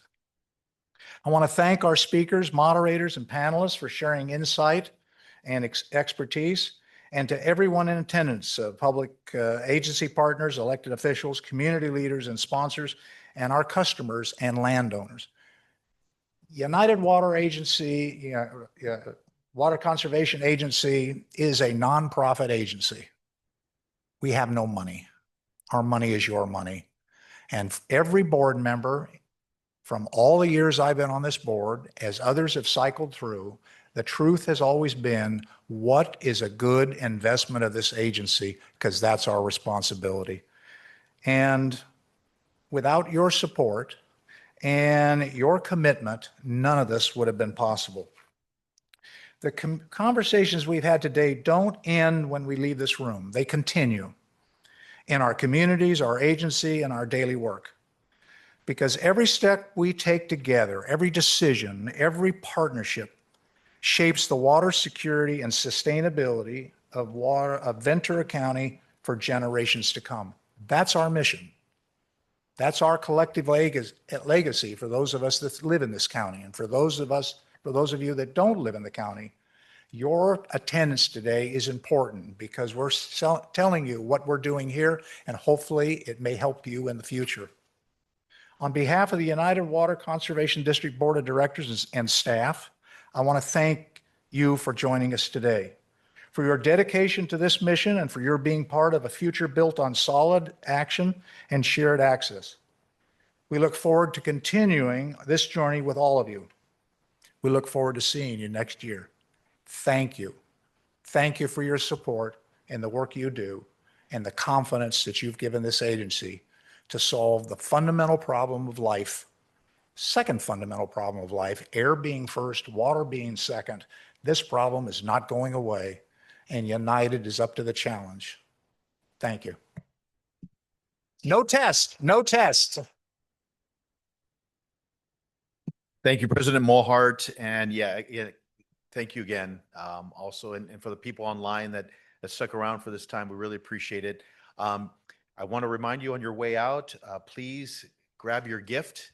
On the back, there's it's a paperweight, but on the back, there's a QR code that you could bring up all the different projects, more information. As far as, if your question is, what can we do about this? There's some templates for letters of support, links to our website. So please, all on that QR code, please don't forget your gift. And now, before we leave, I want to make sure I make the announcement. Hopefully we see all of you at Herzog Wine Cellars down the street for a social and networking post-summit event. So thank you all very much. Takes a village. Have a good night.